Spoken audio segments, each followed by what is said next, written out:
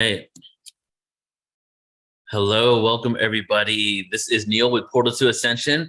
Welcome to the Ascension of the Soul 2-day conference, and I'm extremely excited to be here with you all for not just many different things that are occurring with this event. Not only is it a collaboration with Soul Circle, I'm extremely excited to be here with you all for not just many different. Let's mute you. There you go. I do love to hear myself, but not that often. And I'm excited because this is a collaboration of Portal Ascension and Soul Search. And beyond that, it's nonstop downloads, everybody. We have I think 30 people or something like that, or close to 30, over 20 people over the next 2 days, where we're going to be receiving downloads and activations that is not just information and education, but really is for us to receive the codes, if you will, to really step into this age that is now manifesting for us, to be the caretakers of this new world. So I'm excited to bring this forward with you with Soul Search, and to be here with my co-hosts and my good friends, Tangela, Nicole, Alan. Welcome, guys. I'm excited for these next 2 days. Thank you so much, Neil. It's so awesome to be here with all of you. We're so excited. And it's like, Neil, you've done this so many times, and you're like opening the door for Tangela to get the Soul Search really online, really out to the public, because it's such a valuable networking organization. So happy to exactly. Yes. Yeah. So I want to say hi to everybody, because we're on actually 12 different platforms right now. We're on I think 6 different Facebooks. We're on 3 different YouTubes. So hello to everybody across all the platforms. Before we get into everything, I want to just preface who Soul Search is and why we're doing this event. And then Tangela, please jump in. And, I think Alan, Nicole, let's all introduce ourselves and set our intentions here.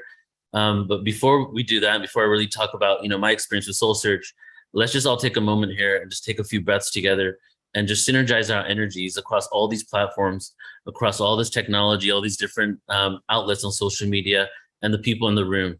So just take a moment. Let's just all close our eyes and just start breathing. Let's really move into the next 2 days with all this awareness extremely intentionally, living consciously. And a part of that is consciously breathing, feeling what it is to be human as we upgrade our human vehicle. So just take a deep breath in through the nose, out through the mouth, and we'll just keep silent for around 20 seconds and just connect to your breath.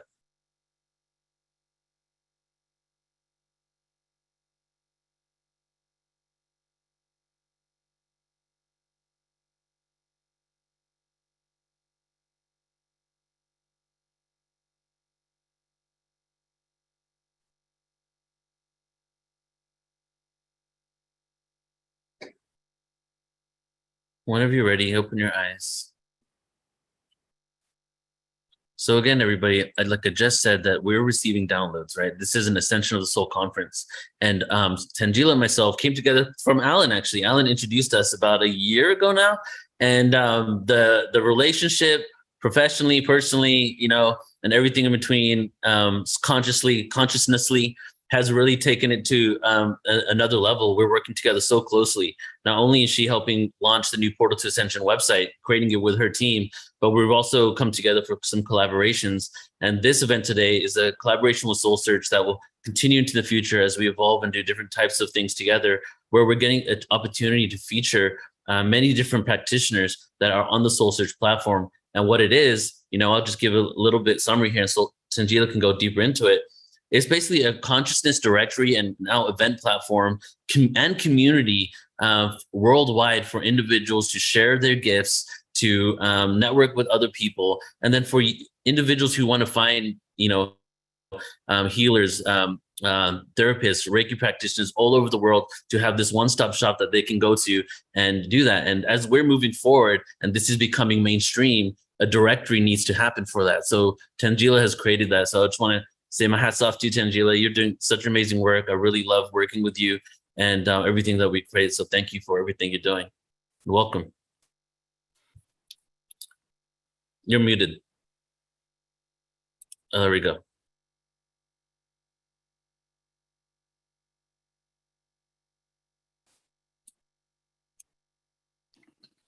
Oh, there she is. There we go. We got you now, Tangela. think she's having an internet problem. some tech. Yeah, she looks a little frozen, but I want to say when she gets back, Yeah. Neil, Hello? is that these last couple of years with building our community and the capstone sort of what Tangiel is doing is paving the way for a real shift that's going to be happening in 2023. We're blasting off. We have been building community like me, you, and Tangela. We're just kind of everywhere, connecting the dots. And this is coming together as we progress into a real awakened community. And that seems to be happening or will be happening this coming year. It's like blast off, right? Even just for all of us, what we have planned, what you have planned, it's like, it's next level, as Tangela loves to say, it's next level. Yeah. That's what's coming. And There we go. This is an important kind of wrap up, I feel, this conference and what you'll be doing next week with the Ultimate Star Being Conference to where we've come from and how we're all prepared to move into the unknown, which is where the most amazing adventures of spirit lie. So, yeah. Exactly. And now I'm back. Sorry for my internet issues here in Sedona, but thank you, Neil. Thank you, Alan. Thank you, Nicole. And thank you, everyone, all of our attendees who are joining us from all over the world, galaxy, universe, multiverse here today. And I'm just so excited about this weekend and this really incredible collaboration that we have with Portal to Ascension. Because this is really, we are in exciting times, and that's what we're going to be diving into these 2 days is we are in ascension. And what does that mean for us? It means that we are now coming forth, remembering who we are, reclaiming our true gifts and innate capabilities. And that's what spirituality and consciousness are all about, our true.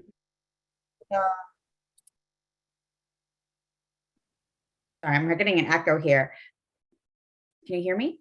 Yeah, you're good now. Okay. And so we're just super excited to be here. Spirit Soul Search was born because of this time. This is a time where everyone is able to remember that we can empower, heal, and transform who we are. And with Soul Search, all of us are able to connect with guides, teachers, healers, practitioners that can help us and support us in our journey forward, and also build community together by attending events like this one, this incredible online conference that we've created, where we're all going to be spending time together and connecting heart to heart, as well as all types of live events that we love to do. So, this is a community, it's a directory, it's a family. And we're just so excited to be here with all of you today, growing our family together. And I just want to really recognize Alan Steinfeld, because you have been at the forefront of this movement, bringing forth these new realities to the world, far beyond, when even people could understand what you were talking about. And I think you have been at the forefront of this raising and expanding consciousness. And then with Neil, your multi-dimensional platform, bringing forth this knowledge, wider and wider and wider. And now we're at this point where this knowledge is for everyone. It's not esoteric anymore. This is for all of us, for us to move forward in who we are and remember who we are. And then, of course, thanking Nicole, who is my partner in divine at Soul Search, helping us to build and launch the platform and our incredible programs. So just, I'm so excited to be with our soul family here today, bringing forth this beautiful program, and all of you who are watching and joining. And we really encourage all of you to come into the chat room. If you're joining us live on Facebook, on YouTube, join us on Zoom, join in the chat, put in your questions, put in your comments. We want to hear and feel how you're experiencing and what you're experiencing today with us. Oh, Alan, you're muted. You think we'd know that after 2 or 3 years of living on Zoom, but I just want to say we are a soul family and we are coming together. And even if you're watching on YouTube, check out soulsearch.io and become part of this community, because as like the decentralization of our culture starts to accelerate. We need to stay more connected and share our gifts no matter where we are. And soul searching is what we're all here to do anyway. So be part of our soul search community just by being present. So thanks for thinking of this amazing platform, Tangela, because I think you've done something that people have thought about, but no one really put it into practice. And thank you so much, Alan. And yeah, and this is the time, and people, people are here. We all deserve to heal. We all deserve to grow. We all deserve to transform. And we don't have to be, confined to the paradigms and the modalities that we have been taught are our only options. The options are infinite and we are limitless. And that's why we're all here today, to explore that together. And we're connecting the dots. If you look where people are coming from, South Florida, Carmel, California, Columbus, Ohio, Columbia, Phoenix. I mean, if you're watching, you're one of the dots that are networking the world in Central Texas. And I mean, this is exciting when we see everyone tuning into a same frequency vibration. It's like we're lifting the consciousness by just being here and connecting and hearing and sharing. Because after you hear this, you go out and share this with your family and your friends. So we're all in this together. I love that, Alan. I was just going to say, all of you here and all of us at Soul Search, we're all making healing accessible for everyone, which should be our birthright, really. I love that. Curacao, Central Oregon, Perth, Western Australia, Lyra. There's someone from Lyra there. So Love it. Town, South Africa. Sirius, Pleiades. Yeah, this is exciting because San Francisco, I mean, we have the family is growing. The family is really growing.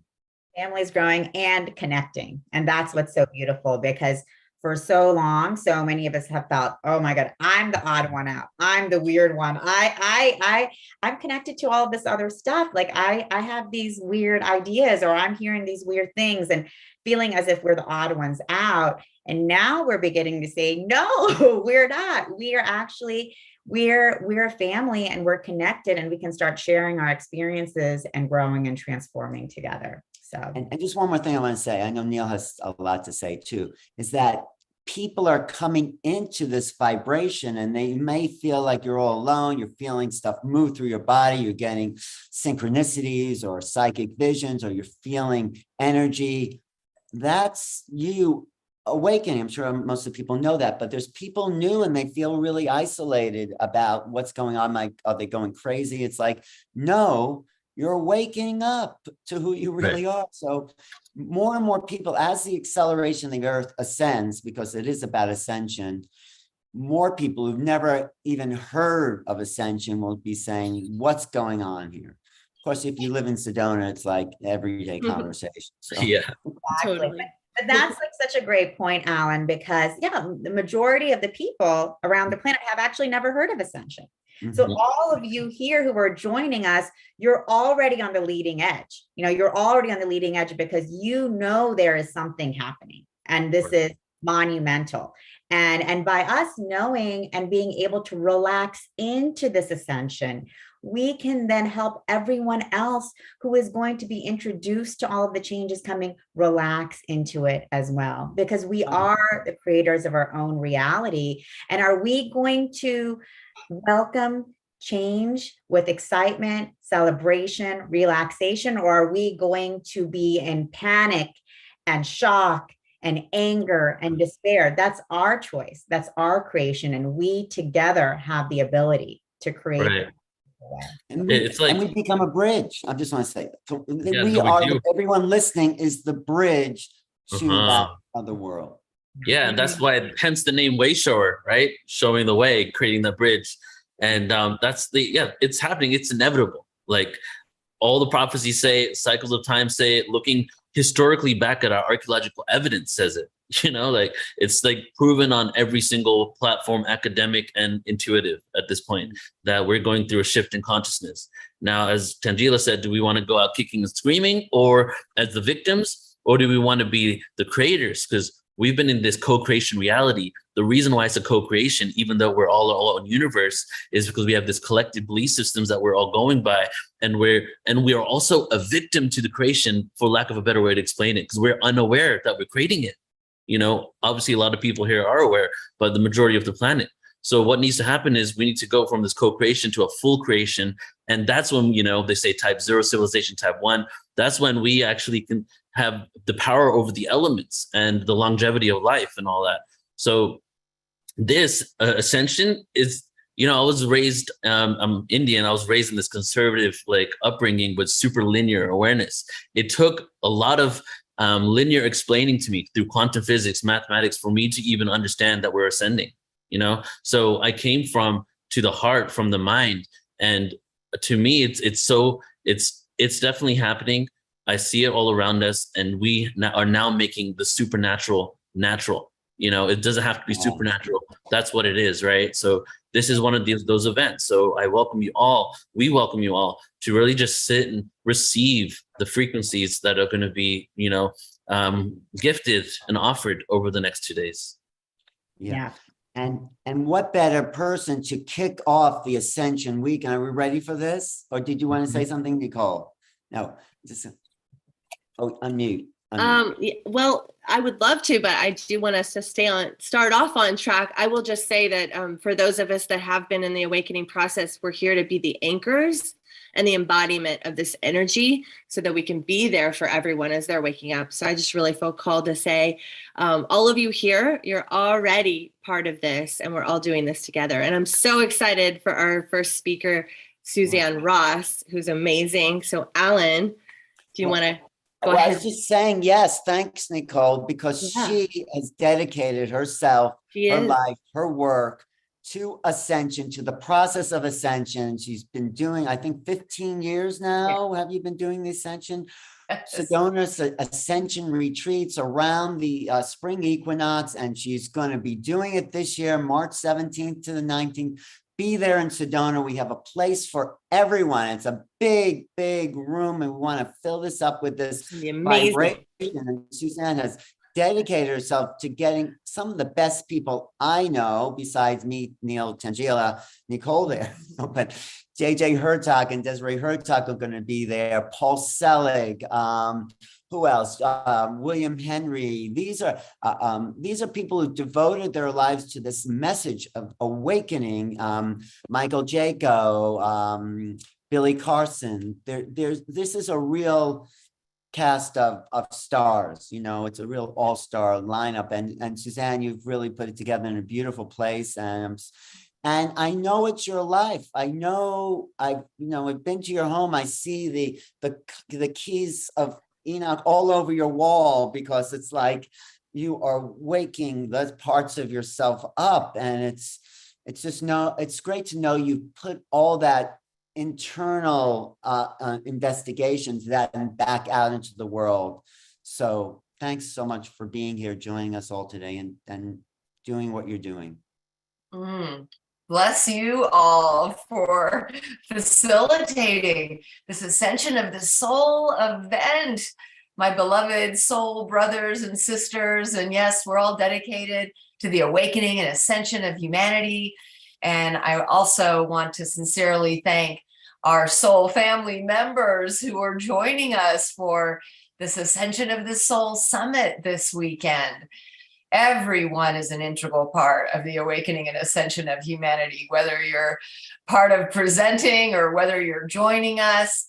We create a powerful force of love and light for all of humanity by coming together online or live. And we can pour that love light into the ley lines of planet Earth and send this powerful ascension energy around the planet. And so for my presentation today, I'd like to teach a little and then move into a practice. And now I only have a half hour, so I'm going to do my best to fit it into that time frame. I'm not sure if I can screen share, but I would like to screen share a PowerPoint, if that's okay with you all. Yeah, you can do it. Go for it. Okay, you cannot screen share while the other participant is sharing. It says. There you go. Try again.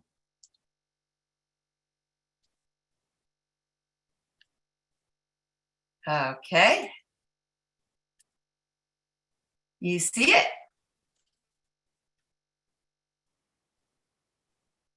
There we Yes. go. Beautiful. And then let's see. There it is. Okay. Very good.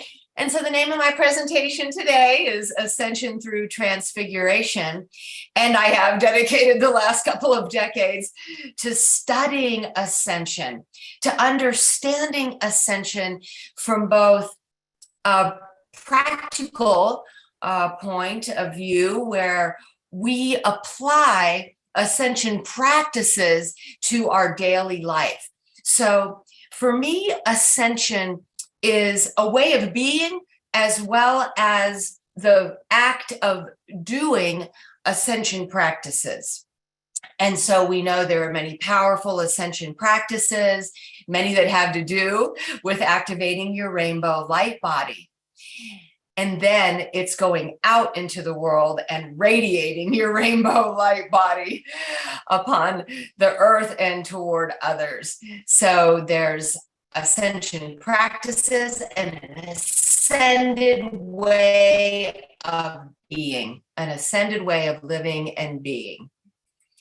Ascension through transfiguration. I wanted to look up, what is the definition of ascension? The act of rising to an important position or rising to a higher level.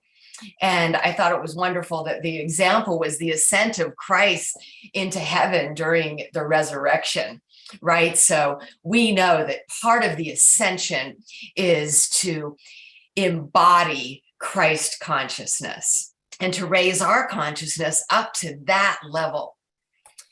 And transfiguration, this is a wonderful definition, a complete change of form or appearance into a more beautiful or spiritual state. And this literally says, in this light, the junk undergoes a transfiguration. It shines. And so, I mean, I immediately thought of junk DNA, right? So much of our ascension practices focus on activating dormant DNA, which physicists have called junk DNA. And of course, we know there's no such thing as junk in any part of our beings.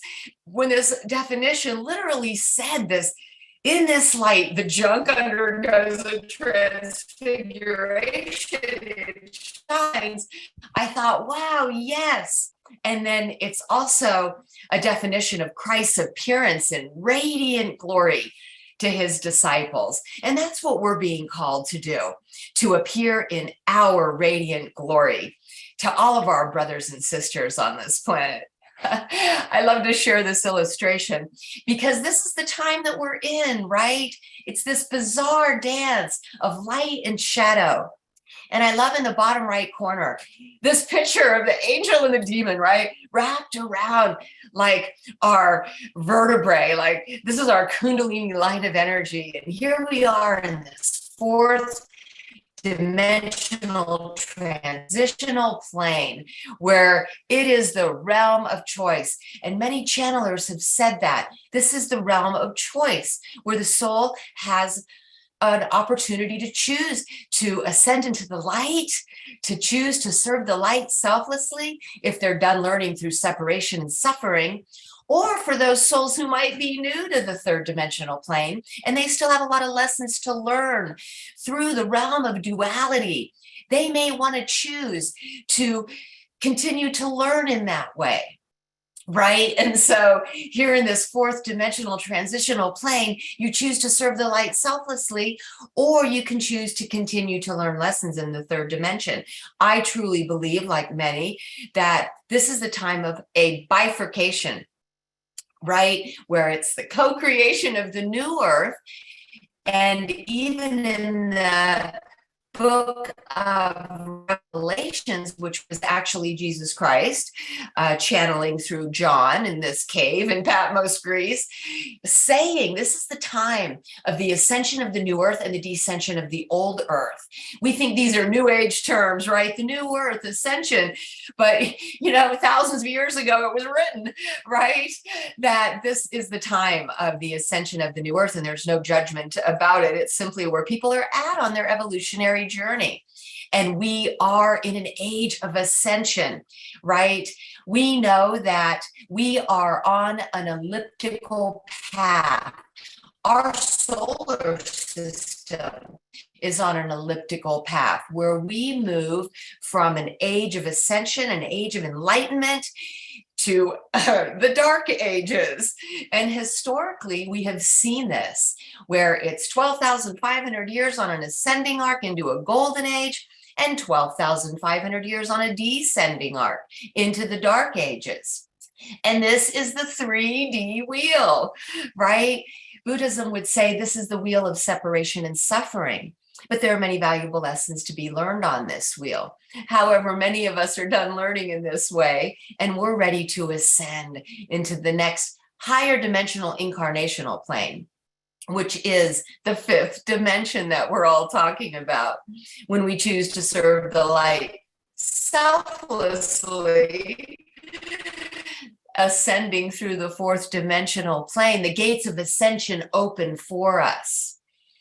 Now, I started to wonder, well, wait a minute, if the dark ages, we had the 0-point reset when Jesus was born, and then if this is a 12,500 year ascending arc, we would only be 2,022 years on this 12,500 year arc. But then I found this amazing book called the Bilgi Kitabi, who explained that the Brotherhoods of Light put humanity on this accelerated evolution plan. They also call the salvation plan. And in doing so, we were able to catapult into this age of enlightenment.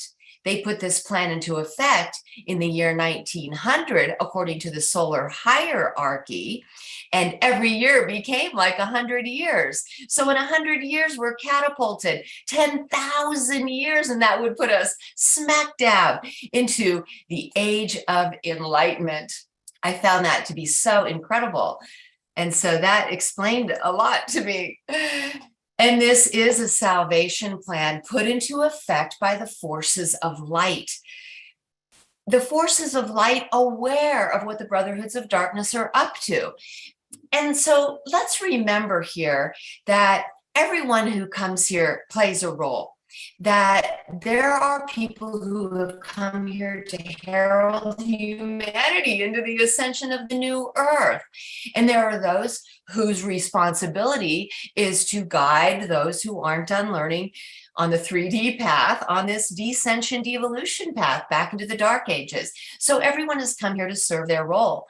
But when the Brotherhoods of Light saw the New World Order plan of the Brothers of Darkness, they wanted to give the people of light an opportunity to get off this wheel, catapulting us into an age of enlightenment where we can get off the wheel, we can ascend into the 5th dimension. And so how do we do that? How do we become an ascending avatar? As I said earlier, it's both a way of being and the practices that we do. And so there are many dimensions, and theosophy, which Alan has mentioned on a regular basis, because we've both tuned into the teachings of theosophy. Theosophy would say that we as eternal souls are projecting 12 soul aspects into 12 space-time dimensions and giving us 144 soul extensions, which make up our monad. And then there's this 13th gateway dimension, returning us home to source.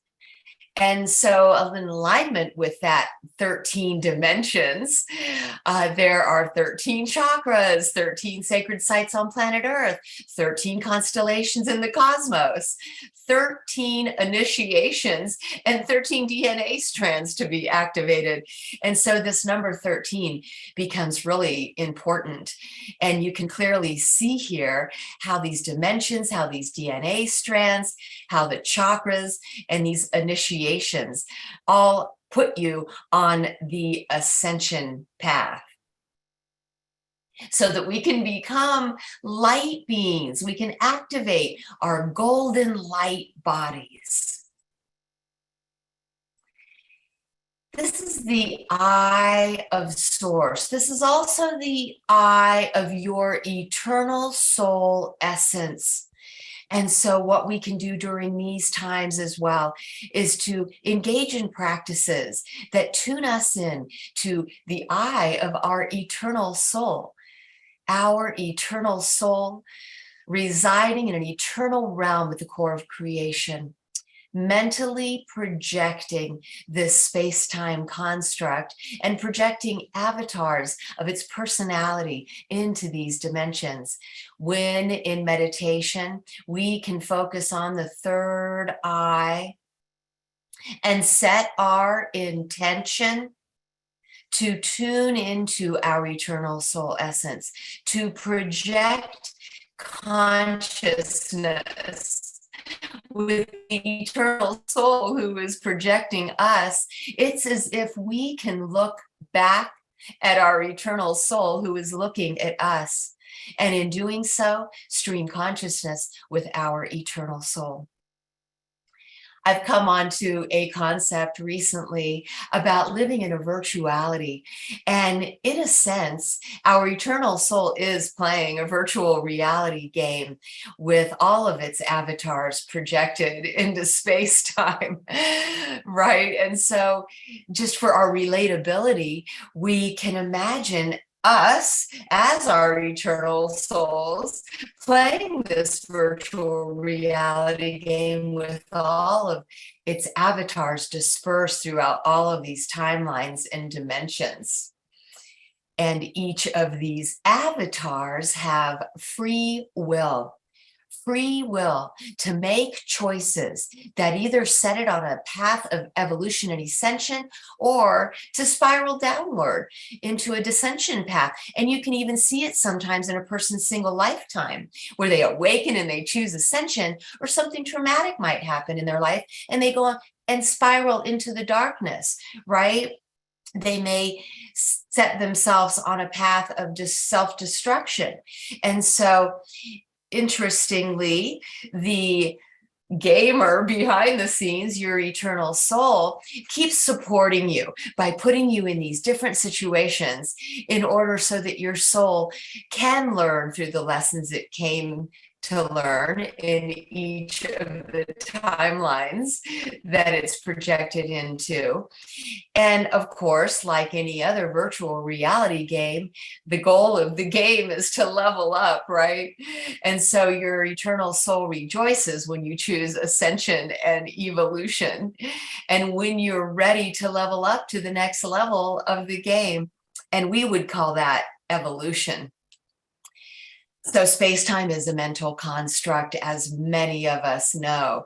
Sometimes people call it an illusion, but it does seem very real to our senses, right? But we are living in a holographic universe, as we know, and we are holographic fractals. But as holograms go, each holographic fractal still contains the whole. So you and me sitting right here today are our eternal soul essence. There are some books like the Urantia book, which says that we have 7 super universes in space-time, which relate to our 7 chakras, 7 initiations, and I like to talk about the 7th heaven. Like we were talking about, we have 12 archetypes that are projected into each of 12 dimensions in space-time, for 144 soul extensions that make up our monad. And how does this process work? So as we know, quantum physics has everything to do with the true nature of our reality. And we know through many experiments that there is an observer effect, that when we look at our reality, just by observing it, we are collapsing the waves of potential into material forms in our reality. And this is such an amazing revelation, because what it means is that we are truly creating our reality as we move through it with the power of our intentions, our expectations. We collapse the waves of potential into form as we move through our realities. This is the power we have as creator beings, projecting our thought forms into our reality. And so each and every day, we have the opportunity to choose how we want to produce the movie that we're walking through, and not just for ourselves, but for others, projecting with intention the most positive outcomes. And so we project forms of sacred geometry into the reality, which become forms. I'm fascinated by quantum physics. And so we have 7 embodied chakras or rays, plus 5 ethereal chakras, the 5 secret rays, and 1 13th gateway chakra. And so these are the 12 archetypes. These are the 12 chakras. And I like to move people through a chakra journey that not only cleanses, clears, activates, enlightens their embodied chakras, but moves into their upper chakras. We start by activating the Kundalini energy at the base of the spine. And this is where I'd like to take you into a practice. And so close your eyes and focus all of your energy and attention to a point at the base of your spine. Breathe into this point.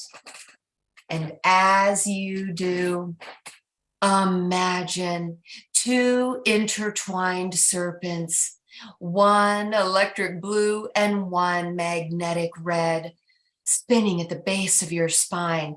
Take a nice deep breath, and on the exhalation, send all of your energy and attention there.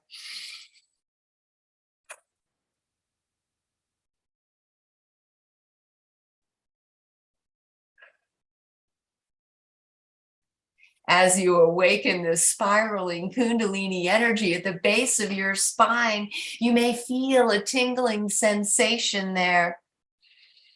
You may feel heat rising. Now on the inhalation, pull that Kundalini energy, these intertwined serpents, up through your root chakra. Imagine a bright red crystal wheel spinning at the base of your spine. Breathe into this crystal wheel, releasing it to spin. Visualize this bright red wheel spinning and expanding, and ignite a bright white light in the center. Imagine an explosion of bright white light erupting at the center and creating a white portal through which your Kundalini energy can ascend. Take a nice deep breath, and on the inhalation, pull that Kundalini energy up your spine. Imagine the red and blue serpents ascending and braiding your spine. Feel a tingling sensation as this electromagnetic energy ascends your spine and plugs into your next chakra. This is your sacral chakra, a bright orange crystal wheel. Breathe into this wheel, releasing it to spin. Feel that wheel spin and expand. This is the wheel of desire and creativity. Spinning this wheel allows creativity to flow.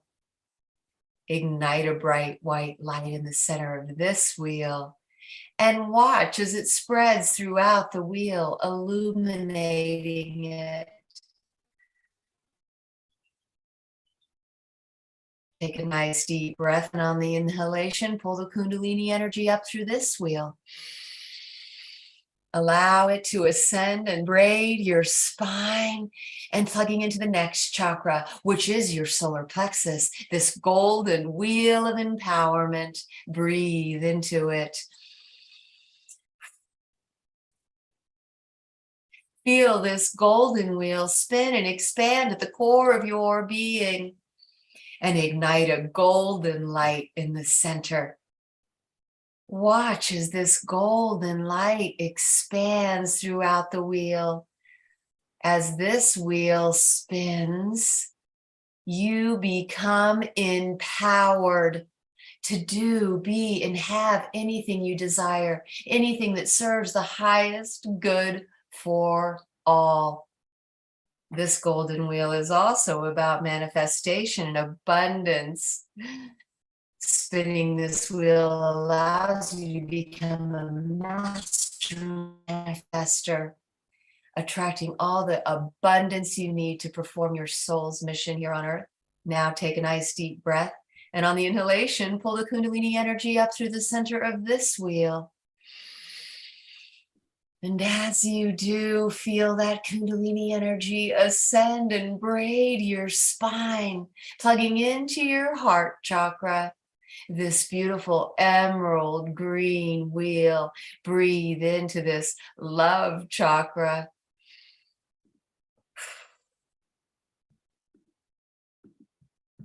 As this bright green wheel spins and expands, you may feel a flood of love flow through you. Pure, unconditional love for yourself and all others. This wheel is also about forgiveness, patience, kindness, compassion. Ignite a bright white light in the center of this wheel and allow it to expand throughout the wheel, transmuting any shadows into light. Here we can do a forgiveness practice. If there's anyone you feel you need to forgive, just imagine them standing in front of you now. And say, I forgive you. And I love you. I forgive you and I thank you for all the valuable lessons you have taught me. And I thank you for teaching me the virtues of patience and kindness and understanding and forgiveness.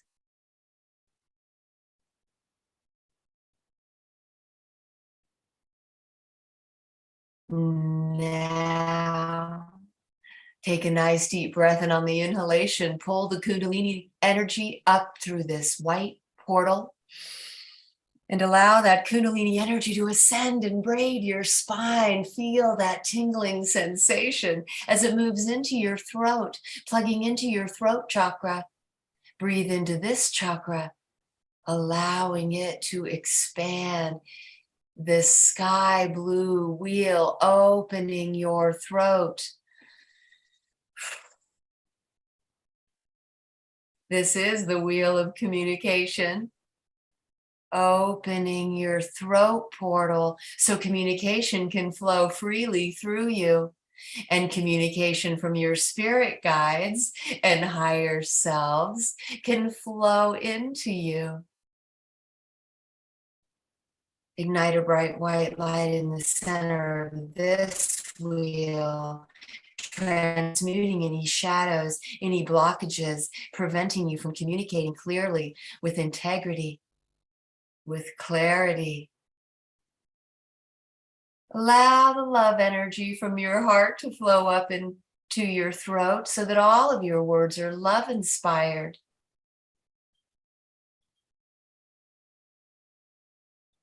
Now, with the Kundalini energy plugged into your throat chakra, allow this Kundalini energy to plug into your brain stem, and then allow the electromagnetic blue serpent to pour electricity in to the right side of your brain, and allow the magnetic red serpent to pour magnetic energy into the left side of your brain.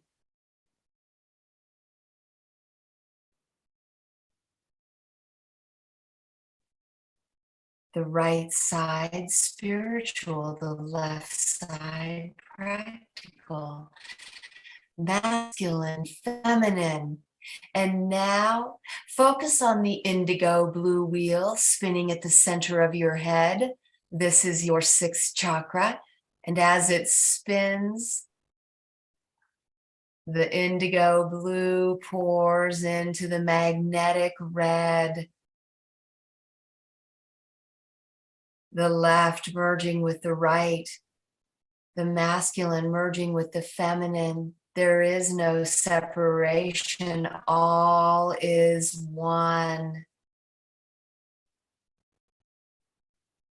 Doing this, balancing your masculine and feminine energy and becoming one, allows you to be both practical and spiritual, logical and magical, reasonable and mystical all at once. Focus on spinning that indigo blue wheel to activate your sixth sense and to open your third eye. With laser focus on that point between your brows, open your third eye so that you can stream consciousness with your eternal soul essence, and so that you can access the Akashic records, accessing all the information and intelligence of all time and your own Akashic records, enhancing your psychic awareness. Now focus all of your energy and attention on a violet wheel spinning, expanding atop your crown. Feel the spinning sensation there. Notice this violet wheel and witness a golden portal at the center. This is your crown portal. Opening this portal allows you to receive divine blessings of love and light pouring into your crown from the highest heavens. Accessing source consciousness. Imagine golden liquid love flowing into your crown. Feel this golden nectar filling your entire head, flowing down your neck and shoulders, flowing down your arms and into your hands and fingers. Allow this liquid golden love to flow into your chest, flowing down into your upper abdomen, into your lower abdomen, filling your hips and pelvis. Allow the golden nectar to flow down your thighs, filling your knees, flowing down your calves, filling your feet and toes. You are now filled with the golden liquid love of the divine source. You have activated your golden light body.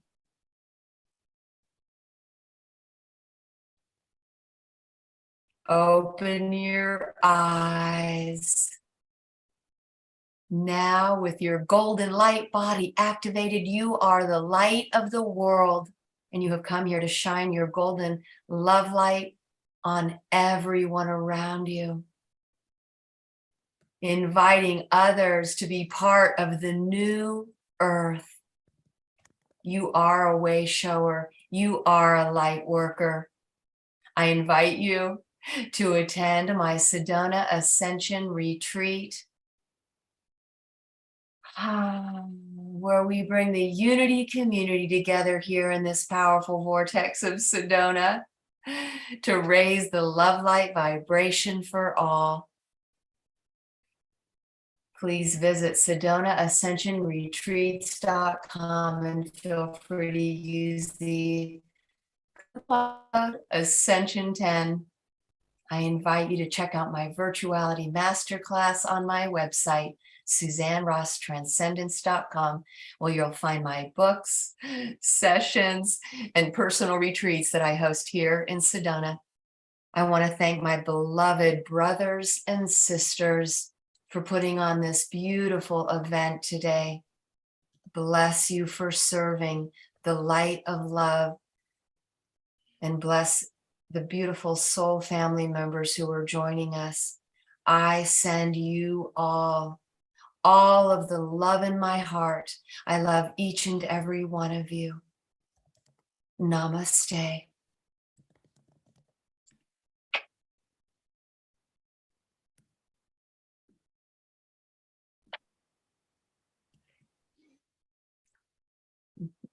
Beautiful. Thank you so much, Suzanne, for that incredible presentation. That was just mind-blowing and soul inspiring with all of the information that you had for us. So beautifully condensed and put together. And then that entire experience of all of us going in together in this chakra journey with you, which was absolutely incredible. So thank you.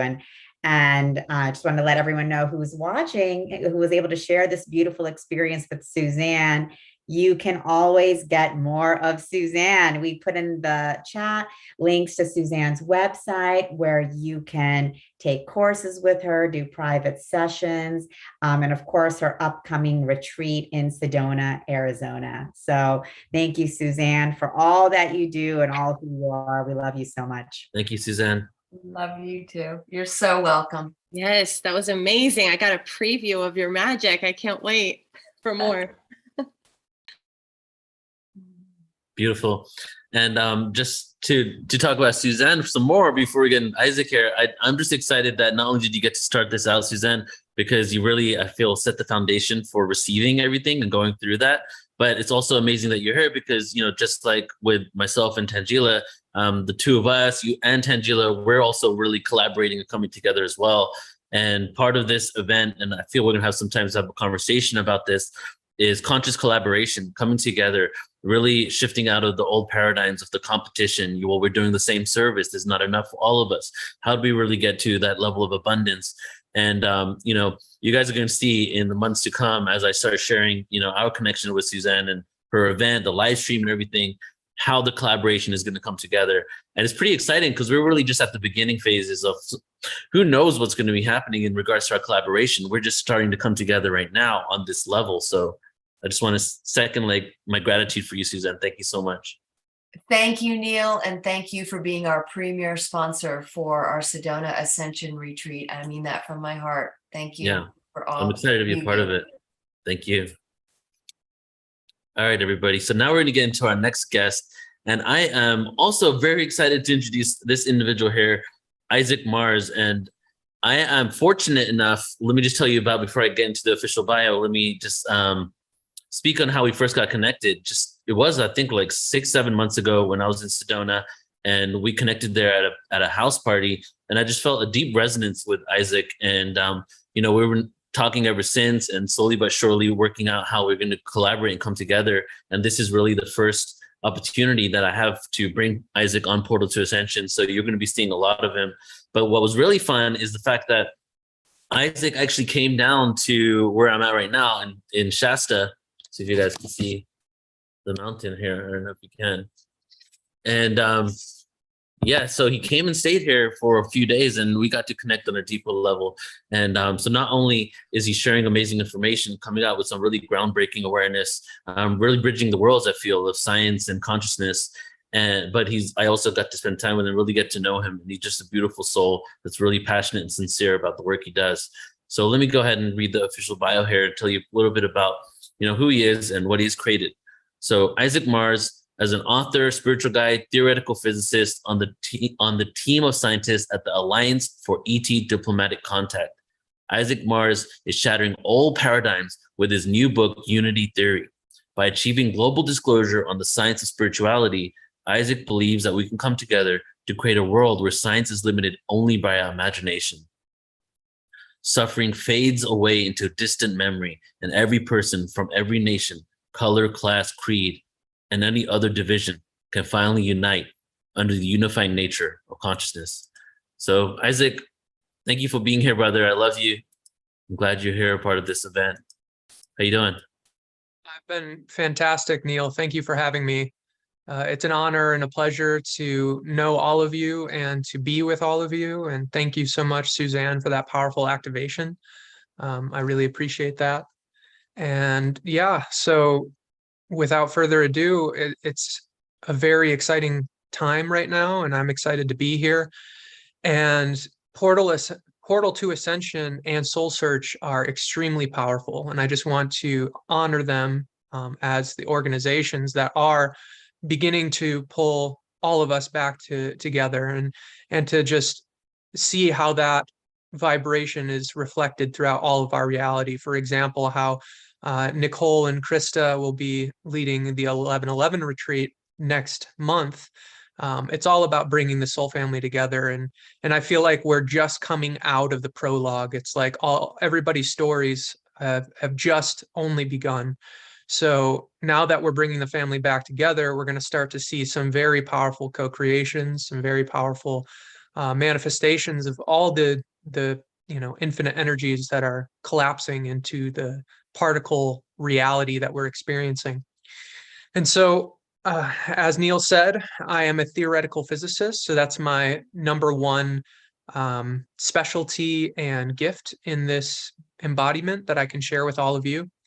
And so at the beginning of 2021, last year, I had my awakening. And for most of my life, I was stuck in the illusion of separation. I was in the matrix. And it took me deciding to follow my heart to finally get to the point where I had this sort of divine intervention awakening, where originally I was writing a science fiction novel, and I had spent 3 years crafting all the characters and the storylines and the backstories. And I decided I was going to set this story in the near linear future. And I realized I wanted to explain time to my readers so that I could explain how time travel worked in my story. Well, in order to make everything as hyper-realistic as possible, I ended up researching Einstein's theory of relativity. And that led to me creating what I call the infinity mirror experiment.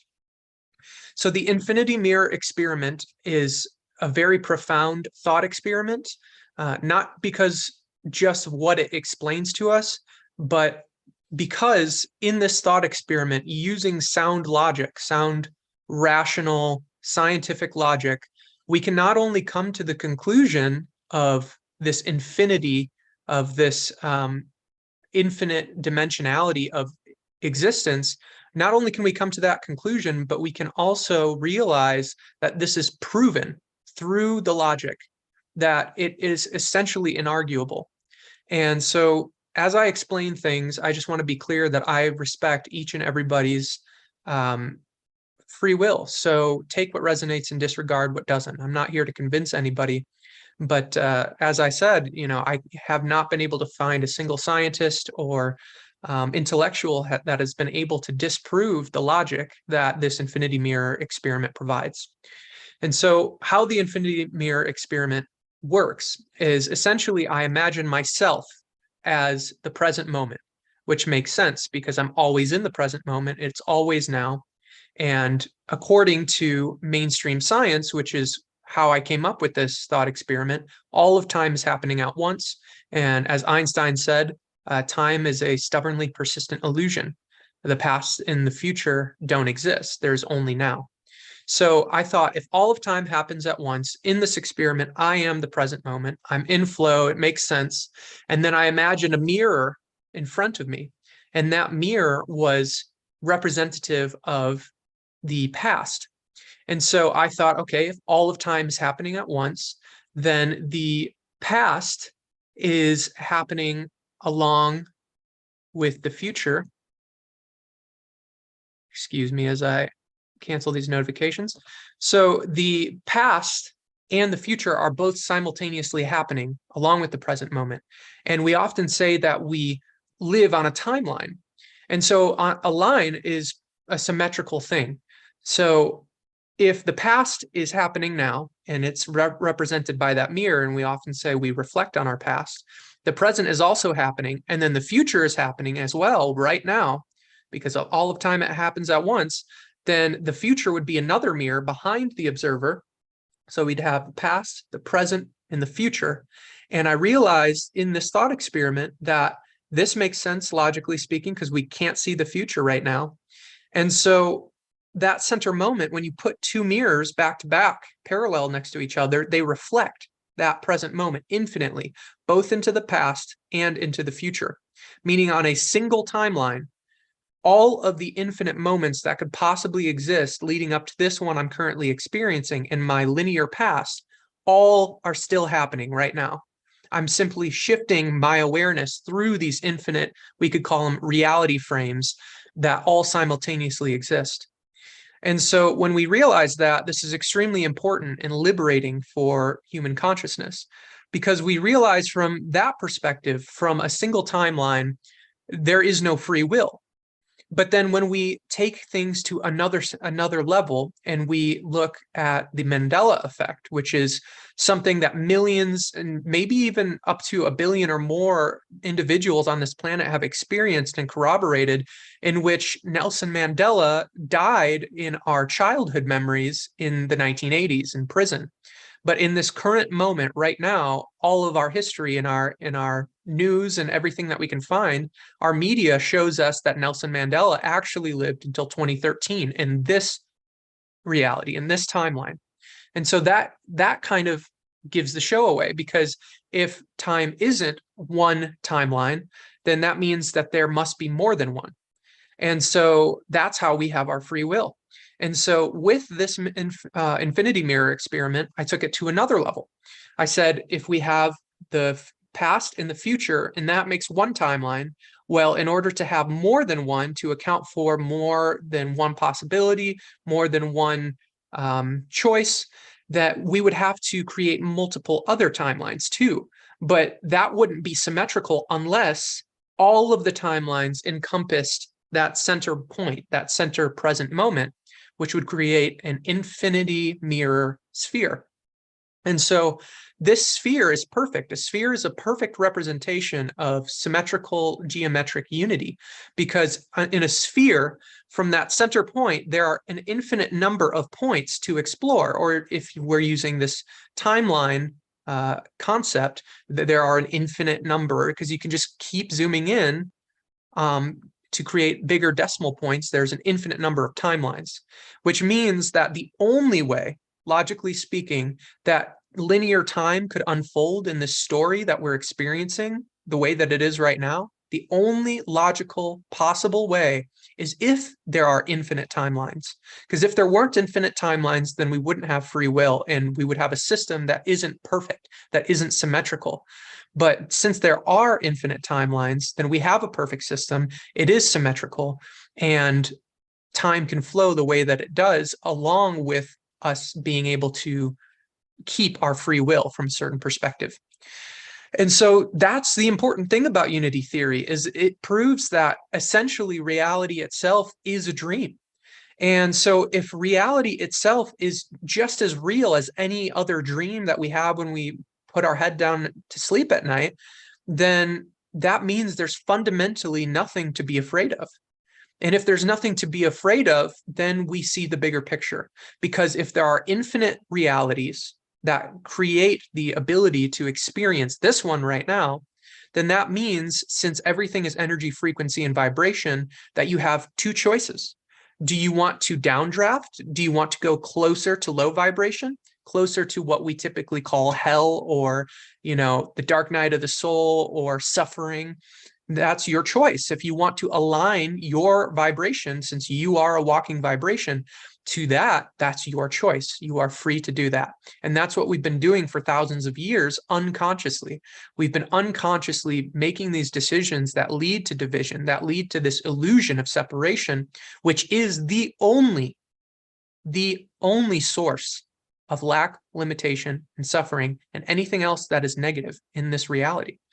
When we realize the truth of unity, the direct opposite, the antithesis to the illusion of separation, that truth of unity liberates us, because more and more we're realizing that everything outside of us is entangled with us. It is inseparable from us. It all exists within our mind. So since everything exists within our mind, that means we are inseparable from the universe. We are one with it. And everybody else is one with it as well. And so that is where I take unity theory to the next level. This is the science of consciousness. This is the science of ascension. Why? Because everything becomes clear. It becomes simple. There's no more confusion. So when I know that everything is me and I can live that and embody that, what would that look like? Well, if I'm in a relationship with somebody and they are getting frustrated with me, or they say something that the old me, the old programming would have chosen unconsciously or otherwise to be upset about, this new version of me looks at that other person in the relationship and says, that is me. Am I going to accept me, or am I going to judge myself? And when I accept that version of me, knowing that truly we are all one, there's one being here experiencing an infinite number of lives, then we start to act in high vibration. We start to act in unconditional love, and we naturally align ourselves to that light, that frequency, that information. And it becomes our true nature, because in truth, from everything that I've learned regarding the science, regarding where we come from in the higher dimensions, the higher frequency octaves, we are unconditional love. That is the truth of our existence. The illusion of separation creates the illusion of fear. Fear is conditional love. It's still love, because everything is love. But fear is based on conditions. I will love you if such and such is in place, or whatever. And so once you realize that fear is conditional love and unconditional love is the true divine love, that can allow us to reach those high levels of frequency, then everything starts to align in place. Looking at reality from this perspective, what we could call holographic or holodynamic, we realize that every little bit of energy is just like us as a human being. Every little piece of energy in the universe experiences the universe within that little tiny piece of energy's mind or consciousness. And since that is the case, everything is, philosophically speaking, God. And since everything is God, there is nothing that somebody can manipulate someone else to do, for example, because at the end of the day, the person who is being manipulated is choosing to be manipulated. They might be doing it from an unconscious place. And those of us that understand these universal laws can have a lot of compassion for those individuals, but they're still choosing it nonetheless. And that's one of the biggest lessons that our ego can learn right now all across the world, is once the world realizes that all the dark things that we've been experiencing, we've actually been choosing because we've tricked ourselves, psychologically speaking, it's just going to create a huge shift. Everybody's going to see, well, if I can't argue against this logic and this is how things work, then why not try it? Why not be a part of a grand experiment in which every person that stumbles across unity theory, that stumbles across this new science that will be going very mainstream very soon, ask yourself, do you want to be happy? Do you want to receive the greatest abundance, the best, most joyful experience that you could possibly have? Because if so, you can do that. It's very simple. And all the questions that we could ever have regarding any problem can be solved through these principles, through the 12 universal laws, the 7 hermetic principles, through my book, Unity Theory. We're starting to learn the truth. And so I don't want to keep talking too much about necessarily what I'm doing. What I would like to invite is, if anybody that is participating in this beautiful event, if anybody has any questions or anything that they'd like to reflect on here with me in this now moment, I invite that, because I want to show you all that seriously, from this awareness, any problem can be solved, any negative cycle can be overcome and graduated. And when we do that, what we eventually embody is heart consciousness. That's the next level. It's making decisions from the heart, using our mind as an assistant.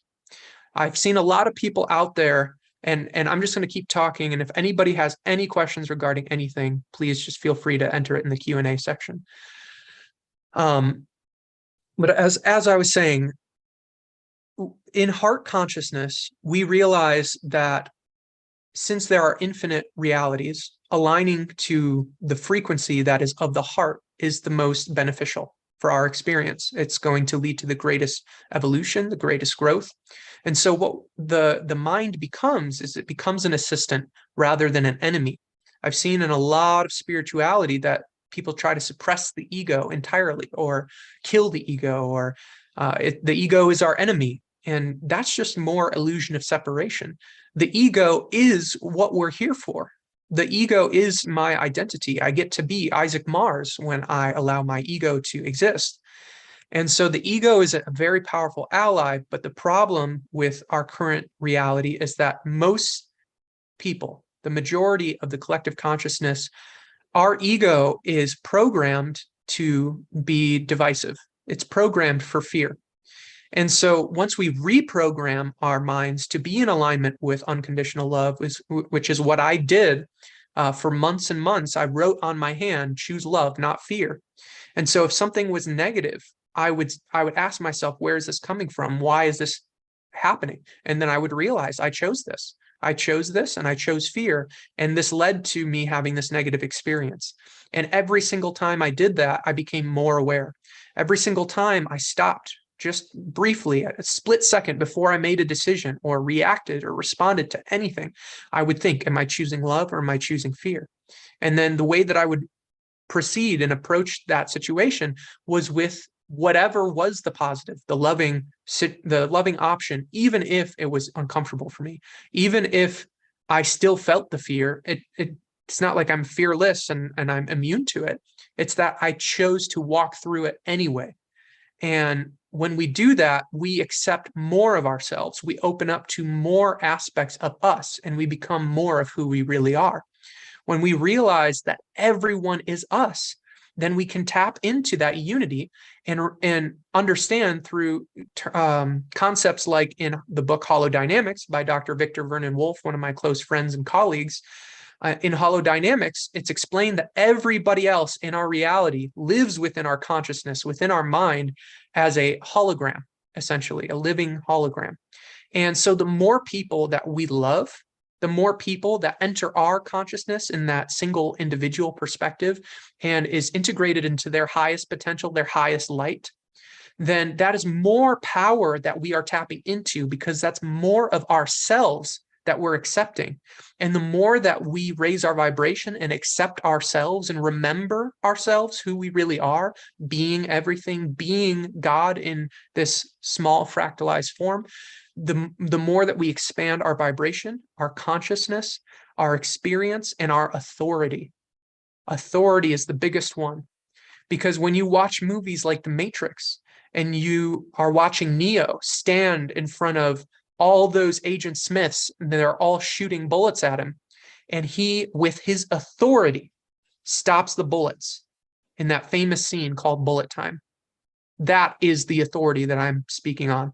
That is what we are capable of, and very realistically so, because all of the TV shows, the movies, they are portals into these other dimensions, these other infinite realities. Neo is just as real as you and I are. And so that means if Neo is just as real as you and I are, then that means you are the one. You can stop bullets with your hand, but you can only do that once you fully remember who you are, when you're walking in your power, in your authority, and work through and transmute all of your fears. How do we transmute things? We experience that energy. And so the way that we can open up our vessel to having more light is by allowing those low vibrational emotions and energies to rise up and to accept them, not to push them away or run from them, but to accept them and love them and forgive ourselves for choosing those things, because that's what we did at the end of the day. We chose everything that we experience. And when we accept that, we take back our authority and very powerful things begin to unfold. And so I'm getting a question in right now from an anonymous person. How do you think a shift to a higher dimension on planet Earth would change our physical experience? That's a beautiful question. And I love that this was asked, because everything that we are experiencing right now is anchored into this timeline by prophecy. And prophecy is much more than what we have been led to believe. For example, I believe that TV shows and movies are prophecy. Once you start to watch many of them, and it's one of my favorite pastimes, so it's sort of the way that I can see what is going on in the collective, you can see that there are many, many patterns that are all interwoven throughout all of our movies and TV shows. And so a shift to a higher dimension on planet Earth, in my personal opinion, in my experience, what I've been shown from my full potential self or my higher self, is that we already exist in that dimension. We already have a body in that dimension. But that body, from what resonates with me, is this body. But it's this body in a nonlinear experience that exists in parallel to this one, which is confusing, but that's essentially how the universe works, is everything is the one. When I'm looking at another character, that character is still the same actor. It's still the same I am, the same universe that's playing that role. And so our higher selves, our full potential selves, already exist in fifth dimensional consciousness. And all it's going to take is for us to continue to choose unconditional love over fear every moment, first towards ourselves. That's very key. And then towards everyone and everything else. And the more that we do that, the more that we will refine our consciousness. This has been happening to me firsthand. The other night, it must have been a Kundalini experience or something, because I felt all this new energy flowing through me. And so once we get to the point, which is inevitable, it's statistically inevitable, the more that we align to these higher frequencies that lead into the upper octaves, we will begin to ascend. And the interesting thing, person who asked this question, is that in the prophecies, specifically, I believe it was the Mayan or the Hopi prophecy. I needed to double check, but I think it was the Mayan prophecy that talked about these end of days. It said that the 144,000, and I'm assuming other people that begin to ascend as well, the 144,000 ascend into the body of their dreams. So this current version of me, of Isaac, is an avatar that I chose to incarnate into so that I could have this certain experience and transmute the karma that I needed to transmute for the planet and for the collective consciousness so that we could all rise up. But this body is a body that I chose into for these certain lessons so that I would receive certain programs throughout my early childhood that I could transmute. But this version of me is only the tip of the iceberg. The real me is that fifth dimensional version, and it exists alongside this version in that higher frequency octave. And so when you think about our eyes can't see beyond a certain band of frequencies. So there's a lot more going on when you look at spectrometers and energy readers. You can see that there's clearly a lot more energetically going on than we can see with the human eye. And so as we begin to shift in that other dimension, we're going to get to the point where we're not going to be perceivable by the people in this reality, because like a TV show, or not a TV show, let's do a radio. On a radio, you have that dial and you can change and scan the frequencies. And so as we shift out of this dimension, we're shifting into that other frequency. But the interesting thing that's been reflected back is that higher vibrational frequencies are always more powerful and more capable than lower vibrational frequencies, which is another point that I want to talk about after I finish this long answer to the question. But because higher vibrational frequency is more capable, for some reason, extraterrestrials, star family, they can perceive us in this lower frequency octave, but we can't perceive them. So as we shift into the fifth dimension, we will no longer be perceived in this reality. We will then be aligned, and this body will magnetically, perfectly, with infinite intelligence, aligned to the cells and the energy of our fifth dimensional body. And we'll go through that transmutation, that experience, that shape-shifting. I really feel that we are going to go through that experience. And when we do, we will remember so much about our divine nature, our divinity, and our abilities, and our memories from other parallel lives, that we will be able to anchor that into the fifth dimension in that moment of ascension and in that remembrance. And then, per prophecy, we are to come back and help the world. And so, as another frontliner on a lot of this information has said, Ishmael Perez, he and I agree that we are going to see things that we would constitute as superheroes. We're going to see people with abilities and teleportation, flying.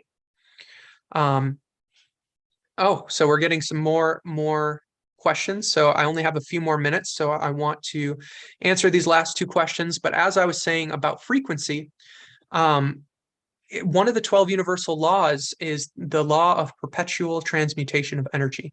And this is the law that dictates our personal authority that I was describing earlier.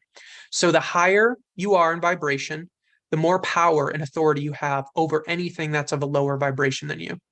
For example, I was in Chicago, Illinois after my awakening, and my family swore that I was losing my mind because I was claiming to be furthering Einstein's work and solving these universal problems. And so I went to Chicago, Illinois on this walkabout experience, trying to figure out what was going on, why I was being shown all these secrets. And my family called the police on me there, and I ended up surrounded by SWAT and police with pistols drawn, AR-15s, the works, safeties off, yelling that they were going to open fire unless I complied. And I straight up said, "You're going to kill an innocent man then, because I will not comply if you're using violence." And one of the officers screamed at me through the window, and he said, "You better listen to me." And I said, "No, you listen to me." And every single officer simultaneously, like something out of a movie, lowered their weapons and took a step back as if they were physically knocked back. And that officer looked at me like, "Who the heck are you?" And that's when I realized in that moment that we are all that powerful. That's the law of perpetual transmutation of energy. That's why this is true, that high vibration is more powerful than low vibration. And I really want to hammer that home for everybody watching this, so you can see that reflected back to you. When you look at Emoto's water crystal experiments, you see that a low vibrational crystal of water, it's asymmetrical. It's floppy, it's all weird looking, and it's not good for something. If you were to try and use it for a building material, it wouldn't work. It would just fall and collapse on itself. But if you look at the love and the hope and the faith, those vibrations in the water crystals, you see the perfect geometric patterns that look like snowflakes. And if you build structures with those perfect geometric patterns, they'll be extremely powerful. And so that's just a simple way of saying that. And somebody asked, can I share the meaning of the symbol behind me? And so, yes. So as I awaken to the truth of my soul's mission here, I've been learning more and more about the symbol after it was already created. So I could make a whole 10-minute section of what this symbol means in all of its entirety and symbolism. But for me, it's very simple. It's bringing spirituality to the earthly realm. That's what I'm here to do.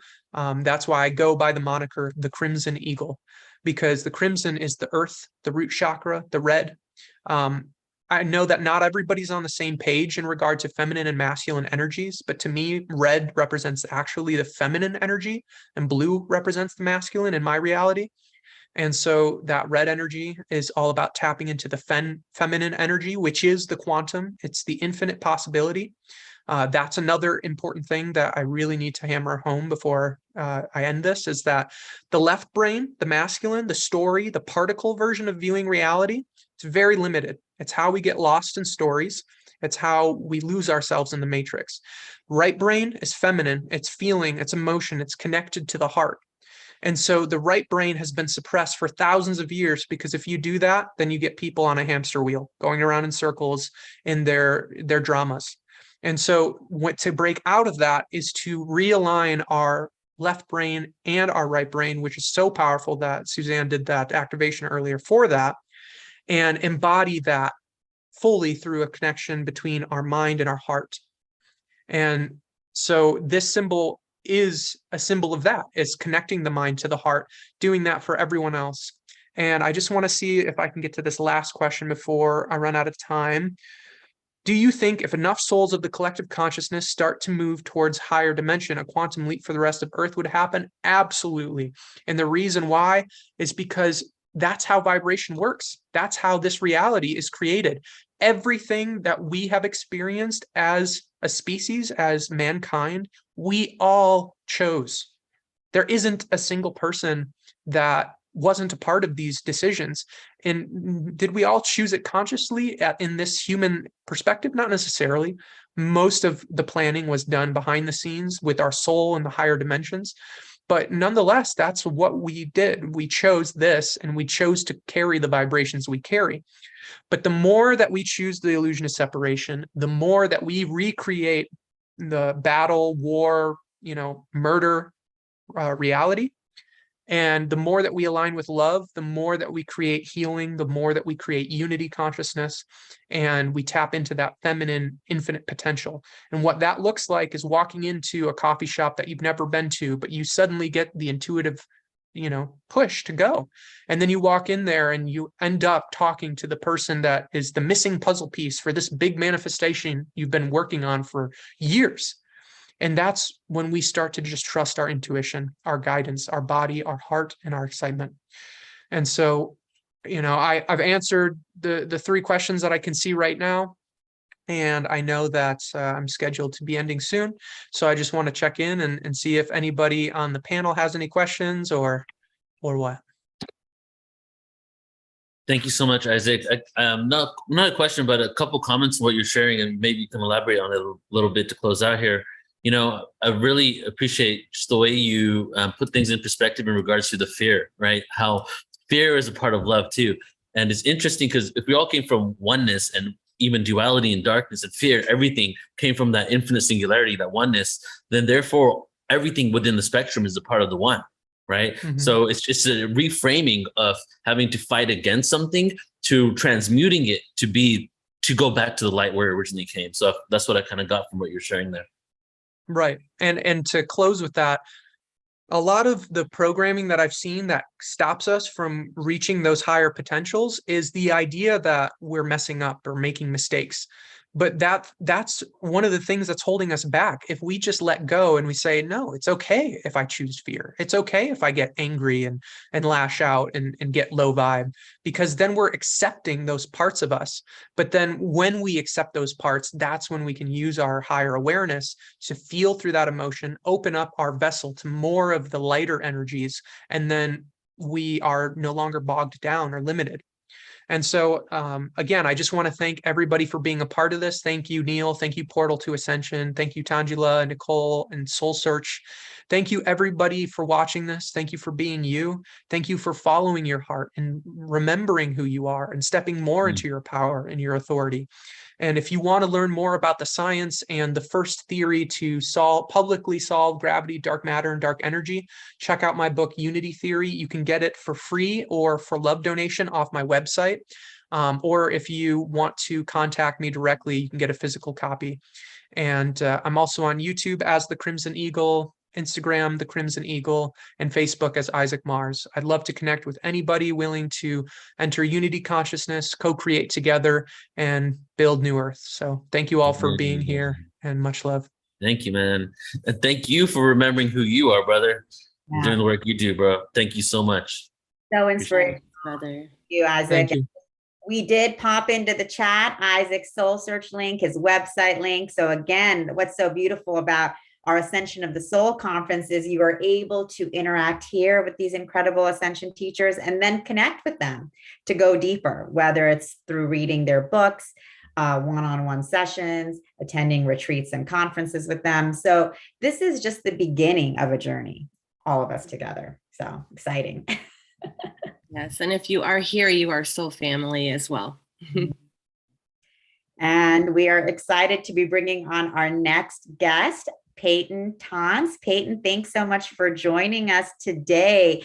Peyton is an integrative psychotherapist, scholar, teacher, and healer. And what's amazing about Peyton is that she actually brings together Western psychology and Eastern wisdom teachings on nature of the self and on the process of spiritual awakening. And she's studied in-depth psychology. She's a practicing psychotherapist, but she's also studied deeply Advaita Vedanta and neuroscience and quantum field theory. And so she is really taking the psychology of awakening to the next level. And she actually has an upcoming 7-week online course that she is launching on November 1st, called The Psychology of Awakening, Rooting into Your True Nature to Sow the Seeds of Liberation. And so we're really excited to have Peyton here today with us to chat about psychology of awakening and ascension. So thank you, Peyton. Welcome.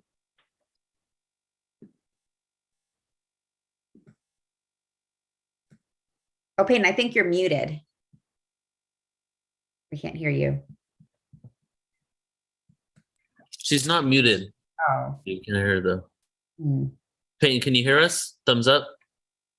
Yeah. All right. So go down to the microphone, the mute in the bottom left, click the arrow and try to select your microphone. That might be the issue. It's like, okay, how is it now? Yes. Yeah, it's very low though. Go ahead and say something.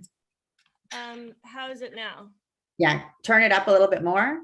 If you go back to where I said before, the microphone audio settings, you should be able to turn your microphone level up. So microphone, upward arrow, audio settings. Gotcha. Okay, how is it now? Let's see. Still low. Can you turn it up more? Okay, how is it now? Much better. But if you can do a little more, that'd be great. How is it now? That's good. Perfect. Thank you. Check. Just project, sister. You sound good. Just Okay, sounds good. All right. So awesome. Well, I'm so excited to be here with all of you. I'm so honored, and just want to start with some of the last words that Isaac said, that to bridge to what I'm going to be talking about here, which is remembering who we are, right? That to me, that's really the heart of all of this, and that we're all talking about it and doing that in different ways. And so what I'm going to bring to you today is mostly we're going to go into a practice, which is going to be a chance for everyone just to experience this directly. But I'm going to bring forward an ancient teaching tool of self-inquiry from Advaita Vedanta called Drik Drisha Viveka, which is obviously the Sanskrit word for this, but it's Seer-scene differentiation. So I'll share with you just as a beginning here. This is one of the scriptures that goes into this teaching in more depth. But basically, this is a very powerful practice that gives us the opportunity to really drop deeply within the field of our experience and create inner space to really look at, who are we as the subject in relationship to the different objects of experience.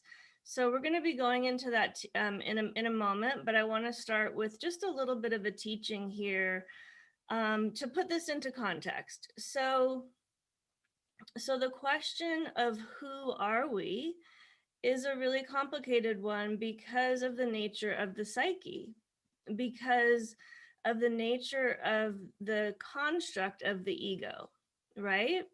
So, which we could talk about in many different terms. We could just talk about it as the nature of the mind itself, and the ego is a part of that.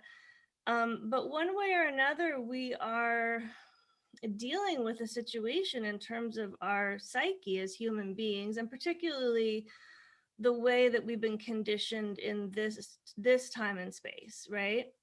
we're dealing with a condition within ourselves that can be very tricky of how to unlock the trap of the ego, really, the trap of being identified with a certain construct and having a lot of unconscious things that are factoring into our experience of ourselves and how we're experiencing the world, that can have a certain power over us, and right, until we can learn how to deconstruct our inner experience and just come to have more self-knowledge to understand ourselves and break it down. So so the beauty of so basically my work is integrating psychology and spiritual awakening as a unified paradigm of teaching. And the depth of the work that I've done has been in terms of my own spiritual path, my own spiritual awakening journey, and my own study as a scholar, has been deep into the teachings of Advaita Vedanta, which are the teachings on the nature of reality that come from the Indian Vedas, right? The Hindu Vedas, these ancient scriptures. And the Vedas teach about a lot of things, but the last portion of the Vedas is called Vedanta, which is end of the Vedas. Veda Anta, end of the Vedas, is where they teach on the nature of reality. Okay, so these teachings are very sophisticated and pretty mind-blowing in terms of the depth of completeness of the teaching, you know, down to the microcosm to the macrocosm. And the psychology that's implicit in these teachings is really sophisticated and amazing. And so what I've done in my work is to really translate these teachings into a psychological framework. So in doing that, in a mini way here, the core of the teachings is about how do we get to the heart of who we are, our spiritual nature. And so what we, again, like what I was just saying a moment ago, the problem, the challenge is that who we are, just the pure conscious being, is merged with the rest of ourselves, right? So like the body mind construct and the self are like merged together, you know, in like what they call mutual superimposition, where there's two realities. There's the physical human and there's the spiritual nature, but they're merged together. So how do we kind of create a wedge in here to separate them out within the field of our experience, to really root into the essential nature? Okay, so that's what we're going to do together in this practice. And I think that I'm going to leave it here with the teaching, and we're just going to go ahead into the practice and let everyone experience this directly, and then we'll have a little time afterwards to reflect on it.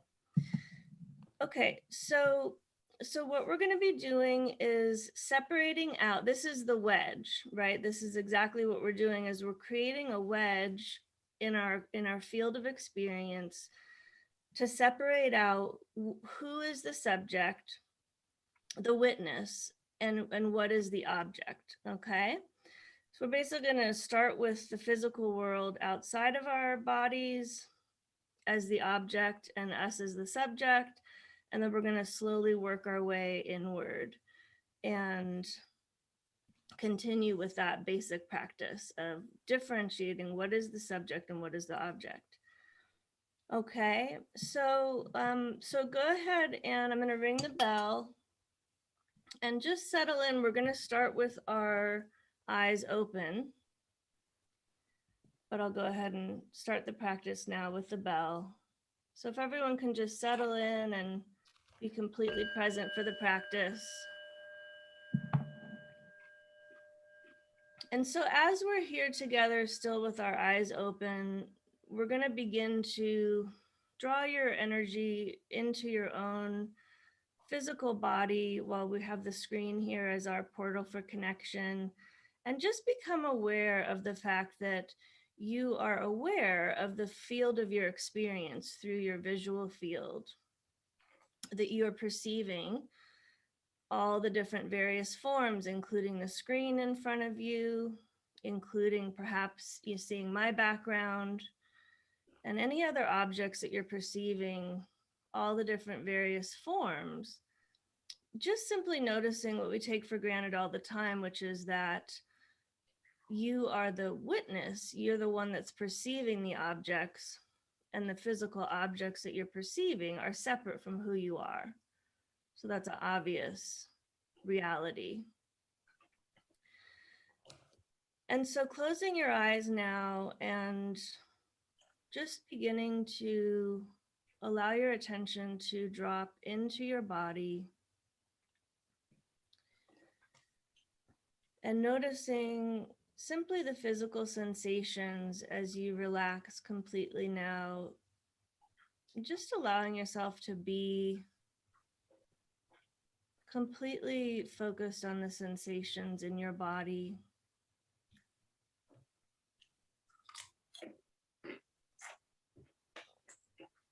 Noticing simply that you are aware of the experience of the body through the sense of touch in the body, the sense of perception. And that in fact, with the eyes closed, the only way that the body's being perceived is through the sense of touch.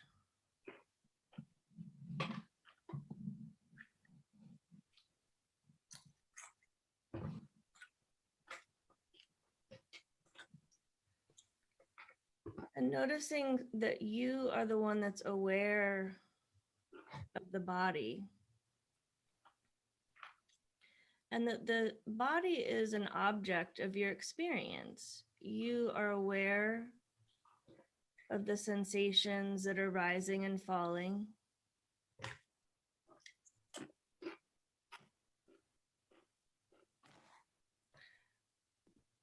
And the body is in constant state of flux and change. And that you are the one that's aware of the rising and falling sensations in the body.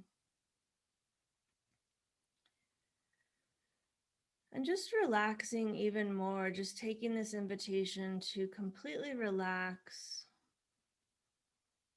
and allow yourself to become aware of the body as one whole unit now. One breathing body.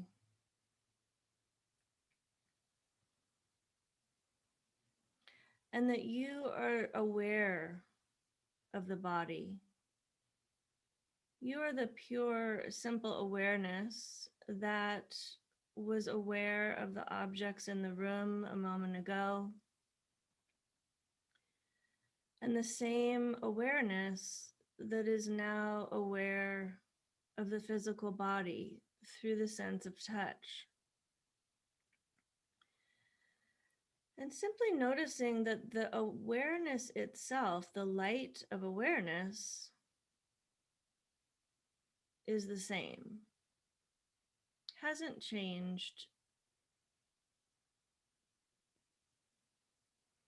And bringing your attention now to the sense of your breath flowing. Continuing to relax your mind completely and putting all your attention on the breath. Noticing that the breath is taking place organically and effortlessly.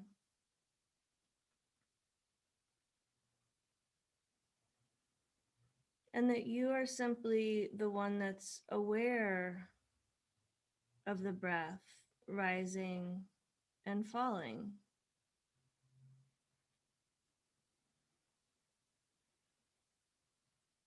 That your awareness is equally the same as the breath rises and falls.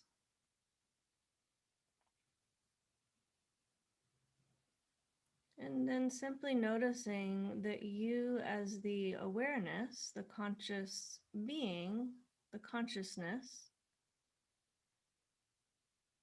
is stable and continuous while the breath, like the body, is continuing to be moving and changing. That the awareness is consistent and constant.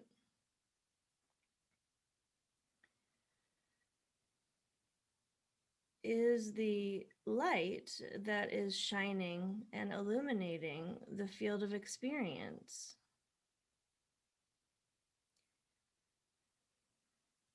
And bringing your attention now equally to the mind.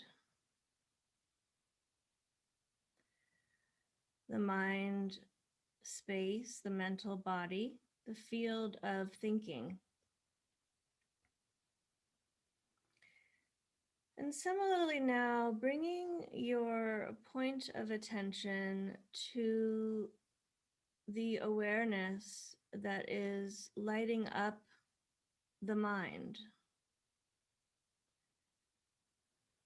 lighting up the flow of thinking, the thought flow,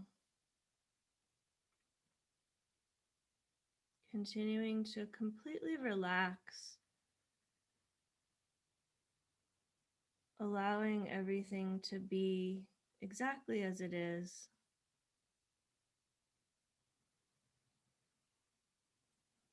And allowing yourself to become aware of the thought flow, as if you're sitting on the banks of a river and the thoughts are flowing like the water through your field of awareness.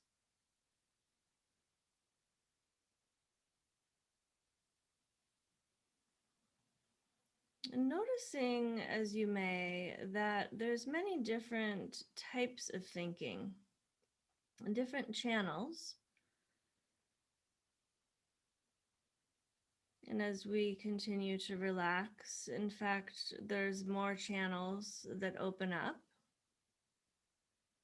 more subtle layers of beingness, of experience. But noticing that you are simply the one that's aware now of the thoughts that are flowing through your field of awareness.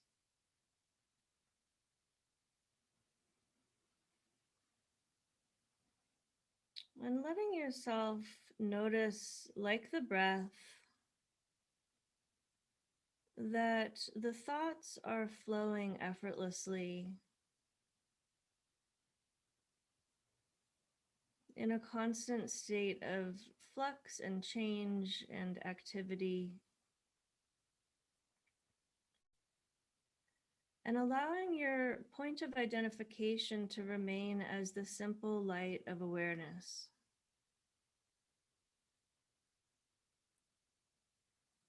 That is the most obvious and simple dimension of your experience. You, the light, the presence, the consciousness, the vast inner space of what you are.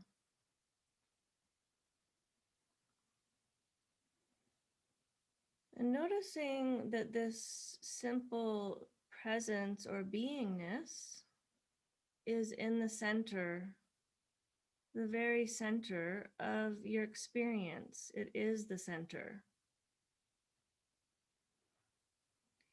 It's the innermost subjective dimension of your experience in the center. And so just allowing your point of identification to rest now in this very center of beingness, this light, of consciousness that you are, that is lighting up all the different dimensions of the field of experience,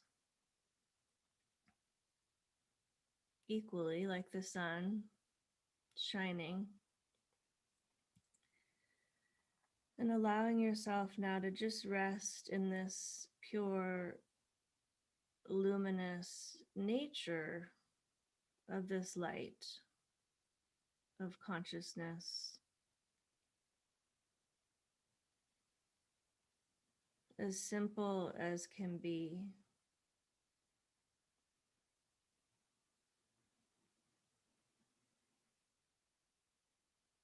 And noticing as you rest, just for another moment here, what are the qualities, while this experience is boundless in the form of language, but notice if there's any qualities that come to mind, any associations, any images that resonate with this light of beingness.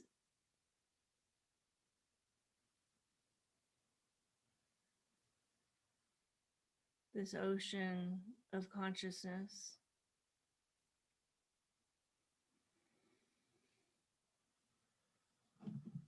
And we're going to bring this to a close here in a moment. And as you contemplate transitioning with your eyes back open into the multi-layers of experience, I want to invite you to stay with the awareness and see how you can stay with the awareness equally as you open your eyes now.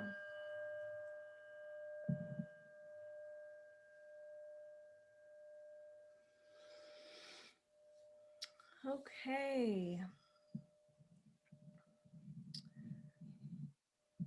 Welcome, 108 participants. Okay, so I am going to open the chat here, and I actually don't know where I'm at on my time either. Okay, so I'm not sure where I'm at on my time, because I know I started a little bit after 11:25. No worries. Let me check for you right now. Yeah, you have a few more minutes. Okay, so just cut me off when it's my time. So let me just see. I would love to hear from anyone about that journey and what you experience with that, and any questions that you might have.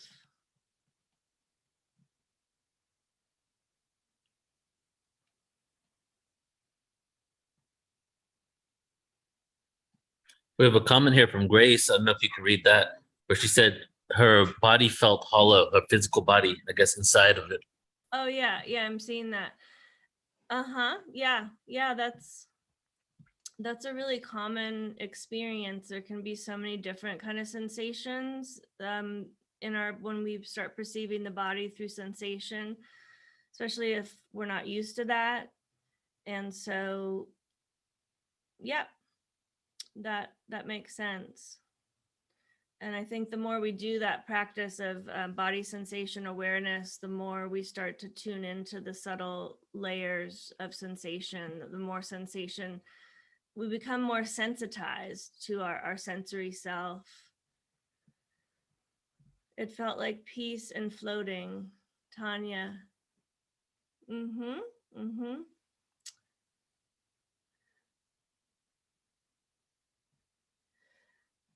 And how can we bring this into our daily life? So that's a great question, Nicole. Yeah, so that this is our daily life, right? I mean, this teaching is like, to me, it's the most essential piece, because this nature of who we are is our nature. It is unchanging. It's like the air that we breathe, or for the fish, it's the water. It's like it it is the nature of who we are. And so as we integrate this teaching, the value of what this teaching is about affects our daily life, in the sense of the more that we can recognize that this is our nature, this illuminated being, this pure conscious, pure light being, that the more that our identity over time, transforms, right? Transmutes. We shift from more of a ego-based, ego-identified human to a spiritually identified human. This is our spiritual nature. And so this is a transformation that takes place over time. And this is really what the course I'm going to be teaching is about. This process of transformation of the psyche from a more, dense, if we look at it in terms of, vibration, vibrational frequency, all these things, it's from a lower vibrating self, which is paired with the ego-based, unconscious, limited, living in a state of limitation and lack and all these things. To when we identify with our spiritual nature, we start to realize that we are the source of love. We are the source of all that we seek, really, and that we are infinite creators and all these things. So the more that we can, even if it's just micro moments throughout our day, to shift our point of identification from, there's nothing wrong with the ego, by the way, inherently. It's just a matter of the ego has to be transformed and become rooted more in this essential nature, our spiritual nature. And then the ego is like, okay, like, oh, I'm this human being, and I'm with a spiritual nature. And that's where we become really most integrated and whole. So I would just leave it here with, yes, like there can be micro moments even where we shift from being the active one, being engaged, being the thinker, the doer, to just beingness itself. And the more we can do that, just in really even small ways, and then, bigger ways too, it really does transform things over time. So I'll leave it here for now. Thank you so much. And I'll turn it back over to you, Neil.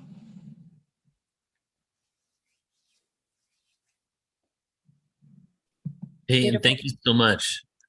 Thank you. Thanks, Peyton. That was amazing. You always have an incredible way of, bringing the psychology and the Western psychology and the Eastern together in this beautiful way. So thanks for that experience. Yes.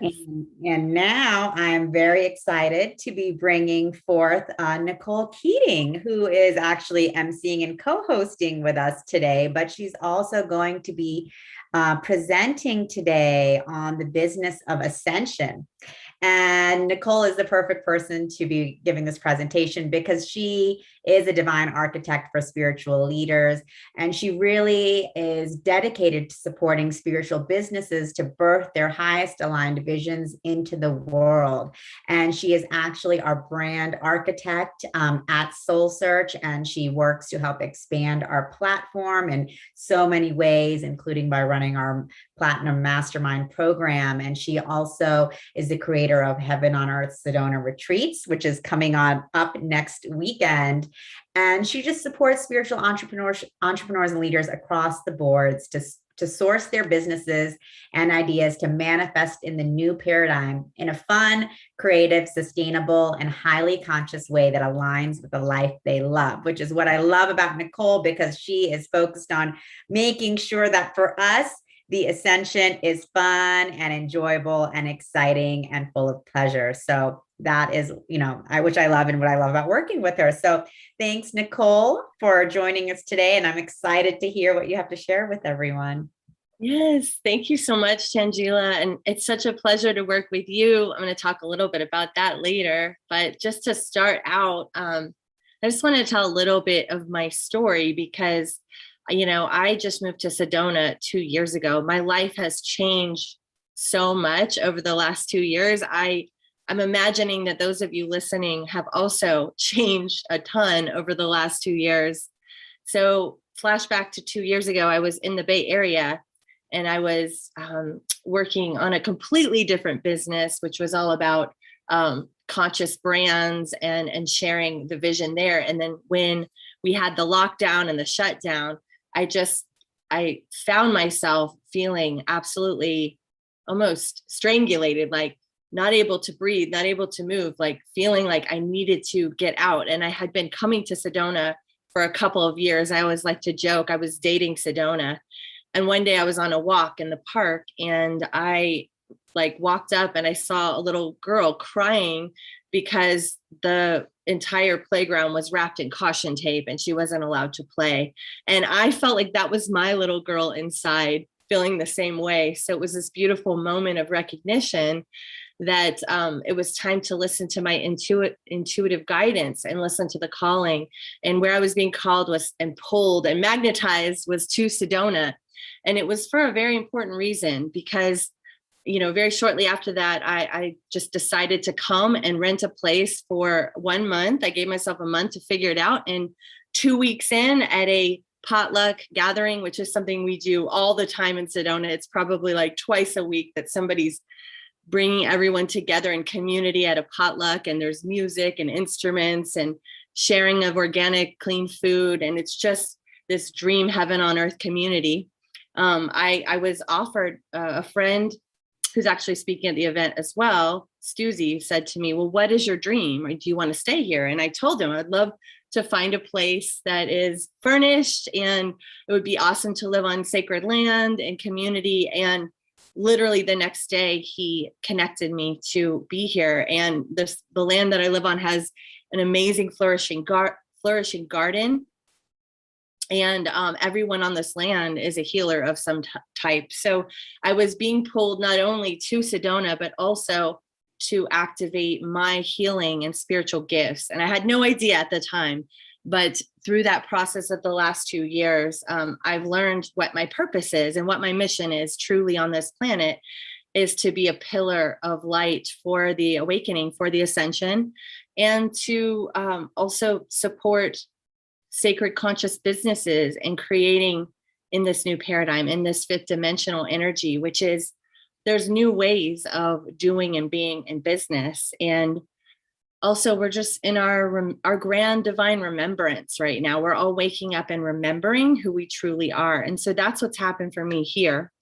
And just to share a little bit, I'm so grateful to be working with Soul Search. It's been a dream collaboration for sure. So some of the I want to talk a little bit about the old ways and the new ways. And a lot of us probably know as we see the screaming and the dying of the old ways, it's almost like it's getting louder and more intense. It reminds me of the Wizard of Oz and the witch is melting and screaming and making a lot of noise. But there's so many things in our old way of doing things that are no longer working. So I would love, as you're listening to this, just to tune in to your own life and your own business experiences and your own experiences of commerce, and maybe take down some notes of things that you'd like to implement in your world to help your business or your offering to the world ascend as well as you. So one of the old ways that we see is this extractive business model where we're literally pulling as much out. If you think about it, pulling out of the earth, right? Extracting as much as we can, extractive, versus the new way is generative. Generative meaning and restorative. It's like, how can this be not just for profit, but also for good? So that's really where we're going, is the generative, restorative, thinking of like how we plant gardens differently even. One of the other points is just the energy of competition out there, right? We've been in a world where there's so much competition. And when I think back to myself in the past, I remember just I've always been very creative, like ideas just flowed so naturally through to me and through me. And I remember, years ago being afraid to share those ideas for fear that someone would take them, it was that energy of competition and fear. And now I've come to see that that is one of my divine gifts. And so the more I share my ideas and share my gifts and share my ideas for others that can make their businesses expand and better. And it, you know, none of us are able to do it all. So the more we can share in the spirit of collaboration, that's truly where we're going. And there is no, it's also releasing the idea that there's any scarcity at all. So back when I was feeling that way, I had, you know, this experience of scarcity. Like if I share this, then there's not going to be enough for me, but that's not true. We're actually in a completely divinely abundant world and universe. And the more that we share our offerings, our gifts, and in the spirit of true collaboration, the more it just comes back to us and just proliferates in abundance for all.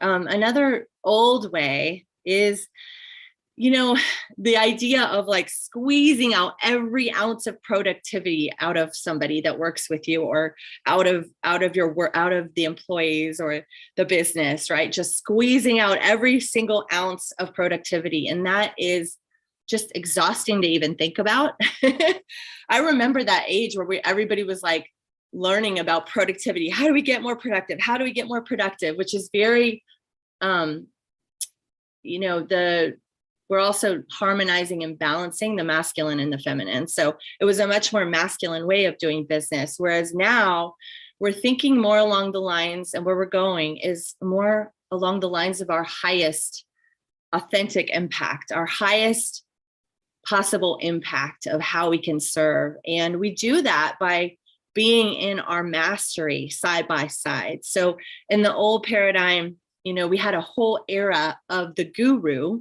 right? The sage from the stage speaking to the people, and the people putting those leaders and teachers and gurus on a pedestal. Well, that's the old way. And now we're going into all of us standing side by side with our gifts in our mastery. So we are, many gifts and abilities are coming online right now. Psychic abilities to see things, abilities to tune into other realms and bring in divine information, abilities to bring in off-planet information that supports us. So this is a really, really powerful one. And I want you to think about, for those of you that are listening right now, tuning into like, what is your essential nature? What is your divine mastery? What are those gifts that you are one of the best in the world at, that you absolutely love doing? What is your zone of genius? So we're going from trying to sort of be a jack of all trades and do and be everything, which obviously we all know that is a one-way ticket to burnout, which I've totally done that at least 2 or 3 times in my life. And now it's all about, you know, us being able to serve our sacred gifts and spend as much time doing that part, which we are the best at, which we are in love with, which doesn't even feel like work because it's a blessing to who you're serving. It's that blessing that you have, that blessing that you receive bliss from doing.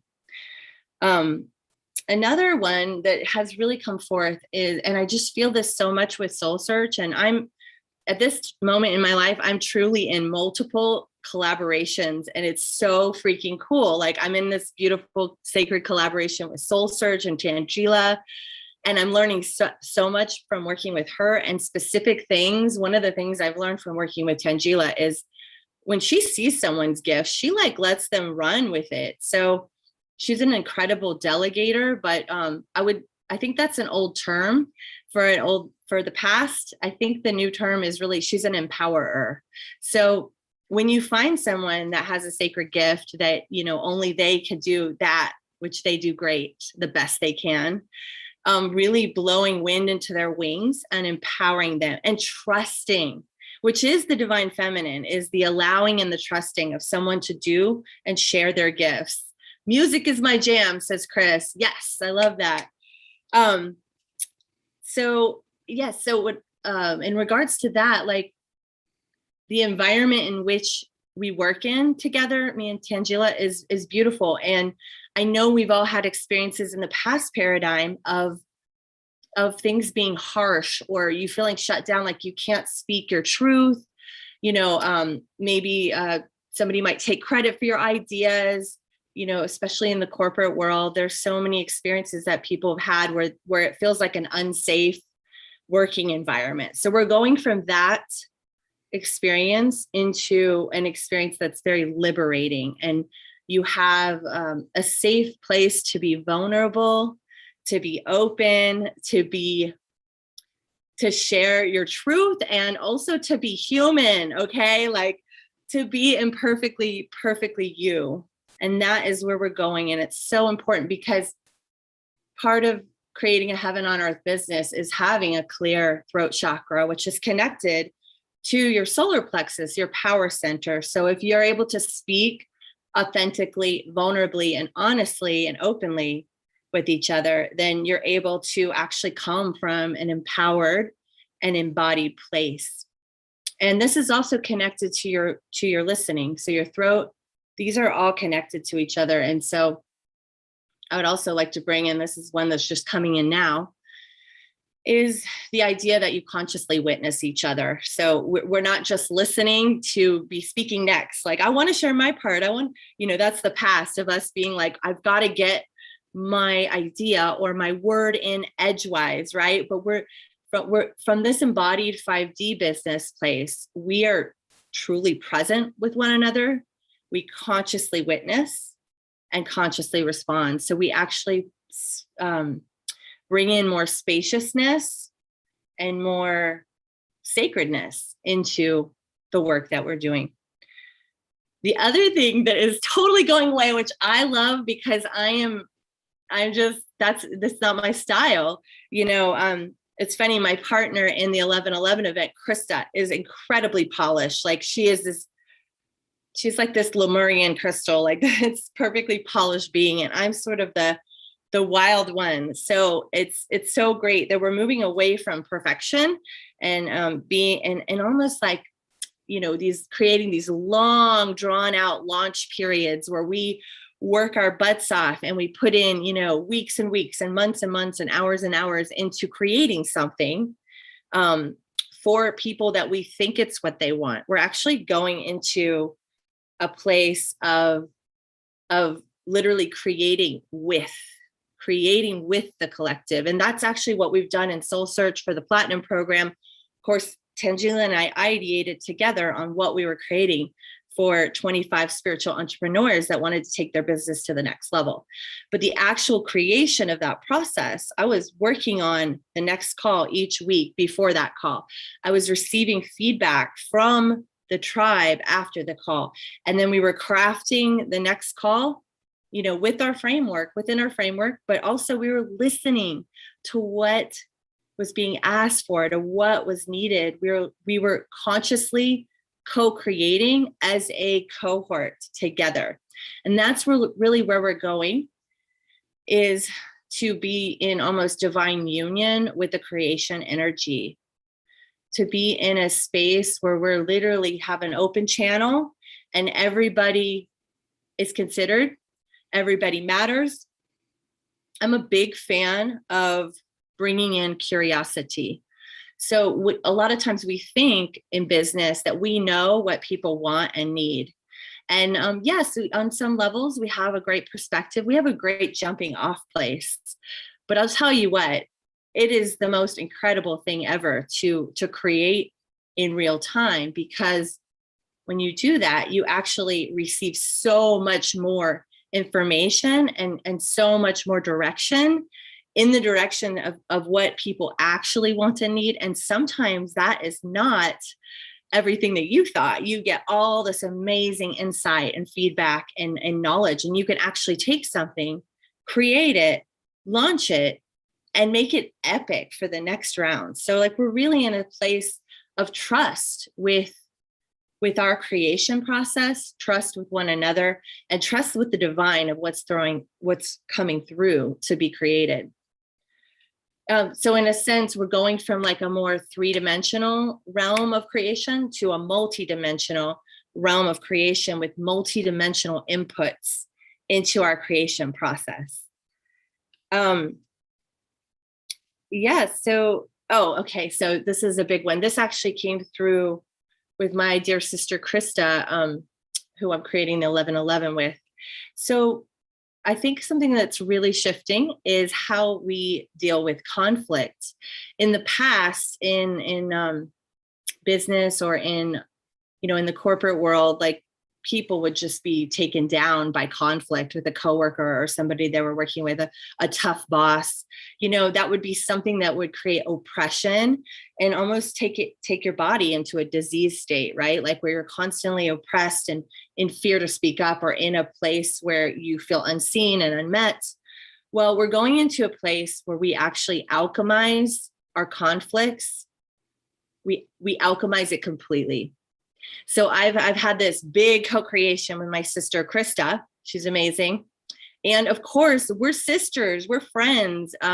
We've definitely had other lifetimes together. So when you think about 6 months of co-creation, like very close together around certain things, you're going to have conflicts that come up, and a lot of them are connected to our own inner child wounds. One of mine is being abandoned, and that's like from childhood, right? A lot of us have the one of not being enough, or the one for her, what came through was not, she was afraid that she wouldn't shine as brightly as me. So like we had these moments where conflict would come up, and whatever was happening, there was something underneath it. And so the power of truly alchemizing conflict is to hold a safe space for that person and to move through it with them, not to cut and run, not to abandon, not to run away. Sometimes you may need space to think about what's really going on, and that's fine. But we're on the next level in our conscious 5D businesses of giving space to truly alchemize conflict. So what I mean by that is, once you've taken the space and you've acknowledged whatever's going on, you come back together, you talk through it with love, with an open heart, and then it's gone. It no longer exists. Because we are multidimensional beings living in a quantum field. Literally, you can truly alchemize and release anything. And we all know what it's like to be coming from this 3D, this duality of conflict. And we also know what it's like to be in the space of love. And love and fear don't exist in the same plane. So it's truly something that you could shift into this consciousness, move through it, and it's completely gone. That's where we're going. So let's see. Yeah. And then what I was going to say about the masculine and feminine, we've come from this age of the masculine, more of the masculine being leading and guiding. And it's such an important part of how we work in business and how we show up and how we make things happen. It's absolutely imperatively important. But what's been rising in our culture and rising in our society has been the feminine. And so Tangela and I have talked a lot about, she came from a more corporate world, the tech space, like very masculine. She got so much done just by powering through. And for the feminine, if we only stay on that frequency, it creates burnout for the feminine part of us, right? So bringing in more of the feminine energy into business looks like spaciousness, looks like running the cycle of nature, right? And nature, if you think about the moon cycle, the full moon is that expansion where we're going into that, like almost that climactic wave that crashes, and then we celebrate, and then we kind of clean up after that and like dot our I's and cross our T's, and then we go into the new moon energy. And the new moon is a time of rest, and it's a time of planting new seeds of ideas, and then then our ideas germinate as we go back towards the full moon. So it's like following the natural rhythms, the sacred rhythms of nature in business. And then the feminine is also just allowing and surrendering. If something is not working, like we've totally been there before, it's like, okay, something is not working here. Like a lot of times I like to ask myself a question of like, what would be joyful or blissful or exciting to work on? Because this thing over here isn't working too well. So then I'll shift my energy and tune in to spirit and ask, what would feel really good to work on? So it's actually tuning into our bodies and following our guidance is the feminine. And then we're able to get out of that energy and activate in the direction that is going to create more of that yumminess of life, right? So as far as the masculine, also a big business model that's changing is the idea of this top down, this triangle of like all the people up here are up top and they're more important than all these other people that work together. So we're actually going from this sort of top down model to a multi-dimensional model. It's very much more, it's a new sacred geometry. It's very much more concentric circles. It's very much more everyone in their mastery and their gifts, and the businesses are growing like in a multi-dimensional way versus this top-down pyramid structure. So I would love just for this moment for you guys to reflect. I have a couple of questions for you listening, just to reflect on where in your life are you going it alone instead of calling in collaboration and support, because that's the old way. And the new way is we can be supported. We can actually live in our mastery, and we can call in help and support when we need it. So where are you in your life going at it alone, and where might you need or be ready to open up to support? The second question is who in your life could become a sacred collaborator, somebody that you know that their mastery and gifts truly complement your own, and that by you bringing together your energies and your gifts and your mastery, that you can, it's not 1 + 1 = 2, it's 1 + 1 = 1,000. Who is somebody in your life that could do that for your business or for your offerings, or even could be in your home life? Like, how could you and your partner collaborate differently and really honor each other's gifts and each other's mastery to create a more expansive and more cohesive, harmonious life? And then the last one is, this has really come forth recently for me, because I've been so blessed in Soul Search to really be able to figure out what my zone of genius is. I definitely have skills in many areas, but Tanjula has given me the opportunity through working with her on Platinum to realize like my zone of genius, what I love doing so much and the most is creating curriculum and delivering it. So like leading interactive workshops on Zoom for our Platinum group, creating and designing that curriculum and then leading that. I also love doing that in person, which is what I'm doing for my event in 11/11. But I've been able to find my zone of genius through this collaboration. And I've also been able to find it through my collaboration with Krista, other parts of the zone of genius. So my question to you is, are you living in your zone of genius? And if not, what's one step that you could take to create a more sacred space to up level and to be spending more time in your mastery? I would love to know for you guys. So let's see, we're coming.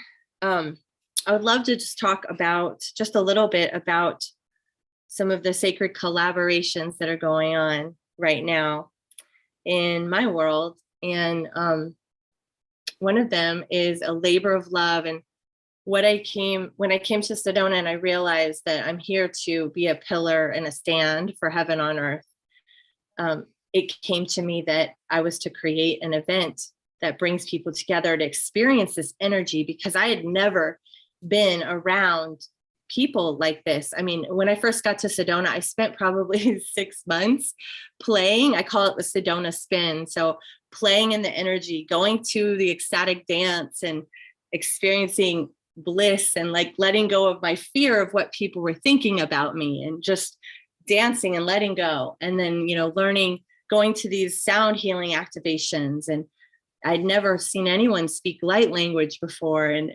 there are all these potlucks with music. And I started using my voice and singing with people and toning and oming. So I went through this whole experience of expanding my being and expanding my understanding of who I was and an essential nature. is somebody who's here to experience play and bliss and pleasure and love, right? And that's actually who we are all here, and that's our birthright to experience. So that's why I'm calling together a group for the 1111 portal. It's on 11/9 through 11/11. 11/12 we're going to play in Sedona, and so many of the people on this conference are part of it. And so it's actually a beautiful example of a conscious collaboration. You know, Isaac, Tangela, like there's probably 8 to 10 of us that are part of Soul Search that are going to be part of this. Melissa Fike, Lisa McCardle, India, Raquel Spring, Krista. There's just so many of us. So what I realized through that is that if you bring a collaboration together, the goal is to literally let everyone bring their gifts. Let everyone bring their light. You, as a conscious creator, you hold the vision. You hold the container. You are the one that this is birthing through. So there's a different energy that comes when you're creating as the holder of the sacred container. But the goal is to bring everyone together so that they can shine their light and their mastery. I wish I could hug someone. Oh, I wish I could hug you, Chris. That's so beautiful. So, okay, this is what I want to do next. Tangela, do you know, I want to share with the group. The way that we start our sacred meetings. Okay. So I was thinking about what is a tool, like a tangible tool that I could bring to this beautiful conference offering. So what I'm going to do with you guys now, and I'm going to invite Tangela to chime in as we do. This is what we do before we start every meeting. And I also do this with Krista. And, you know, as we are learning about our multidimensionality, you know, a co-creation or a collaboration is not just with you and that person. You can also call in all of the extra support you have, and they want to be there. So we start every meeting by calling in our angels and our guides and our ancestors and our galactics. We start every meeting that way. And we've noticed when we forget and we don't, like, it's flat compared to what happens after we do this activity. So I want to do that with all of you now. And so you can take this tool and you can do this with your coaching clients, with your business meetings. You could do your own version of this. It does not have to be as ethereal, but it is so beautiful. It's a way of really calling in the extra support that we have. So I'm going to ask everyone to just close their eyes. Find yourself in space.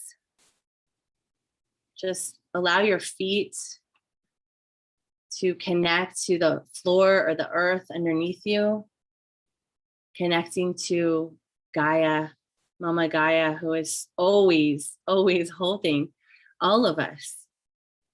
Imagine that you have roots growing out of your feet that are going all the way through the floor, the sediment, the rocks, the layers of the earth, all the way into the center, wrapping around the crystalline, glowing, sacred core of Gaia.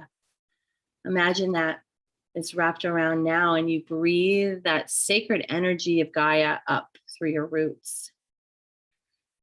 Breathing in her nurture, her love, her support, breathing in that sacred mother energy, knowing that you are always cared for, you are always held, you are always safe, and you are always loved.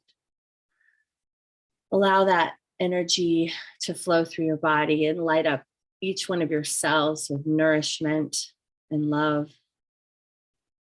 Now imagining that you have a beautiful platinum ray of light coming from the top of your head, out of your crown, and it's connected all the way up to the central sun.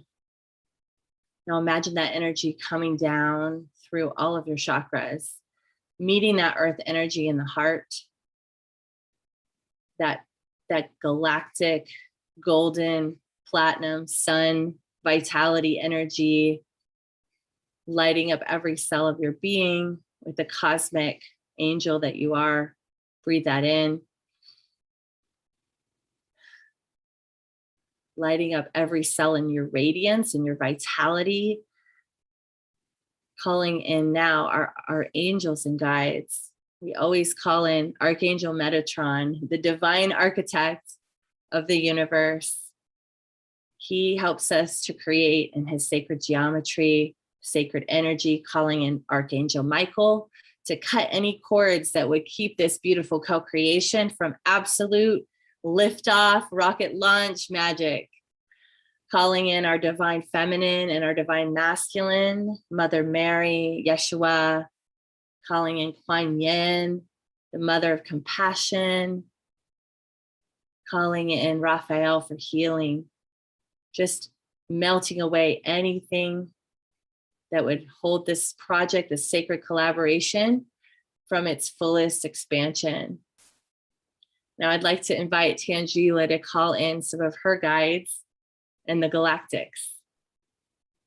And so I call in Kuan Yin, Mother of Mercy and Compassion. Call in our galactic families, the Hathors, the Lyrans, the Palladians, the Syrians, all supporting us in all our work that we are here to do together, knowing that they are surrounding us in every step that we take on this cosmic journey together.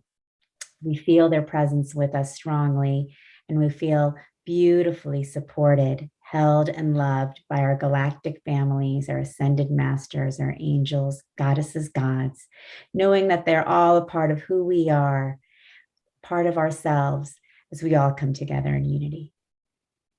Oh, and we can't forget the fairies, the devas, so we keep it playful, light, and the elementals to support our harmonious balance. Thank you, thank you, thank you. And so it is. This meeting can commence. Thank you, Nicole. That was beautiful, and thank you for bringing us into business of ascension, and us consciously creating together in this time of ascension. As Nicole just demonstrated, this is not the way that we've been taught to do business. But that's what we're doing. We're here expanding that entire definition and that way of being and doing in every aspect of our lives. Mm-hmm. Yes, thank you, Tangela. I know we're over on time. I was just going to say you can check out my site is NicoleKeating.com, and I do have a gift there that's a lot of great questions you can ask in your business to bring the consciousness up. So check that out, and also we'll put in the chat the Heaven on Earth 11/11 event, and I have a special coupon code for Soul Family, which gives you the deepest discount for all of anyone who wants to come and actually pray and play and ascend together in this energy. Right on time, sister. That means Deborah's arrived. She's like the good witch, with the fairy bells. That was it. Thank you. Collaborators and sacred. I just want to say about what Nicole was saying. It's Ascension is the energy of the time.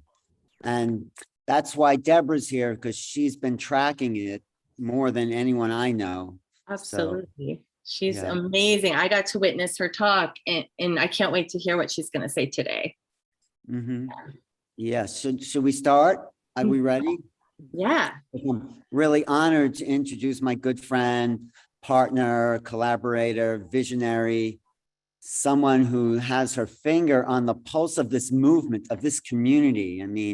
And I'm sorry to say, Tangela, long before you were on the scene, Deborah was networking and doing her Harmony Festival and creating the foundation for what we have today. She really built something it's like laying the groundwork for where we are, like now 30 years later from the Harmony Festival. So we're the inheritors of what the seeds that Deborah has planted, and that now finally she's coming out and sharing. She's always been on the scene networking, but I'm so happy she's like out in front now, not just behind the scenes, but out in front, sharing her ascension tips, her knowledge on ascension, because we need to be educated in what's possible for human beings. And Deborah, more than anyone I know, has been tracking it. So Deborah Gusty, thanks so much for being here.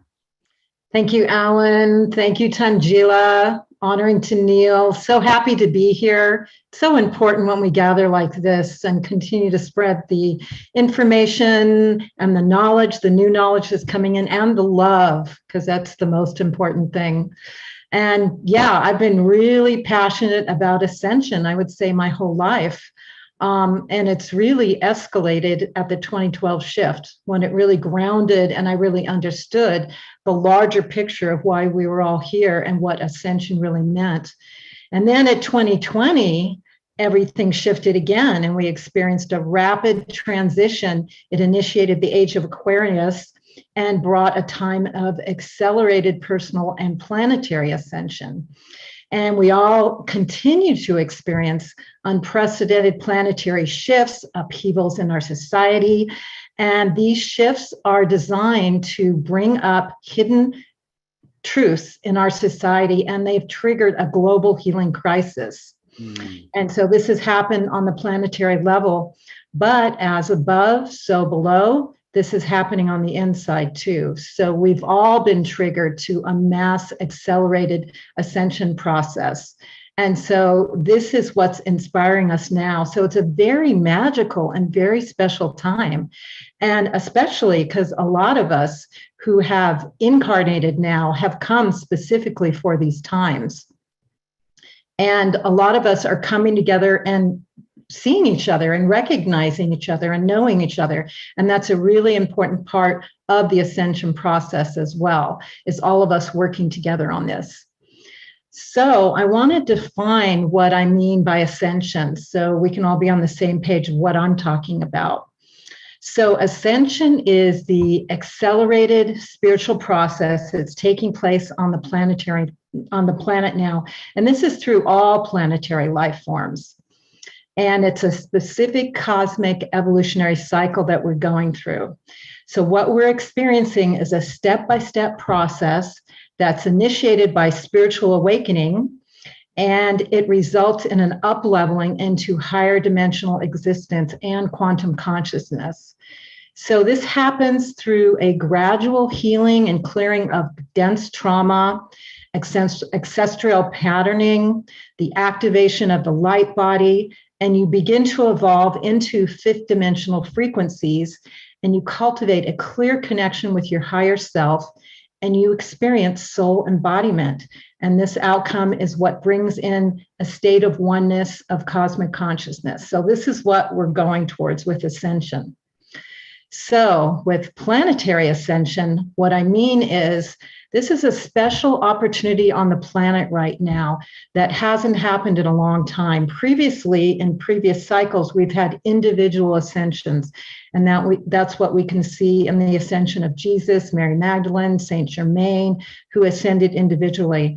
But now at this unprecedented time is a time where we can ascend together. This is what's been predicted in so many ways through so many religions. And there's a collective power when we unify and evolve together. So this planetary ascension is the global collective consciousness awakening. And it's like popcorn. You know, the first wavers pop, pop, pop all over the planet. And now as it quickens, pop, pop, pop, pop, pop. And now the awakening is pop, pop, pop, pop, pop, pop, pop, all inspiring each other. And so we're rising together higher and higher. And this is inspired through the heart openings, because the heart is the portal to this. And the world feels called to transform all the dysfunction that we see, which is going to happen like waves, transmute ego-driven behavioral patterns. And now, then more than ever, humanity is embracing multidimensional realities. We're using our intuitive and psychic ability. We're activating and spreading the frequency of love. There's more and more consciousness coming through. And these are all vital steps of the ascension process. So the ascension process, everyone goes through similar stages, although everyone's on their own personal journey. We are all on our own mystical, magical journey, led by the higher self and supported by each other, by our soul tribe. And so for me, if I ever want to accomplish anything and go anywhere, I like to have a good roadmap, and I work with coaches and wisdom teaching so I can successfully go where I'm planning to go and really land there and be fully successful in my experience here. So I've figured a lot of my soul tribe and a lot of humanity don't really understand all this that's happening to them and the planet in terms of ascension. So I wanted to create the Ascension tips. Really simple. It's a simple blueprint to support your journey on ascension, because things have to be simple these days. Everything's so complex. If we can just understand where we're going and then adapt it to how we want to create in our lives, it's really helpful. So I created the Ascension tips. I've just released my new version of it. It's something that's going to continue to evolve because our ascension journey is continuing to evolve. But right now there's 88 tips and in 4 different categories. So the first category is awakening, which gives you the guidance for beginning your ascension journey. The second section is transmutation, and that is supportive wisdom for the most alchemical transformations in your life. The third one is embodiment, and that's where you experience complete embodiment of the ascension process. And the fourth one is the divine human in the new earth. So that's when you really become the divine human, which we are all evolving towards in the new earth, which are all in process of creating. So I have created these Ascension tips so you can actually download them for free on ascensionnow.org. I'm going to post that in the chat room because a lot of times people like to download them right away so they can go with me, because I'm going to go over some of the Ascension tips together. But they're free. You just go there, download them, and you have them. I am going to create a more developed print book as well. So realize this is a whole overview of this Ascension as we understand it now. And it's going to seem like a lot, but this is not a race. Everyone's on their own journey. Everything that happens to you is totally perfect, and we're all going to get there. So I'm going to go over some of the Ascension tips. I'm going to go over 10 of them in a brief way and realize every tip is a whole experience and something you want to embrace and really go through. Some of you that have been on the path for a long time, in the first section, you'll just go check, check, check, because you've all been through that, you understand it. And then as we get towards the embodiment in the new earth, that's going to be something that you're going to go, oh yeah, that's what I'm looking towards. But all of them are important.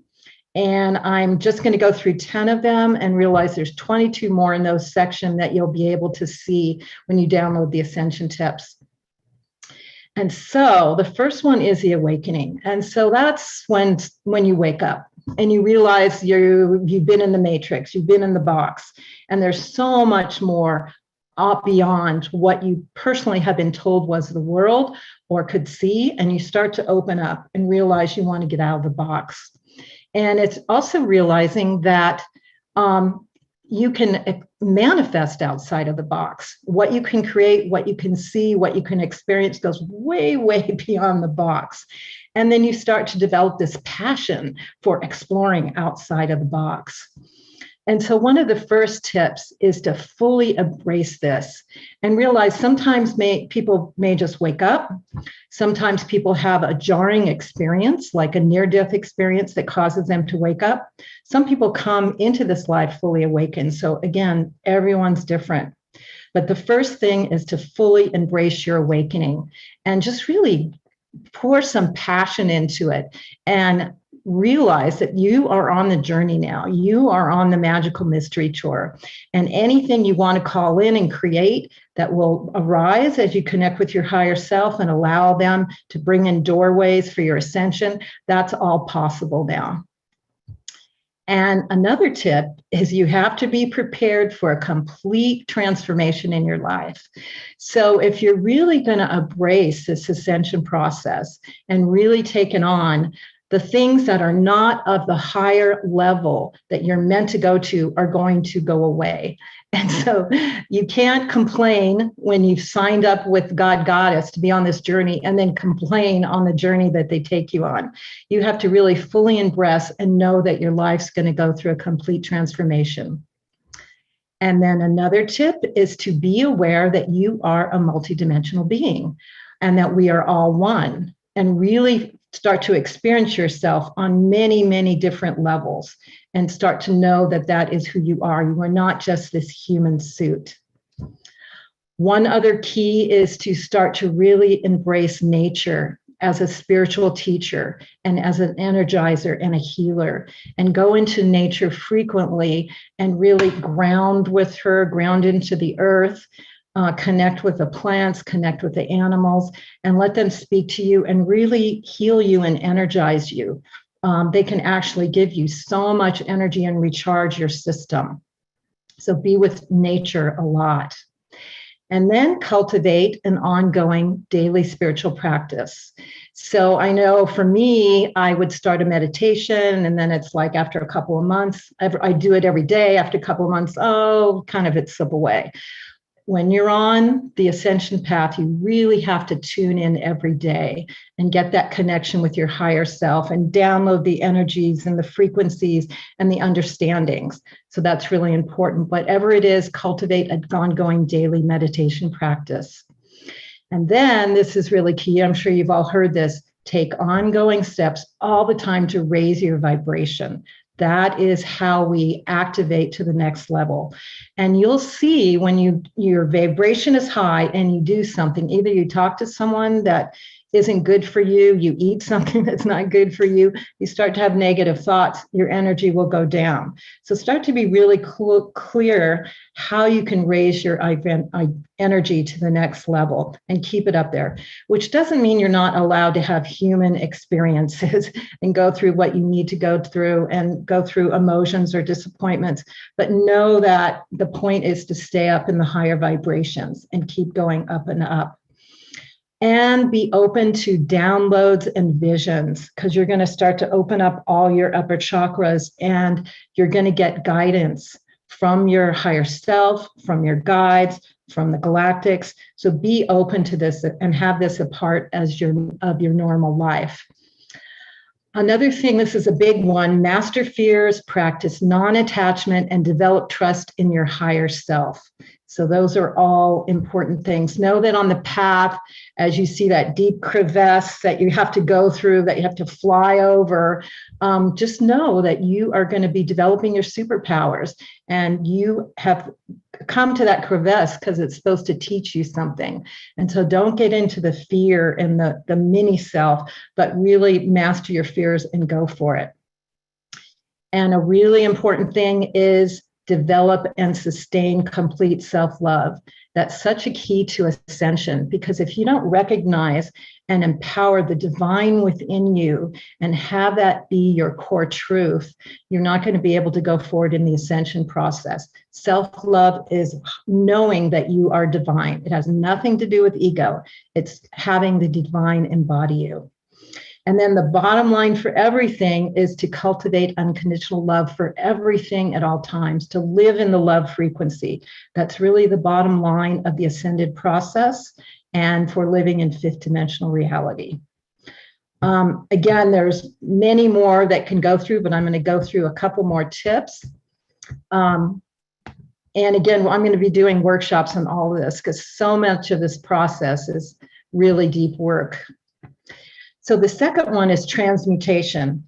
And so that is embracing the alchemical transformation of you and your life. And I really mean an alchemical process within your body. And this is when you're ready for the deep inner work to really dive into your ascension process. And it's being guided by your higher self. So really use your higher self as a key. So some of the tips in here is to extract your energy and your consciousness from the global matrix program. See it as a lot of the spiritual teachings have you cultivate the observer. You could observe it and you can witness it and know it, but that is not you. That is not where you live in your higher being. So you can be the human in the 3D reality. Don't just be limited to that. Learn how to completely master your energy, master your thoughts, conditions, energy flow, because everything is energy. And that's what you'll be using. It's not just this limited 3D, but we are living in energy that is just operating on different forms of frequency.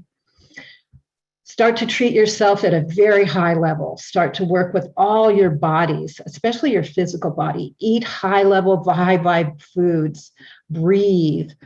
Do all sorts of health programs. You want to keep up leveling your physical body so it can really host another level of all your other bodies happening here. And a really important part of this process is to undertake your shadow work and really work with your core traumas. Because if you are continuing to get subverted by your core traumas, like when you start to move forward, but your core trauma of not being loved or whatever it is holding you back until you heal that part of you, you can't really move forward because it can't keep hooking you and pulling you down. And that is such a huge thing that's happening on the planet now. As you know, trauma work is one of the biggest things on the planet now with everyone, because everyone is going through this. So that's really, really core. And heal your core limiting beliefs, because we are going into superpowerdom. And if you think you cannot manifest or have total abundance or have everything that you're meant to do to operate on a whole new level, that's not going to work. So, and again, all these steps are will come up in your life. A teacher will come into your life and you'll start to do that process. So the other thing is develop your intuition. Now, intuition is a core part of who we are. Of course, in this current 3D life, we're not taught that, but I think everyone on this program knows that clearly. So it's really a time to develop your core intuition as a guidance system and allow yourself to open up to all sorts of psychic abilities that you can have now. Another important thing is to recognize the depth of relationship with your soul family and really bring in your soul family and develop those relationships. Another very important thing is to tune into the solar and galactic energetic transmissions that are happening now. There are all sorts of waves of energetic transmissions designed to activate you to next levels. So be aware of these portals and transitions and eclipses and use them to move forward. Another important thing is to develop relationships with your guides, with your ascended masters, with your inner team, with your galactic family. This is the time to be aware of all our multidimensional relationships and start to get their support and utilize them. And again, love is still the bottom line. So start to live in a frequency of love all the time, no matter what, no matter if someone messes with you, cultivate that frequency of love. And from there, learn how to act forward. So that was section number 2. And again, we're going fast here because I'm just giving you a sprinkling of all this so that you can understand it and then go to the Ascension tips. And then we're going to do some workshops with Portal to Ascension eventually and go deeper into this. So the next one that's happening now for so many people is embodiment of the ascension process. So what we're talking with ascension is not ascending out of our body, is bringing these principles and this ascension process into the core of your being and being this ascended being on the process. And I want to make clear, we're talking about the organic ascension of Mother Earth. There's other timelines happening now where AI is coming in and saying, well, you can take this technology and create a superhuman being. That's not what we're talking about here. We're talking about the organic ascension where you ascend from the core of your being. So that's a whole other topic, and I want to be really clear with that. So one of the very important things is living in the now. And we've all heard this, but this is really true. The ascended process is taking the power of now and living in that power. Another part of it is body regeneration. You can actually reverse your energy. When you start to live at the higher dimensional frequencies and the higher vibrations, we're not going to keep disintegrating and aging. We're going to keep regenerating and getting more. So start to tune in and learn how that works for you. Another very important part is living in the portal of your heart. The portal of your heart is the doorway to fifth dimensional reality. So that is what is going to be your doorway into the fifth dimensional reality. So learn how to open your heart and live from your heart. And learn how to live in fifth dimensional reality. In the embodiment stage, we're going to start to live more and more in fifth dimensional reality. So start to understand the difference between the 3D and the 5D and learn how to stay in the 5D more and more. And this is a time to totally develop your superpowers, your extrasensory abilities, maybe telekinesis, maybe how to travel to other dimensions, all of that. This is when you start to learn that in the embodiment stage. And you can utilize full power of manifestation. In earlier stages, you're starting to learn how to manifest, but now we really start to come in. When you start to think it and intend it, it shows up. It may look like synchronicity, but this is your power of manifestation, which is fully available in the ascended place within you.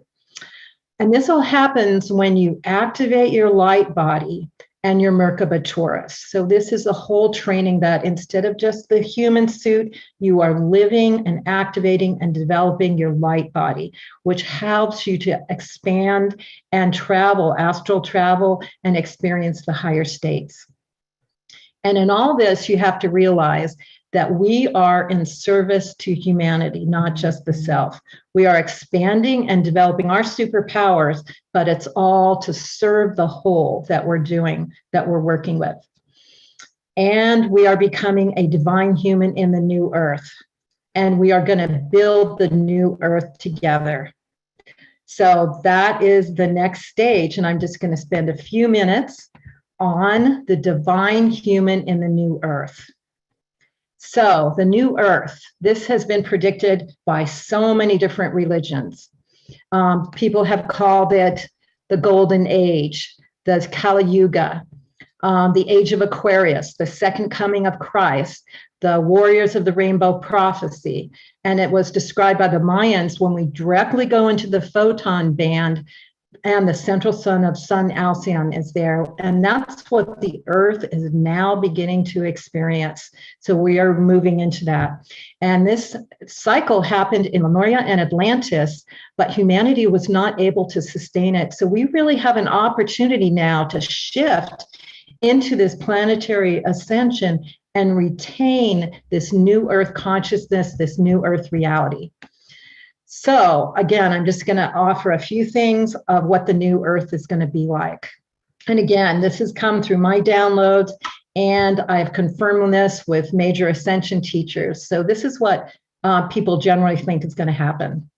We are going to consistently live and experience in what we're calling now the awakened state, the Christ consciousness, the frequency of love, where we experience all as one, where we call now fifth dimensional reality. And our bodies are going to be much less dense form, and we're going to exist at a much higher frequency. And the bodies are going to self-generate through life force and through a flow of light frequencies. We are going to have memories of all our past lives, future lives, and alternative lives. Haven't you thought it was a little bit strange that we'd come into life and we didn't know who we are, where we came from, why we were going there?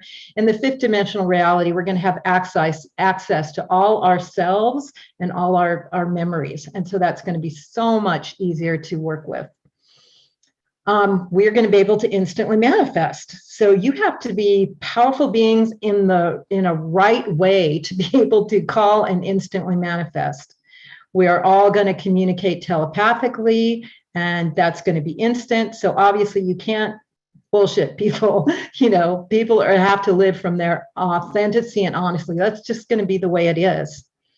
We are going to know that time's not linear, and we are going to experience all time existing simultaneously and be able to live with time in whole other ways. We're not going to work with money because we can instantly manifest. We don't need that thing where, the guys on the pyramid at the top have all the money. Money's going to be based on what you contribute and how you work with, or the concept of money. But everyone's going to be supported, and it's going to be more about living your divine mission and what you came here to contribute. We are going to experience a renaissance of all the arts, just like has happened on the earth. When you're not having to slave away to just survive, the arts are the most important thing. The creativity, what you can manifest, what you can create, is all going to be a part of it. And also, we're going to have full awareness that the earth is not just the only thing happening in the planet. We're going to be in full awareness of all the other galactic civilizations that are with us. We're going to be members of the galactic support, and we're going to be in relationship and communication with all of that. And bottom line, love, compassion, peace, and harmony reign supreme. It's not going to be a concept that we have to go, hey, human collective, this is how we should live. This is how we are going to live. This is part of the golden age. Again, this is just, there are 22 tips, at least at this point in this version of the Ascension tips. So I invite you to download them and read all the other tips, and we will be having workshops through Portal to Ascension and other things, so we can really go into these tips and all the other tips and really embrace them. And again, this is your process. So whatever you do, however you get there, whatever your journey is totally perfect. We're just all on it together, and we're all helping each other these times. And we're all really blessed to be on the planet at this time. There are so many souls that wanted to be here during this time where we all could ascend, and we all made it. So it's great. And we're finding each other as Soul Tribe on these incredible programs like Portal to Ascension, like Soul Search, and myself, I run the Global Peace Tribe, as well as many, many other things. So if you do download the Ascension tips, I'll make you aware of all the other ways that you can participate with me and everything that we offer, and future Ascension workshops, so we can do this together. So again, I'll post the Ascension tips in the chat room. And I'm really happy to share this with you today, because again, this is one of the things that lights me up. It's really incredible. So thank you so much, and love you so much. Thank you so much, Deborah. That was amazing. And thank you for creating this incredible blueprint and guidebook for all of us to be able to start navigating this whole process we're going through in our own ways, which is amazing. Definitely. I think a roadmap and just kind of knowing what's coming help us pull the templates forward so we can all work together on this and support each other, because this is a huge thing we took on in this lifetime, especially all of us that are here now, because we are here also to help all the other people that are currently waking up in mainstream America or wherever all over the world. So really important for us to be aware, join together, know where we're going and what's happening, and support each other during these times, and our neighbors and our friends and our family and all of that, who are also going through the ascension process in their own way. Exactly. And we had a question come in a little bit earlier before you came on, but I think it's a great question for you as well. Grace Yeager asked, silly question, what if you don't know what your gifts are? What would be your answer to that, Deborah? Those will be revealed, because it's your passion. What would you do if you weren't paid any money and you would do all day? And that is the seed of your passion. And then if you just start exploring that, whether it's like being with children and helping teaching children, and you just love being with children, well, maybe you're supposed to birth a whole new cosmology to help the indigo children's evolve to a whole next level, which we don't have in this culture yet, is really being there for the children.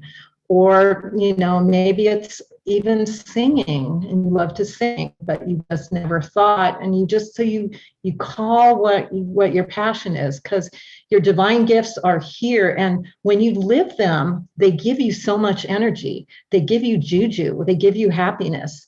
So whatever you do, that is what you love to do, just follow those breadcrumbs, and then you'll start to see, oh, I can do this. And you start maybe just volunteering, doing some things that you really love, and then it becomes part of your life. And then, just like me and Tangela, you create businesses out of it, or you just follow it. And it's really a joy when you do that. And, when we get farther down the road of the ascension process, it'll be really obvious what everyone's divine mission is, and because they'll all be on track to it. So follow your passion. Yeah. And you are such an example of following your passion and just creating worlds and worlds and worlds and worlds. And thank you for being such an amazing, sacred collaborator, soul sister, and inspiration. And just, for everyone here, as you guys know, as you just heard, Deborah is such a powerhouse, but she has been a powerhouse in this industry, from the very beginning. Thanks for paving the way for all of us, Deborah. So excited. Thank you. Yeah. Pleasure to work with you. Thank you so much. Yeah, I love your ascension tips, because for me, seeing them is like, oh, I'm doing that well. Oh, I could do better on that one. Like, it's really helpful as like a roadmap to coming to the next level. So thank you for putting that out for all of us. We're really grateful. Totally. And they are going to evolve, because their ascension process is evolving. So I will be publishing a book next year that will have paragraphs on all the ascension tips. It will have resources. So if you're working with the process of forgiveness, here's a course or a teacher that teaches about forgiveness. And some of the top ascension teachers, which I'm all connected with, who I love, will have articles in there. So it'll be kind of networking and supporting all of that. So, and I invite comments, because this is all evolving. If you see something that's not included, or if you have a question, you can email me, and because I'm going to keep evolving the next version of the ascension tips. Beautiful. Such a conscious co-creation as well. Sorry, Neil. I just wanted to say that's an example of absolutely what we were talking about earlier. Exactly. This is not me. This is us coming through me, because this is what Spirit is telling me to do. So yeah. Thank you, Deborah. And, we've been talking about, your ascension tips, and you really evolving into sharing them on a consistent basis for like 4 or 5 years now. But obviously before, you've been putting it together. So you've really been, you are connected to so many speakers, but you've definitely been seeking the ascension teachers, and have probably are connected to those people that are doing high level work more than most people on the planet. And now you have the opportunity to really kind of curate this content for everybody else to be able to explore and expand, right? So I'm excited for us to do the series. We've been talking about it for a few years, but I feel like it's almost here. It is. The seed is sprouting. Yeah. Yeah. Thank you, Deborah. Love you. Thank you, Neil. Appreciate you so much. And Tangela for this wonderful program this weekend.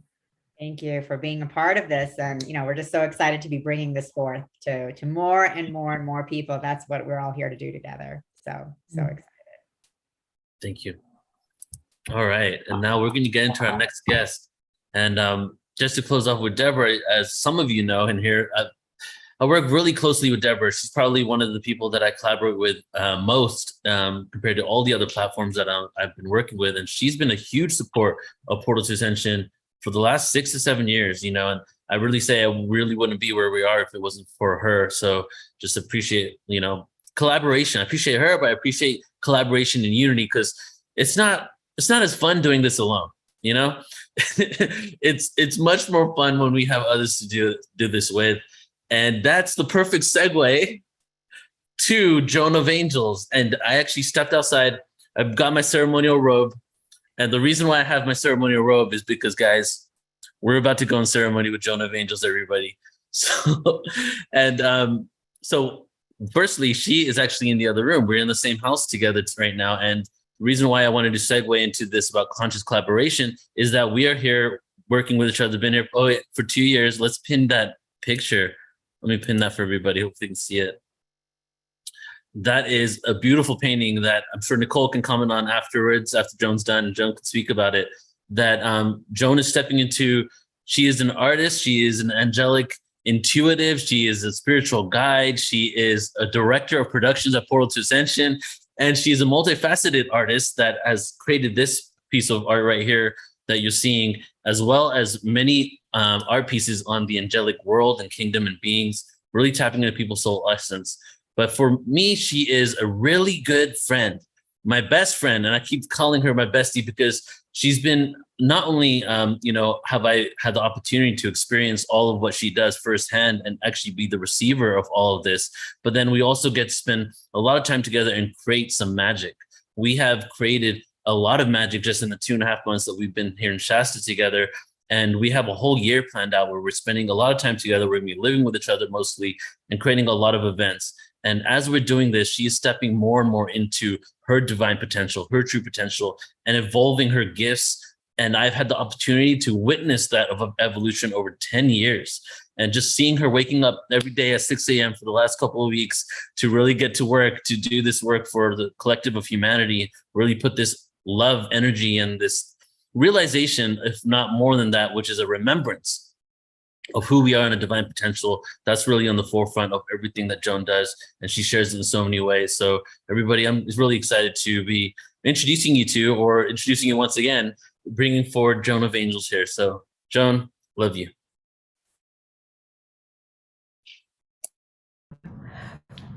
I'm wordless at this moment.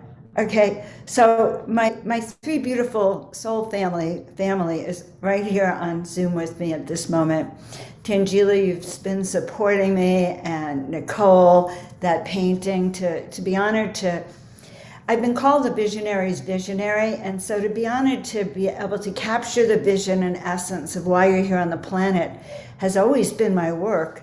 And as Neil says, and thank you so much, Neil, I've been stepping into my power as Neil and I have been collaborating together, and to see some of our visions so aligned that it can only help to support us. And so I'm going to say that as a result of today and tomorrow's presentations, each and every one of you are going to have kind of the same gift I've been having with these people here who are Ascension Masters and who really have been helping me step into my own power here, my own potential power, not meaning my own power over, but a sense of power and mastery to be able to walk with the divine and to be able to do what we came here to do.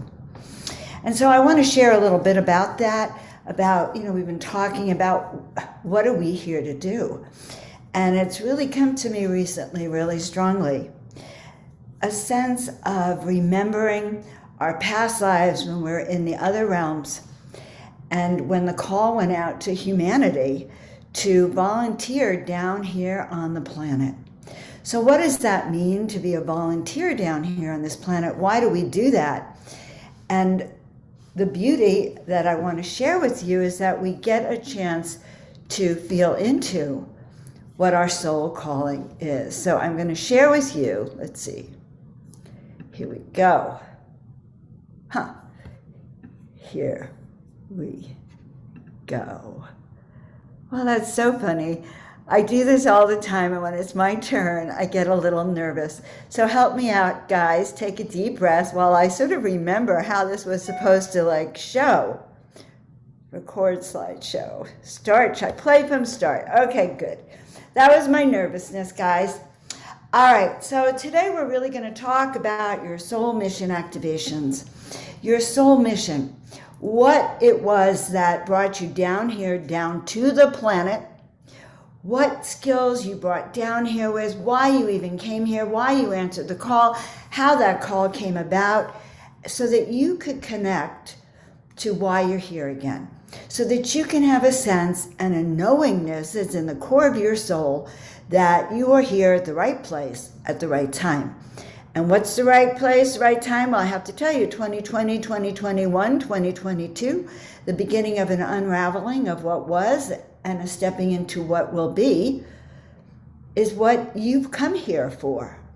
So, as my friends were saying during that time, we want to chop wood and carry water. We want to start to do what we came here to do. And that's why these presentations are so important, that we can step into our soul mission power, that we can actually do what we were born to do now, to live our truth,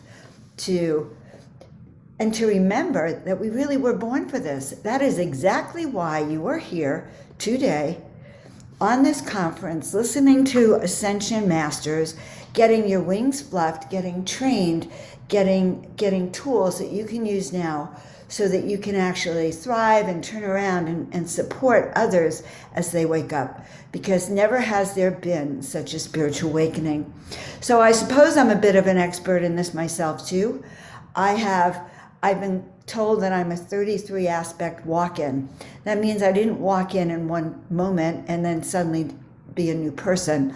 It's taken me all my life and 32 aspects of me to come together, and the last aspect coming together now here with Neil, where more of my gifts have been revealed, as well as my confidence in my abilities to do what I always thought that I could do but didn't know. So I want to talk to you about that first. I heard questions before for Deborah, like, how do I know my soul purpose? Or how do I know what my gifts are? Guys, your gifts are those things you have loved to do, whether you were paid or not, you've been doing since childhood. So what have I always been doing since childhood? I've always been kind of caretaking for people. I've always been going around kind of fluffing their wings, even though I didn't know that was what I was doing. I was always going around kind of feeling into people's energies and helping them calm it down and feel good about themselves no matter what. And in the end, I've now begun to discover that is part of my soul purpose. So your soul purpose, guys, is that which you have always known is you, but for various reasons have been unable to share or express. And so the purpose of today is to really help you kind of take yourself by the hands and really take a deep dive into knowing that you already know. All we're going to do is clear the veil away and remove it for you. So I've been on my soul journey for many years. When I was 30, I was told by a beautiful goddess that I was here to heal and inspire millions of people. But it didn't unfold exactly the way I was asking for. And in 2013, I found myself in despair once again. Literally on my hands and knees and begging my guides to, it's like, if I'm supposed to heal and inspire millions of people, if I'm supposed to be successful, if I'm supposed to do this work, why hasn't it happened? Help me. So I was on my knees begging, and instead of, giving me the answer, and you need to understand this, they don't actually give you the answer directly. Sometimes they give you the next step. So they told me on Halloween, which is 2 days from now, Halloween evening, 2013, they said paint 33 angels in 30 days. And the human side of me goes, well, what do you mean? That's a lot of work, 33 angels, 30 days, it's going to smell. I was doing oils then, and I resisted. So they said it again, because I'm again pleading, help me, show me the way. And they said the same thing. And so this time I said, I can't paint faces, I can't paint eyes. And they said the same thing, paint 33 angels in 30 days. By the third time, I knew that either I listened or they would never reach out and tell me this again. And that is also sometimes the way it is with your guides. We've set up activation points in our soul awakening and in our memory system, and we get chances to awaken. And if it doesn't happen, no judgment, but who knows, maybe it'll happen next time. Maybe it'll happen in 5 years from now. In 2013 or 2015, I was told that I was supposed to be famous younger, and I had blown it. So certain activation points are there, and we either say yes or we go on, and we're on a different timeline. So I understood that when I was about to say yes, that my yes would change the course of my life. And it's true, your yes will change the course of your life. I knew that when I said yes, it would narrow my focus. It would help me choose, would help me eliminate that which was no longer for my highest good and help me narrow the focus onto that which would be for my highest good. And it's true. I began to feel into energies, and I began to feel into other people, and those who were not for my highest good would drop away. So my angels said they won't reveal these further details till I said yes, and this is part of the collection of the 33 angels that came through. All right. And at that time, a forgotten, unread, R-E-A-D book fell off the shelf. The book fell off the shelf, open to this page that says, your call for a divine assistance has been heard. And I had said, give me a blueprint, give me a life plan. And what they did was show me that the book confirmed that my guides, my angels, were really there. So I knew they would tell me more once I said yes. And so once I painted the 33 angels, and I shifted my energy, so it was a twofold process. I actually hung the angels in what was now the angel portal. That book fell off, and I just knew, okay, and they started to show me how to feel the angelic frequencies. And they started to show me that my job, that when I would raise my vibrational frequency, I was an energetic mess when I began this in full, disclosure. I was depressed, I needed help. And so they showed me how to raise my vibration through doing this art and by channeling the messages directly from source. And so as I did this, my vibrational frequencies started to change. So the questions I have for this, and I began to know that I was born for this. So guys, you are all born for an amazing reason. It's sad that it's elusive right now, or it may be elusive to some of you. But as you begin to recognize and remember, you will be able to access, just like Deborah says, your guides, the downloads that will come through. So the question we have to ask really is, number one, are you ready to be activated? Some people are not ready to be activated. Now, I have this feeling that most of you on here are. Second, we have to embrace our visions. Now, this image here in the middle happens to be Nicole. It's one of the images of Nicole that came through as I was downloading and channeling her soul essence. This is not the final one that I was told to give to Nicole to remind her always of who she is, but this is a soul aspect of Nicole showing her in the higher realms, the interdimensional places. It makes it easier, by the way, when you embrace your visions to see how you are in the interdimensional realms. And then the other thing is to connect to our soul essence. Okay. So we want to, yes, unbelievable, Joan. I've gone the wrong way. So we're just going to stop the share for a minute and go back.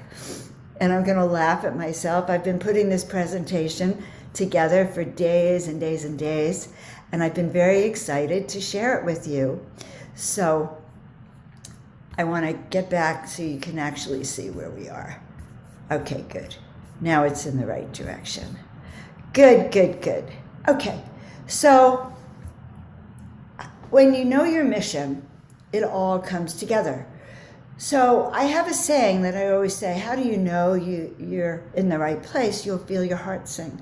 You will literally feel this joy of recognition, soul recognition.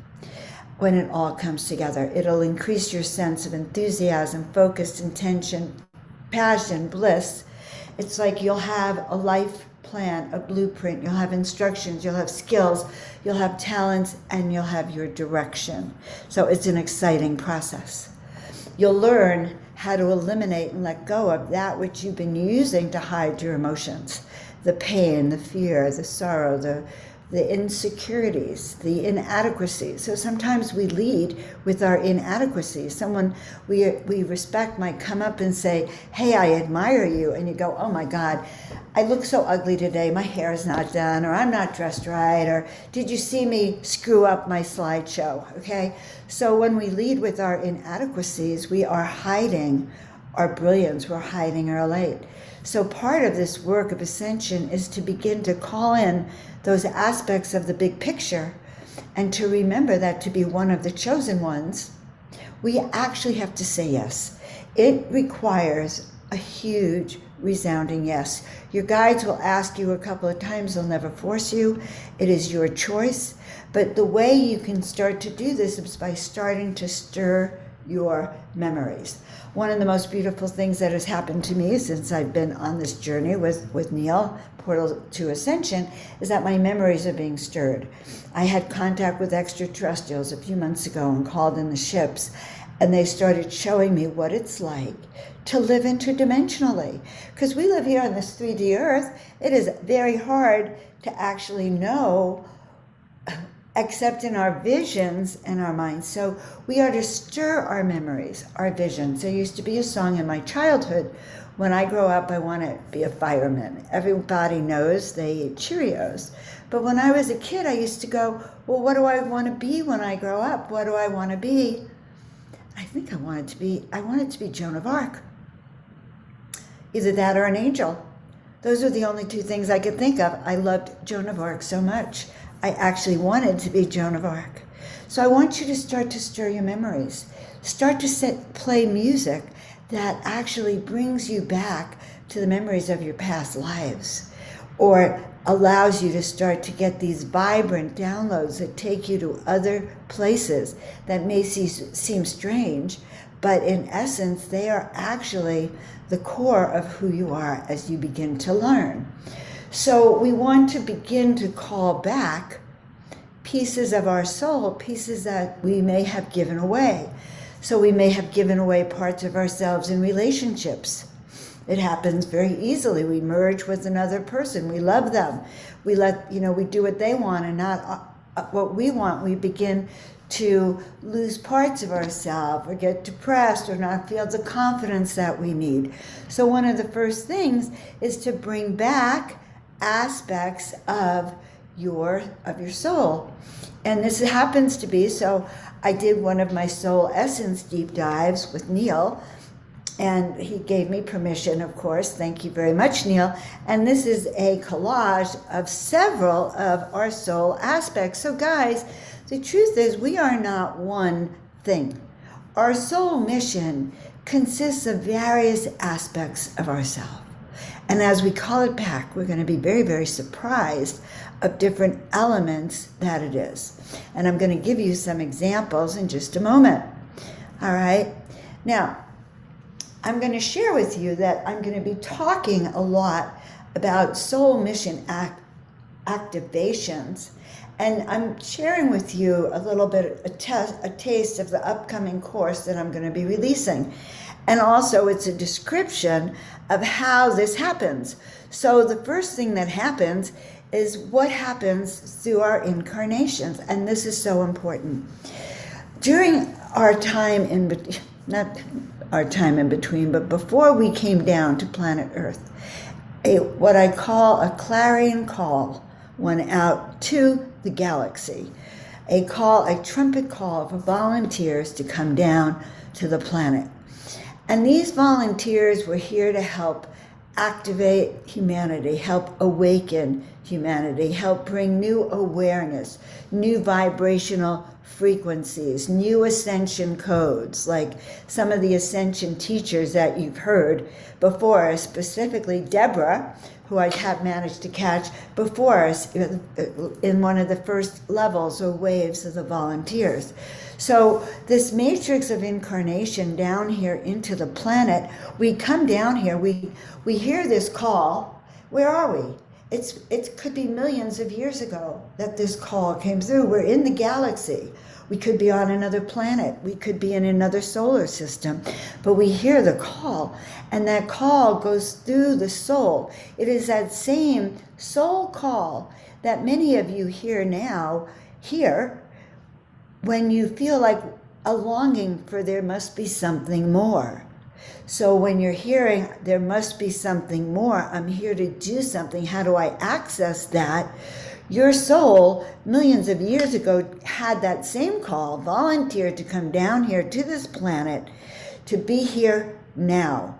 To be here now in this period of time, 2021, 2022, 2025, this whole range of time going forward to help bring back the memory of who we are so that we can step in the higher path and walk this ascension pathway. You are the light bearers, the light beings, the bringers of the light, who literally chose eons ago and were chosen. So part one was you chose. You said, I'm ready. I want to do this. I love those people down there. I want to serve. But the second part of this was that there was angelic celestial beings, star beings, that then got to select the best of the best. And so I want you to know, if you're here, you're one of the best, just so you know, okay? Because you wouldn't be here if you weren't. So you had to undergo an audience with those celestial oversouls that knew exactly what was required to wake up humanity here on the planet, and they and you had a chat. So they could see, they were auditioning you to see who you are, to see what skills you had, to see if you were capable of coming down here and completing your mission without forgetting. Because the trap down here is all souls forget. Because we live on a planet that was designed to make you forget. Absolutely designed. So there you are having a meeting with your oversoul, your high angels. You agree that you have the skills. They agree that you have the skills. And by the way, I happen to have met that beautiful soul whose mission has been to be one of those people who chooses to help people decide to come down here, and then comes down here to make sure they get the mission right. Aho. It is a huge task. It's a huge thing because you come down here now. So now you've been assigned. You hop on whatever transportation advice gets you, device, not advice, gets you down here. And let's say you have your clipboard, just like this. It's your life plan. You, Joan, I'm going to talk about myself. You, Joan, are going to show up down on planet Earth. You will have many lifetimes where you will completely forget.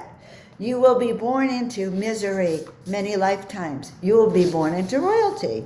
You will have lifetimes where you soar, but you will have lifetimes where you will lose everything and forget. Or lifetimes where you communed with the gods and lost your head or burned at the stake for speaking truth. So that is where we're sending you. So be prepared. So on your instruction list is a list of not only things to do, things that are going to help awaken you, but it's a list of your talents, your skills, that which you came here to do, even knowing to the details of the people you might call into your life who will support you in becoming this amazing high ascended master being that most of the time you may not even know you are. So the first step here is to actually remember. So some of my artwork now is because I have needed to remember, and I realize the people around me need to remember why we have these assignments, what we agreed to do. So the truth is that when we go into meditation, we can actually ask to be shown memories from home. We can ask to be shown our soul essence. That soul essence painting of Nicole's always will remind her of who she is. So when she's sitting in her office and her human self might say, oh my God, I can't do this, or what am I doing? I don't feel right. Her galactically celestial self will help her come back into balance and will help her know why she's doing this, the core of her being. So your soul knows best. Be still and listen. So the second part of this module that's going to be coming up, and what I want you to know today too, is that we can go through transformation and remembrance. When we start to realize that we all exist with collective trauma of coming down here on the planet and losing our lives, many lifetimes of not remembering, of being in situations that we were not able to fully express our soul, creating karma, creating challenges, and involving us here in this matrix. So as we begin to go through the cocoon, and the last few years have been both an initiation and a cocoon. As we go through this cocoon, we learn how to know who we are and be our authentic selves. So this is some of my own soul aspects and soul fragments. Neil and I are conducting, and Alan Steinfeld are conducting a tour, 2 tours in Egypt next summer. And I started diving into what is calling me to Egypt. So when I see these images, I certainly can feel that higher aspect soul of mine. That was a high priestess. That was, a pharaoh. That was royalty. That was a guide to others. I can feel that essence. And so I could pull those aspects, those fragments together.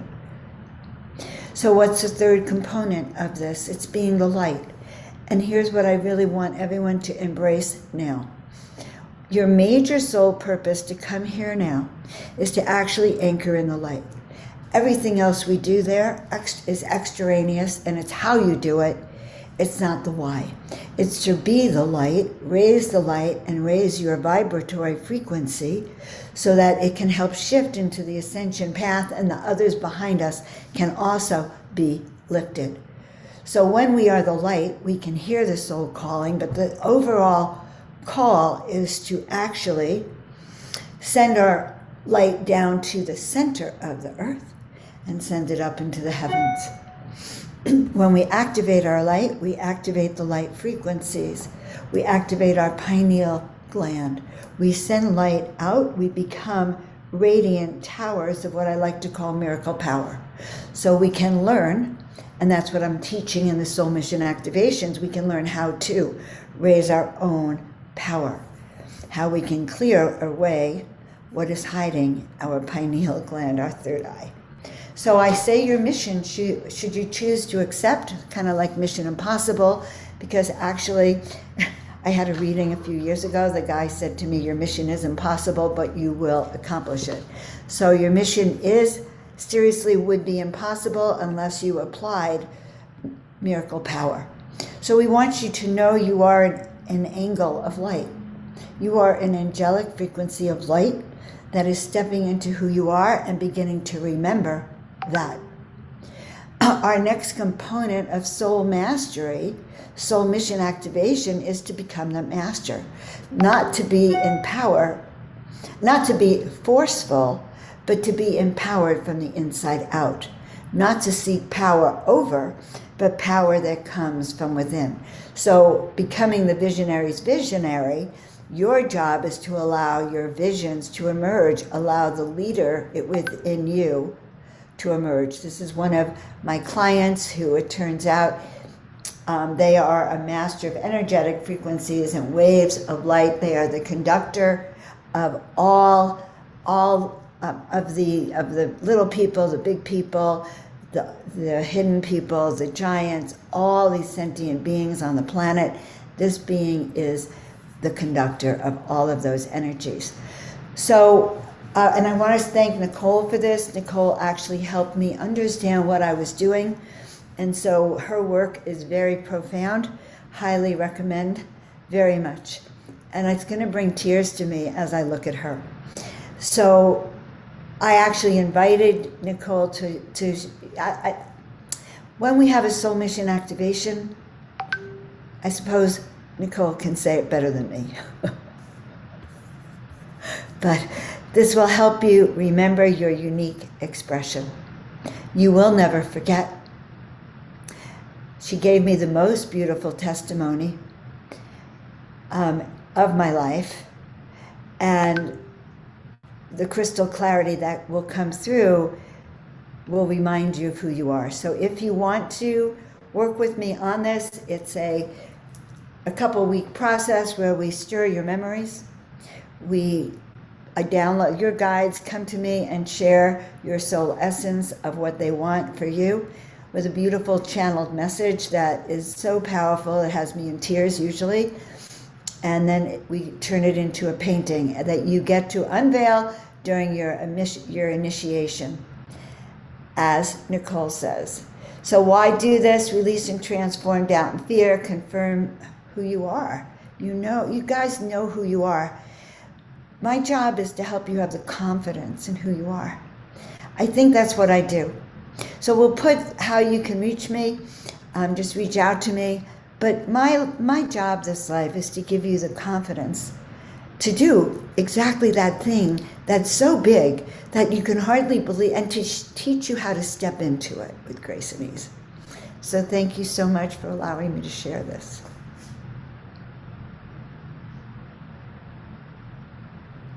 Thank you, Joan. Joan, I just want to give you a shout out, sister. That was so amazing. And yeah, that was your process was incredibly timely and powerful for me. I just want to show this is my soul self. And the message that came through with Joan was really that my 11/11 event, like, you really helped me to understand why I was called to do this crazy thing and put on this big event, because I'm responsible, or I'm allegiant to 333 souls that are here to help activate heaven on earth on the planet, and it's about calling them back together. So I want to cry when I think about it, because it was so, I felt it in my entire body when you channeled that for me.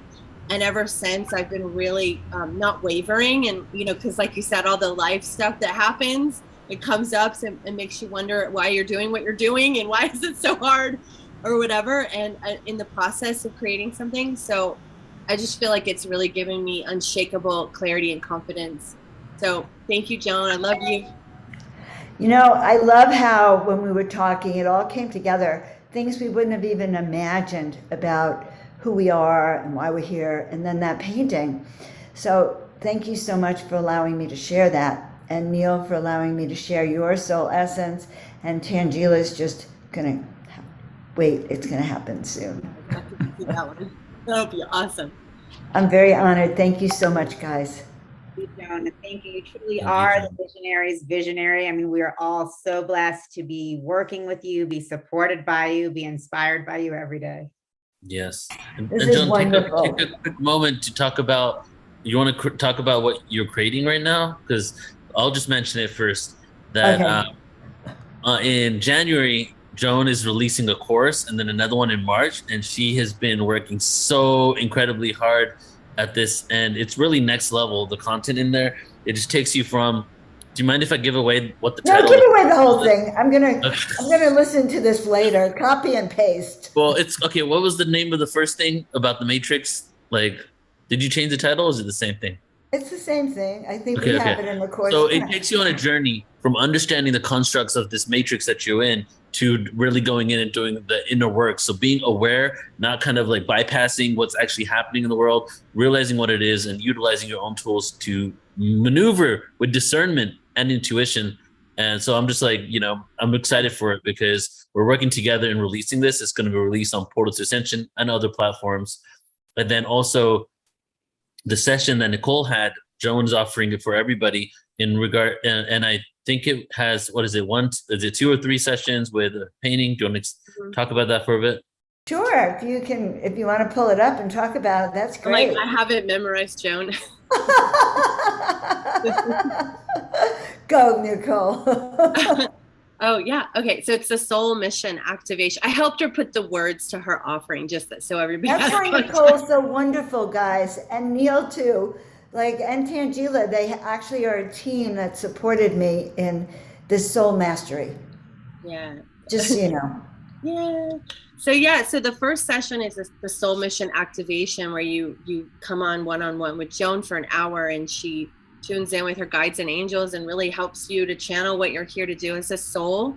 And then she goes through a process of creating the art, and then there's an unveiling session. So before you open your art, you're to open it together with Joan in the unveiling and anointing session. So you really get anointed, almost like knighted in your mission.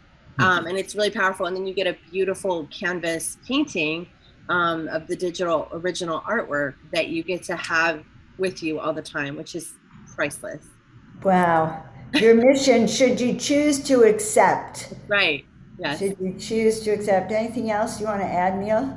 It's very sweet. No, that's it. If you want to close us out with a little invocation before we go to the next next guest. Sure. Well, first of all, I love you all. This is great. So we are here in the process of ascension. So everyone just take a deep breath and just feel us all together right now. And then another deep breath in. Send your roots down to the center of the earth. And I want you to do two things for me. Number one, I want you to send your antennas from your crown all the way up to the heavens, so you actually can feel connected to the heavenly realms. And then I want you to focus on your shoulder blades, and I want you to bring those shoulder blades back. And I want you to bring those wings back. And I want you to imagine just now that you're like one of those horses on the merry-go-round. You have an antenna that goes right through you to the center of the earth, all the way up to the heavens. Your wings are back. All right. And I just want you to feel how powerful that feels within you. That feeling of certainty, that you know where you're going, that you can trust the process. And as you move forward, you start to feel your wings being cleansed. You start to feel as if someone's oiling those wings. Every feather is clear, ready to go. You are a fully activated, authentic, angelic, high frequency being here on planet Earth, ready and activated and willing to step into that which you came here to do at the highest of light frequencies. And so it is. Oh. Aho. Felt my wings, girl. You are soul mission activated, my loves. Mwah. Just reach out to me, and it's not on the website. Just go to Joan, just reach out on my email. You'll find me, and I'll put it in the chat here too. See you all later. So much, Joan. Beautiful. Wow, that was awesome. So much high frequency. It's just super fun. Yay, Kalina. Amazing. All right, who do we have next? Joan, and now it is my deep pleasure and honor to be welcoming Kalina Malnar to our Ascension of the Soul conference today. Kalina is an incredible international facilitator and way shower of ascension, as well as a divine feminine leader for our fifth dimensional crystalline new earth. She leads all souls home to their sacred hearts for healing and finding their authentic selves. Kalina has been awake since she was a child and has had the privilege of seeing and hearing her guides. And many times this has saved her life and the lives of her family. And she has been gifted with deeper awakenings and activations at the cellular level from her galactic star family of light, angelics, and masters to support her in what she's here to do in support of all of humanity. And she is an incredible light language facilitator, grid worker, and just incredible magical way shower for all of us. So we're just so excited to have you here with us, Kalina, today to be speaking about living multidimensionally. Thank you. Thank you for having me back. I'm so excited to be here. Hello, everyone. And I want to say it's such a good event. It's going to be a beautiful event that Nicole and Krista are putting on. I was supposed to be in it, but I knew that something was going to come for me that I wouldn't be able to participate. I am leaving for grid work. They do this to me every fall. But it is for humanity and Gaia. So that's first and foremost important. So those of you that get the chance to actually go, it's going to be really good. So I'm plugging that because I know these women. So it's going to be beautiful. So thank you. So yeah, living multidimensionally. This is, I didn't prepare any kind of slides or anything. I just don't even know how to do that kind of stuff. So I'm just going to present from, all that I am. And one of the things I do want to talk about is I want to express, which is so important for everyone to understand, is there's so many people out there that have this fear of actually even thinking that they're multidimensional. And we are not just these human beings. We are these multidimensional beings on the earth. And a lot of us came back here to actually do specific things, jobs, missions, whatever you wish to call them, for Gaia, to assist in the process of the ascension for Gaia, but also for humanity's consciousness. And our our job truly is to lift our vibration and our frequency into our light body, so that as these highly vibrational frequency beings, we leave, that's how we actually leave what people call the karmic cycle, the karmic wheel, or whatever holds you inside into the planet. And that's why it is so important to actually do your inner work and heal yourself and hold yourself into that high space and place in this reality, especially now. And one of the ways that we actually can do that is by allowing our multidimensional self to actually be seen and heard. And I'm going to give you examples, and I'm actually going to do some activations today for everyone, because there's a lot of people that when they receive the activations, it takes them a little further in their process. So one of the things that one of the embodiments, we go through these embodiments of ourself. I call them embodiments because I started that when I was 13, embodying these different aspects of myself. And one of them is a high priestess. And I have traveled all over the globe doing this work, and it's called alchemy work. Or some people call it magic, but it's alchemy, and allowing God, the divine, to work through me as this fully open conduit on this being of light to bring these higher frequencies in the grid. One of the things that I've been asked to do is to raise the harmonic vibration through these activation, these DNA codes. So I work with your DNA, and I work with the DNA on the earth.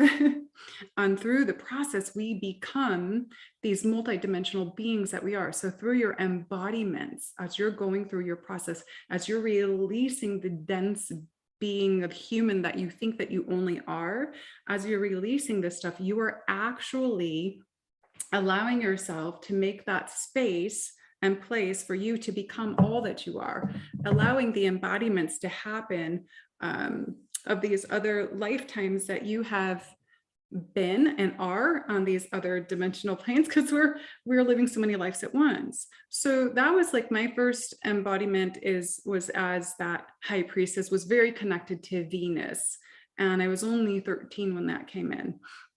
And that's very much connected to the divine feminine and the light part of Venus, because there's two sides of Venus. People have to understand that Venus, and Venus just had this massive return to the earth too. I'm not going to get into that. I talked about that for years in my videos, but the light part of Venus is the self-love. It's compassion. It's seeing your brothers and sisters for who they truly are, seeing the light in people, allowing everyone to be in states, in places, in their process without any judgment. And Venus really brings in that. I mean, and I know in astrology, Venus represents other things like finance and all that stuff, but this is actually the embodiment of that divine feminine piece of the goddess. So it's so beautiful. It's such a beautiful embodiment and an energy to return to the physical, whether you're a man or a woman. So don't think because you're a man that that's not going to happen to you, because you are both energies, okay? And if you've walked that path in another life, you have the ability to bring that back. So in my embodiments, with all the different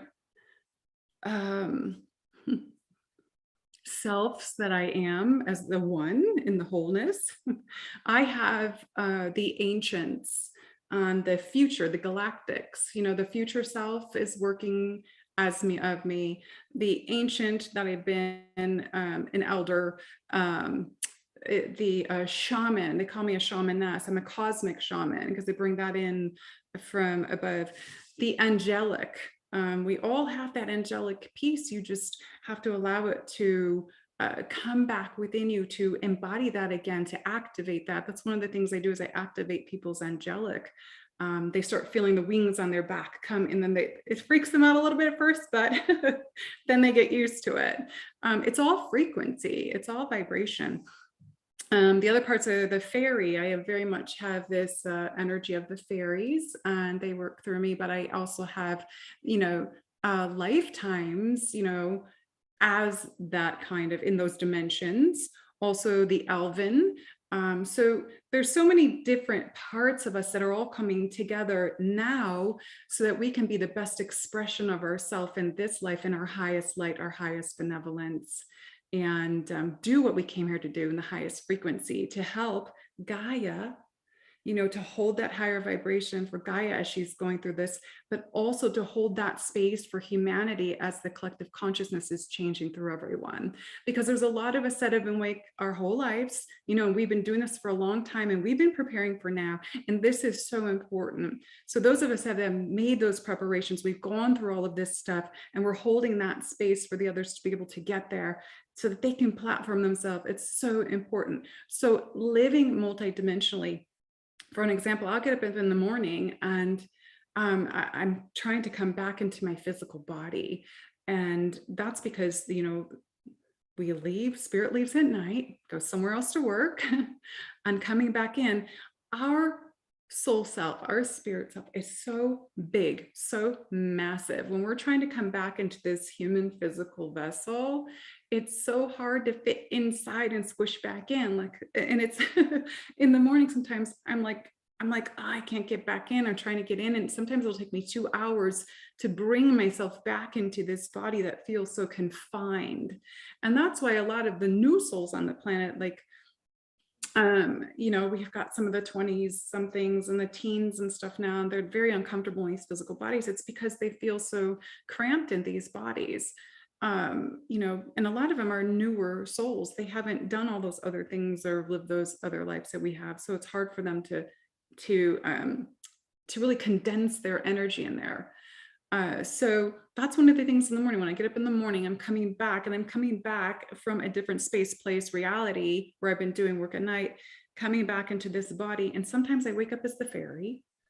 I'm like, oh, and I speak in the fairy language, and I'm like popping around the house, and, you know, and I'm talking to the other fairies, and I have videos of the fairies. I just actually videoed them the other night. And they're so beautiful.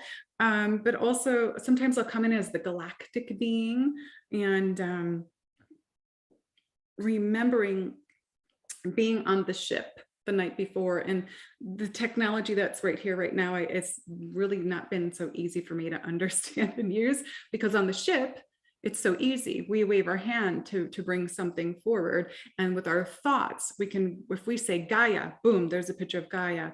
If we say Venus, boom, there's Venus. If we want to tune into a specific location, boom, it comes up.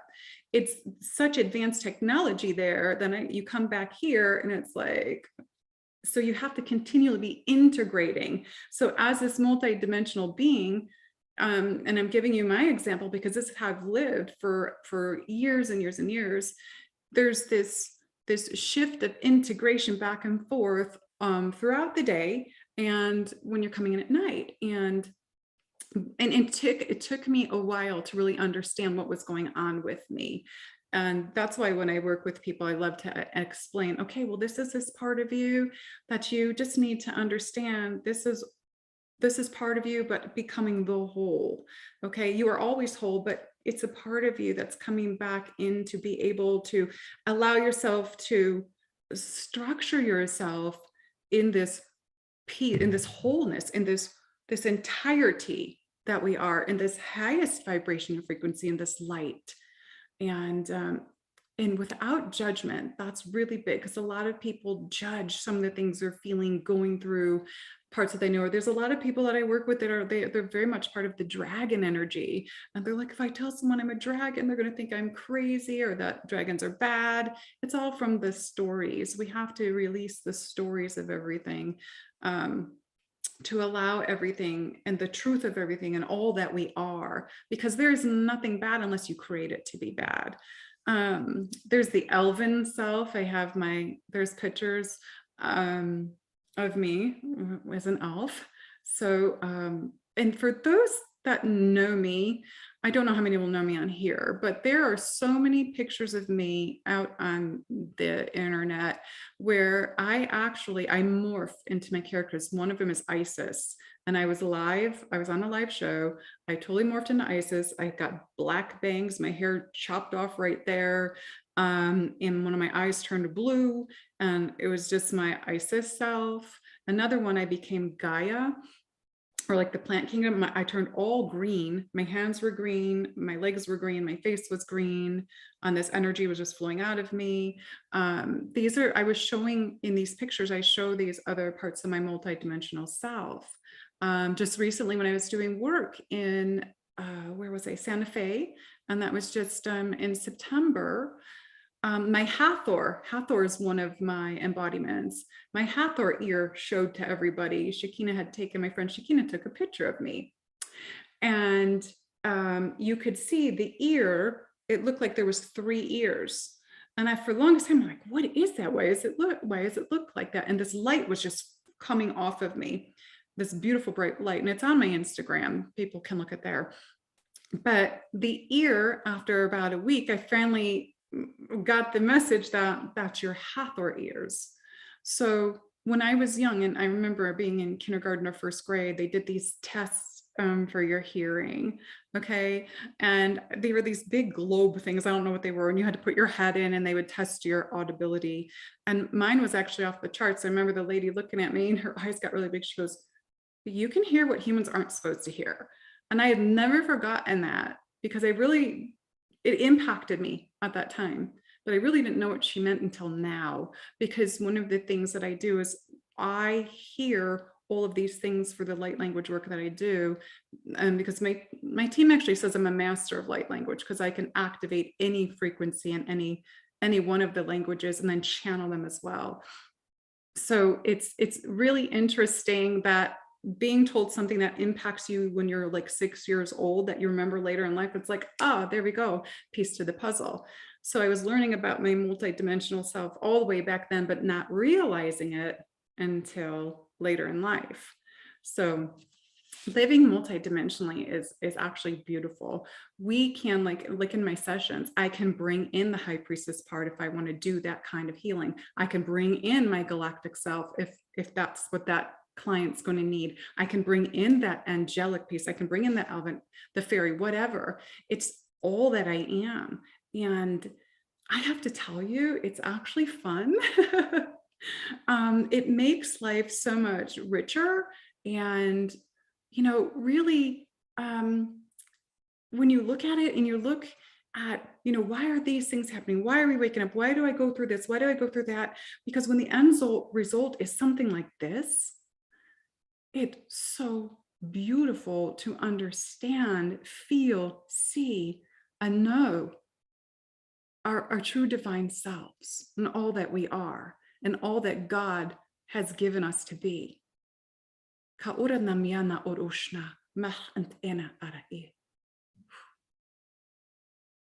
Living from here is where we live multidimensionally. Sacred Heart, that's my work. Bring people out of that false identity, go bring them back home here. Expand your true self. Know the natural you. Live from here and allow yourself to be all that you are. Know thyself. Love thyself. Be thyself. It's so important. There's nothing to hide. There is nothing to be ashamed of. There's nothing to fear.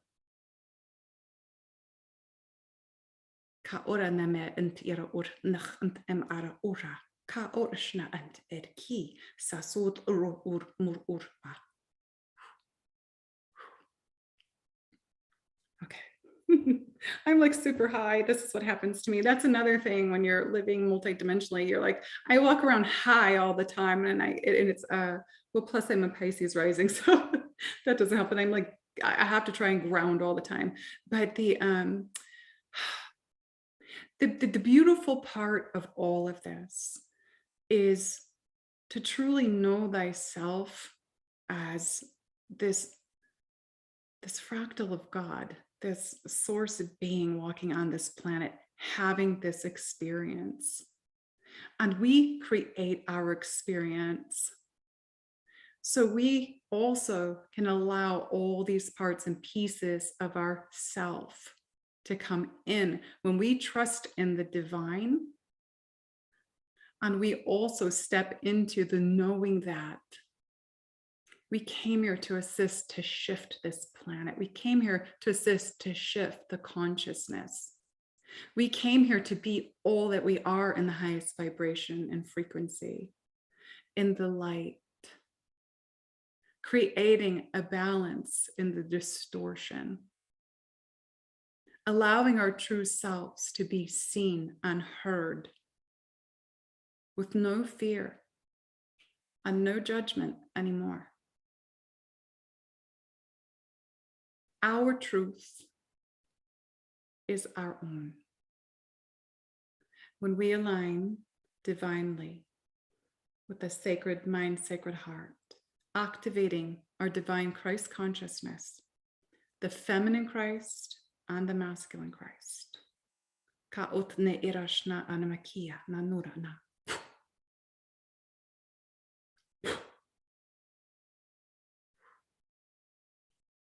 Satura.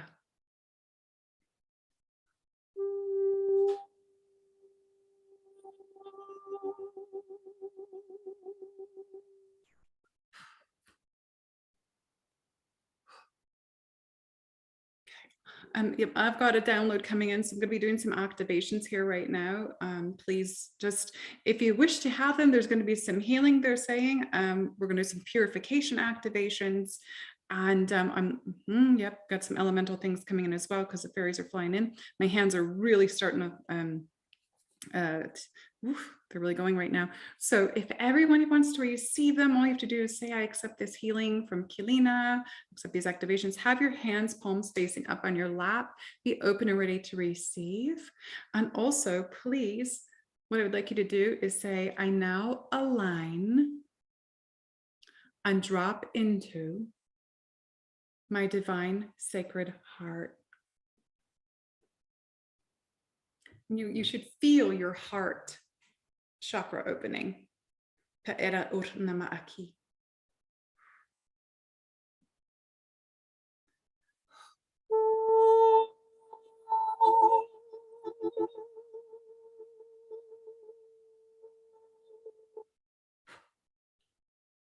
There'll be sounds and tones and vibrations. Then what they do is they shift your frequency. They can align you.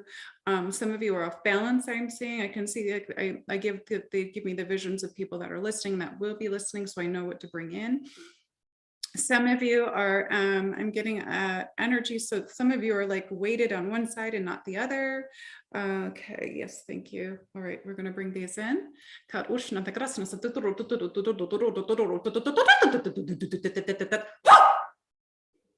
allow that to open. That went to the solar plexus for some of you, to open up that, to allow yourself to let go of the control.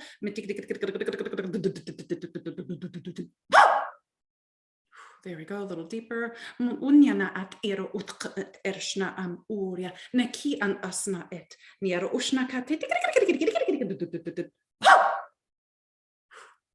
they're really working on some of you with the solar plexus. So I'm feeling is some of you are really, you want to control the outcome of things. So when we want to do this, we're not allowing ourselves to live from our divine will, which is God's will. So they're really, when I do the whew really loud, that's like God sending through this like light that just goes right to the solar plexus to like open it up more.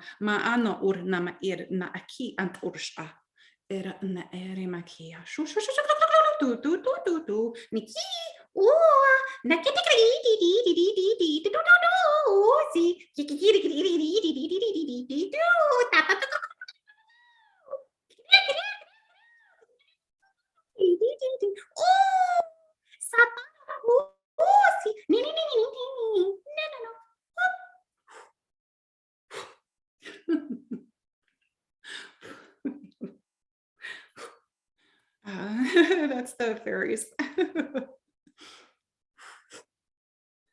So the fairies will bring in joy because that's what they know. They elevate that joy within you. They help with the light. They're so beautiful. So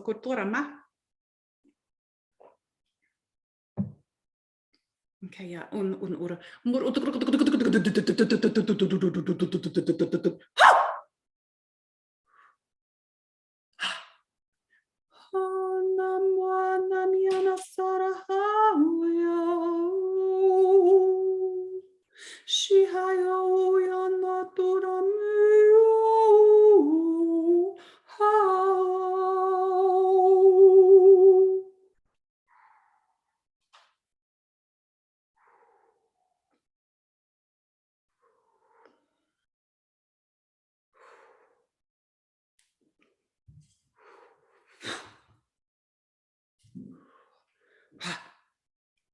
Okay, just pulled some stuff out of all of you, out of your energy system. It just went right up.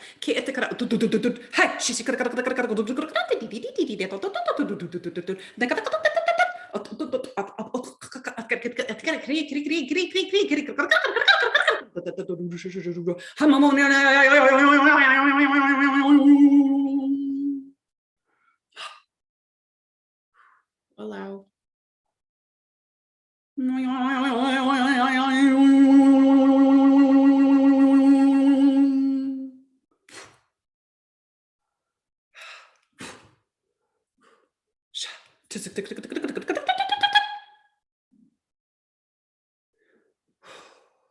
Ura namana eterna kia sha amoria amoria aya.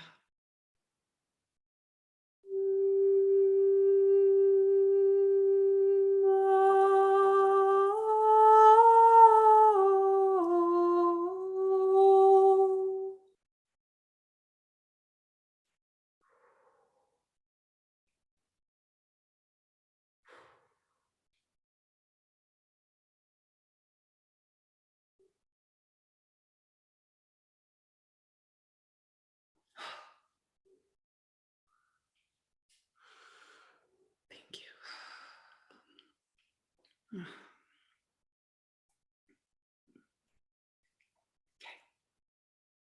My team has said we're complete. I have a big team that I work with. So, woo. Okay. Whew. All right, I hope everybody's feeling that. If you need to, if you feel like you're too high or if you flew off a little bit, just to focus on your lower back, focus on the lower back and just say, I am grounded. And you're going to feel your energy flowing down, and you're going to feel the grounding's going to start from the root and it'll go down your legs to your earth star chakra there. Amor. Aquí.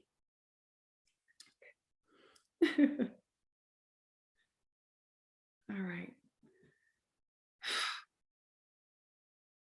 And that's about it. That's about it. That's what I'm doing today. Thank you, Kalina. Oh my goodness, that was amazing. Oh, good, good. Amazing. I felt the fairy. I'm like, that's the fairies. The fairies coming in for me too. Yeah, they're super high frequency. I love them. So, and I heard earlier, I don't know if Joan had said that she was going to Egypt next year or something. So am I. I'm pulling together women with the priestess work. So that's amazing. Wow. There's only a lot of us going. Yeah, I'm getting it together. I have a guide already and I'm working on all the details. So I'm going to be taking women there next year. It's part of my work. Exciting. Beautiful. Yeah. Well, thank you so much, Kalina. That was amazing and beautiful. And, we have the comments coming in from, I felt the angels and I so appreciate this gift. Beautiful, amazing. Really people appreciating you and the gifts that you're sharing with us today, really helping us supporting us in raising our vibration and reaching those higher and higher frequencies together. Beautiful, beautiful. Thank you. Thank I love you. you. I love everyone. Yes. Kalina activated my light language at her beautiful Magdalene retreat, sisters retreat. I guess it was that last year or the year before? I don't time is the summer before. Yeah.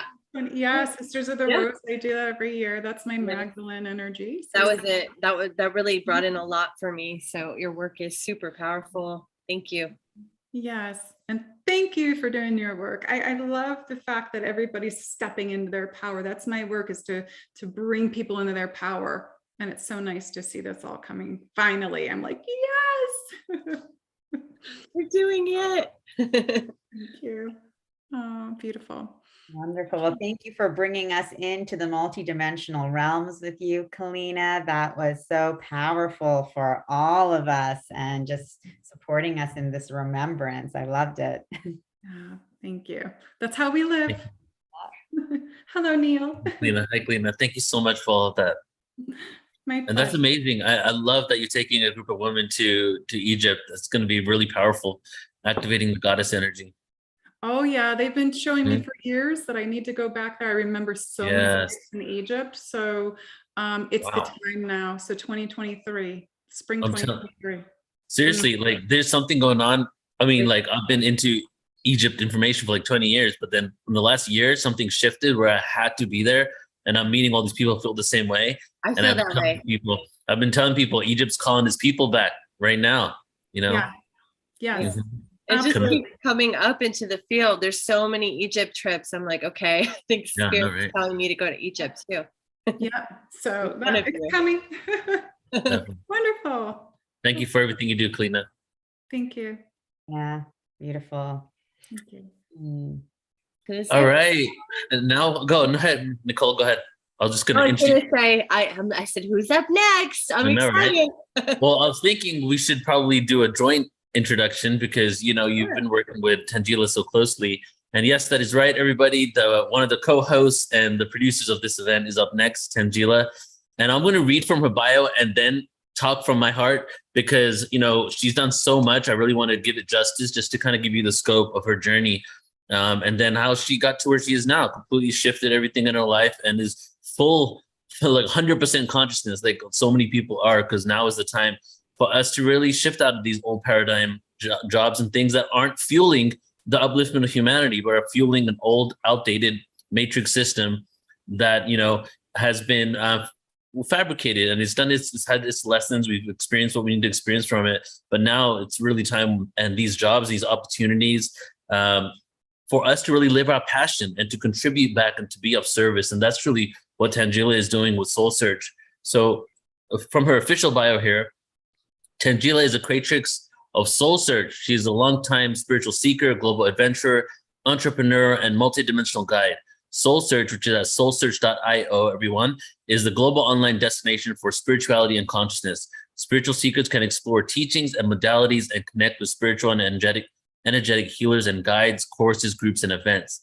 Spiritual practitioners can connect with a global audience and showcase their expertise through a robust profile, articles, video, audio, and more. Soul Search is a global spiritual community for exploration, expansion, and elevation during this time of growing global consciousness and ascension. And as a serial technology entrepreneur and international economic development and global trade expert, Tangela has founded several technology businesses or worked around the globe, including countries such as Afghanistan, Bangladesh, Egypt, Indonesia, Mexico, Thailand, and Vietnam. So before she launched Soul Search, she had been on an incredible journey of not only spiritual journey moving forward in life, as she's been a spiritual seeker for a lot of her life, but also in regards to getting to the point where she has now fully invested all of her energy and her time into growing Soul Search because of her realization of how important it is to create connection. And that really goes into who she is as a person. But she is not only a beautiful soul that I had opportunity to spend time with and even stay with here in Shasta, but she's also a huge networker and connector. Like she's probably one of the biggest networkers I know. Everybody that meets her loves her, you know, and just when she talks to you and says hi, it just makes you want to smile, you know, and that's who Tangela is as a person. So I'm just excited to be connected with her and working here. And then she, of course, has introduced me to Nicole because they're working together very closely as part of Soul Search. And let me give it over to you, Nicole. Why don't you say some words about her? Sure, I'd love to. Yes, you hit the nail on the head. Tangela is incredibly magnetic and she just draws you in with her energy, and she's super generous and compassionate and caring. And I've just seen her like in our platinum program, just like give so much time and energy and love to people. And, you know, she's just somebody. Also, she's an incredible manifester and creator. Like she'll just, I'm the one who's like, wait, we got to slow down. But she's like, let's do this music conference and then this. And then like, she just creates it and creates all the connections. I've never seen anyone move so fast and be so on purpose. So she really inspires me every day to show up and to give my gifts, because she's fully embodied in hers. And so she really gives you permission to be all of who you can be, because she's doing that. So excited to hear your wisdom today, Tangela. Thank you both, Neil and Nicole, for just really beautiful introductions. My heart is just totally overflowing with love and gratitude for both of you, just being who you are and showing up in the way that you do. That inspires me to show up every day. So thank you guys so much for just being my co-creators in all of this that we're doing together. And I just want to thank every one of you attending today also for being the co-creators of this reality together that we are bringing forth. And as you guys know, Soul Search is a spiritual community. We're an online spiritual community. And I wanted to just chat today about building a spiritual community during these extraordinary times. And there's a lot of you here watching. And if you just want to put in the chat, what does that mean to you? Do you feel these times are different? What makes these times extraordinary? We've been sharing some extraordinary experiences together throughout this entire conference, the last few hours. And just as we are so much more than this human body that we see, the platform is so much more than what it is. The connections we are creating together are so much more than what we can even begin to imagine and feel. And so that's what this is all about. The ascension, as Kalina mentioned, is us really dropping into our heart chakra and truly being and living from that place of our multidimensional heart, which is so, so, so, so expansive, far beyond our wildest imaginations. And so when we are here coming together in co-creating the spiritual community, we are doing so, so much more than what we can even think or begin to see. And so what I'd love for us to do is to go into this journey together of what we truly are creating and manifesting together as we unite in the spiritual community as one. And so what I'd love for you guys to do, we've had a beautiful day of alignment and balancing, expansion, and activations. Now I'd just love for us to close our eyes. Just breathe in and breathe out and just relax. And as you relax, just begin to feel all of the beautiful frequencies reverberating throughout your body. Feel the frequencies of light of who you are that you've generated throughout this beautiful day that we've generated together. Feel them radiating in every cell, in every strand of DNA throughout the physical realm of your body. And as you feel the reverberations of that radiant light, feel the platinum diamond white light of who you are, grounding down into the crystalline core of Gaia, connecting with her everlasting support and wisdom, an immutable cord of strength and power. And feel that diamond platinum light pouring up through your body and through your crown into the cosmos, connecting you to all there is and all there ever will be. And as you feel yourself rejoicing in the eternal cosmic being of who you are, begin to feel around you all of the beings of your multidimensional self, the fairies, the elves, the elementals, the angels, the dragons, the galactic guides, gods, goddesses, ascended masters, all loving, rejoicing, celebrating together as one, in unity consciousness and ultimate power. For this is who you are in your multidimensionality of your soul, eternal and endless, ever expansive, ever connected across space and time. And so as you connect, rejoice, be in light and love with all of these beautiful aspects of yourself, fractals of light of who you are. Feel all of these aspects of you coming together as brilliant diamond strands of light coming and flowing in through the cosmos, lighting up your crown, in through your crown, lighting up your third eye, in through your third eye, lighting up your throat chakra, and then into your heart. You feel this brilliant diamond strands of light lighting up your heart, activating your heart. Feel your heart expanding, brighter and brighter and brighter.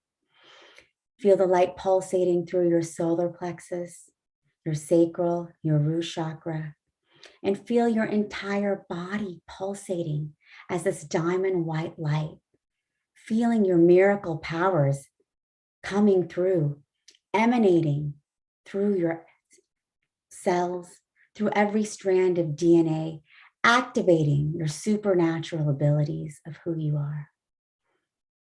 And as you feel yourself activating, feel your light radiating, growing stronger and stronger, brighter and brighter. Feel your power, abilities, capabilities bursting through the confines of your physical body, bursting through as the frequency of light that you truly are. That fractal of light ever connected to the cosmos, and feel yourself as cosmic unity, eternal power and force. And as you breathe in your eternal power, you breathe it out into the world, and you feel that expansion of who you are, growing wider and wider, greater and greater, past the confines of your home and the building that you sit in, lighting up your entire neighborhood. You feel yourself lighting up the entire city, whether you're in Cape Town or San Francisco. You feel yourself lighting up your entire country, lighting up the entire world. See yourself as a luminous being of light, with the highest frequency, lighting up this planet, this galaxy, this universe, the multiverse. Feel the power and energy of who you are as the true creator consciousness. And as you breathe in your power of conscious creation, feel that light that you are reverberating throughout the multiverse. Feeling that reverberation of your timeless self. You begin to recognize and feel the reverberation of light around the world from all of these divine sparks joining us here today, and all who are joining us as soul family. Each one of us connected as powerful lights, lighting up this planet, this universe, this multiverse together. So as we feel this connection of power and light that we are creating together, we feel this light growing stronger and stronger and stronger as we connect to one another in a beautiful grid around this planet, lighting up beautiful Gaia. And as we light Gaia, she rejoices and celebrates us in our beauty, in our remembrance, in our celebration of who we are. And as we breathe forth this power of unity consciousness, we begin to bring this light to every single person, being, mineral, animal on this planet, bringing them our love, our light, our joy, the highest of frequencies that we are creating here together. We go into the hospitals, lighting up those who are sick. We go into the slums of India and other countries, lighting up those who are destitute. We go into the places of war, such as Ukraine, lighting up those who cower in fear and suffering. We go to those who we know and love so well. We bring them our light, our love, our joy, our forgiveness, our compassion. And as each one of us, we go around the world bringing our light, bringing our frequency, and we feel the vibrations shifting. We feel the frequencies rising. Each and every place that our soul is now going. Picture yourself of where you would like to go, who you would like to help, who you would like to heal. And send them your love, send them your light, and know that they are healing. They are being helped. They are rising in their vibration and their consciousness is shifting. Whether or not they know what is happening, they're feeling the shift. They're feeling a rise. You are creating this. We are creating this.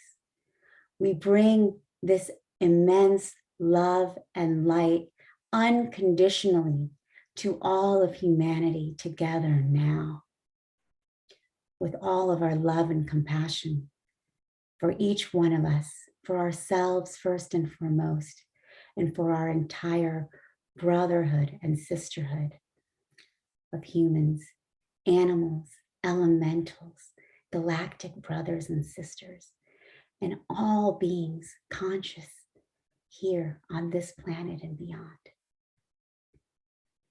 And we feel the reverberations of the vibrations that we are creating here together. Feel the expansion of our light in this moment. Feel the expansion of the planet together. Feel the planet shifting. Feel all of us rising. Feel all of us creating. Feel the universe changing. And as we breathe in this beautiful light and power of who we are, we bring forth this shift together, this enlivening, this ascension, feeling the power of who we are as the all-powerful creators of our own reality. We feel the community of our beautiful souls, the community of light that we are creating here together.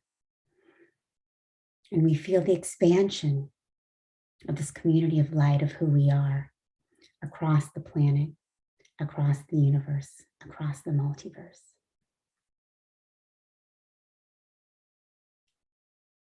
And as we feel this reverberation of our expansive radiant selves, feeling that heart connection that each one of us has to one another,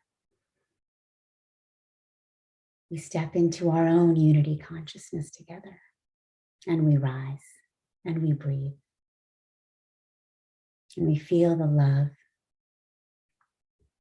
the unconditional love from where we came, the womb of creation, knowing that each one of us is the womb of creation, for we truly all create together.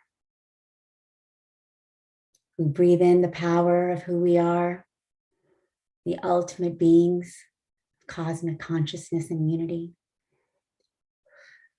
And we bring forth with our breath out into the world this knowingness of our power, this knowingness of our love, feeling the highest frequencies of who we are, and celebrating that together we can and we do bring this forth into the world. So take a deep breath in. Continue to feel the energies of who you are. Feel what you have created today together with all of us. And know that only love is real. Only this is real. Your cosmic unity, your cosmic power, your cosmic love. Breathing it all in, breathing it all out. And now you can just open your eyes and come back, wiggling your fingers and your toes, rejoining each one of us in the here and now, in our fractal holograms. Just take a deep breath and feel the connection that we each one of us have together. And so this is our journey of creating spiritual community, of what we are here to do together, what we are doing together, whether it's through an online platform like Soul Search or through Portal to Ascension, attending our conference here today and this weekend. At every level, we are working far beyond the confines of our human body, the confines of our 3D matrix that we have here. We are working at so many levels, on so many frequencies, supported by so many seen and unseen guides, masters, and angels.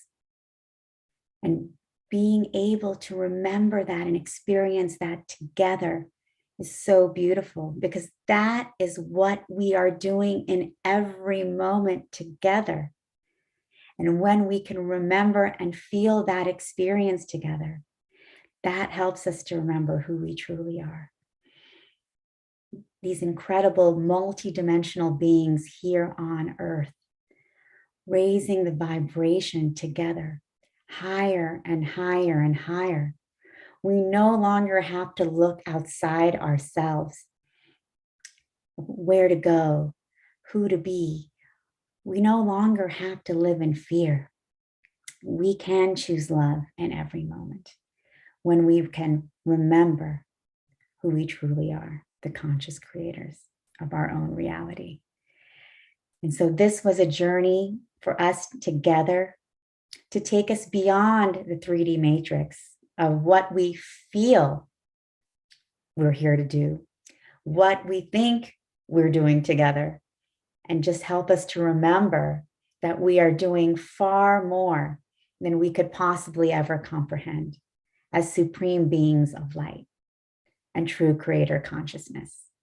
So I want to thank each and every one of you for your incredible service, for being here today, for showing up, for being a way shower in this ascension process, for building and co-creating spiritual community together, because this is what we are doing. Together, we are shifting the planet.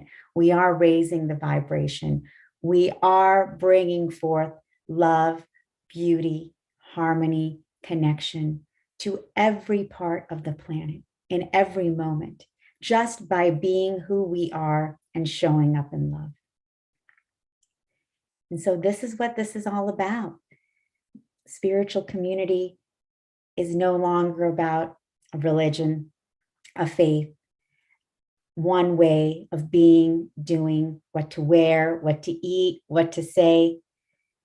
Spiritual community is opening our hearts, remembering who we are, and opening ourselves to one another in complete unity consciousness. And that's what we are all doing together. And thank you so much all for joining me in this experience today. So I see some comments coming in, from Scotty Satori, just saying, I opened my eyes on this gorgeous meditation at 3:33 Mountain Time. Beautiful, Scotty. Thank you. And Diane, I love the imagery of my light shining all around the globe. Exactly. And that is what we're doing. Chris, I'm a bit buzzing. Exactly. You know, we're buzzing, we're reverberating, because that is who we are. We are vibrating at these incredibly high frequencies in every moment. But we have forgotten, you know, we've been told, you are this body, you are this mind, we are in this density. But as we come together in cosmic unity, we are able to come forth and radiate higher and higher and higher together. And like Diane says, our light shines around the entire globe. Remember, you are shifting the planet. You are transforming consciousness. You, as the individual, are the teacher, are the guide, are the goddess, are the god. You are the healer. You are the supernatural one. And you are here to share your gifts. And so it's so beautiful for all of us to be here together, creating the spiritual community. And it's just such my gift and great honor to be here with all of you. Thank you, Tangela. I wanted to ask you, I mean, you really kind of explained it through your meditation, but what is your, like, if I was to ask you, what's your intention with Soul Search, and where do you see it growing? Like, what do you see with the work that you're doing, where it's going to be in the future? Do you have a vision for it? Sure. Thanks, Neil.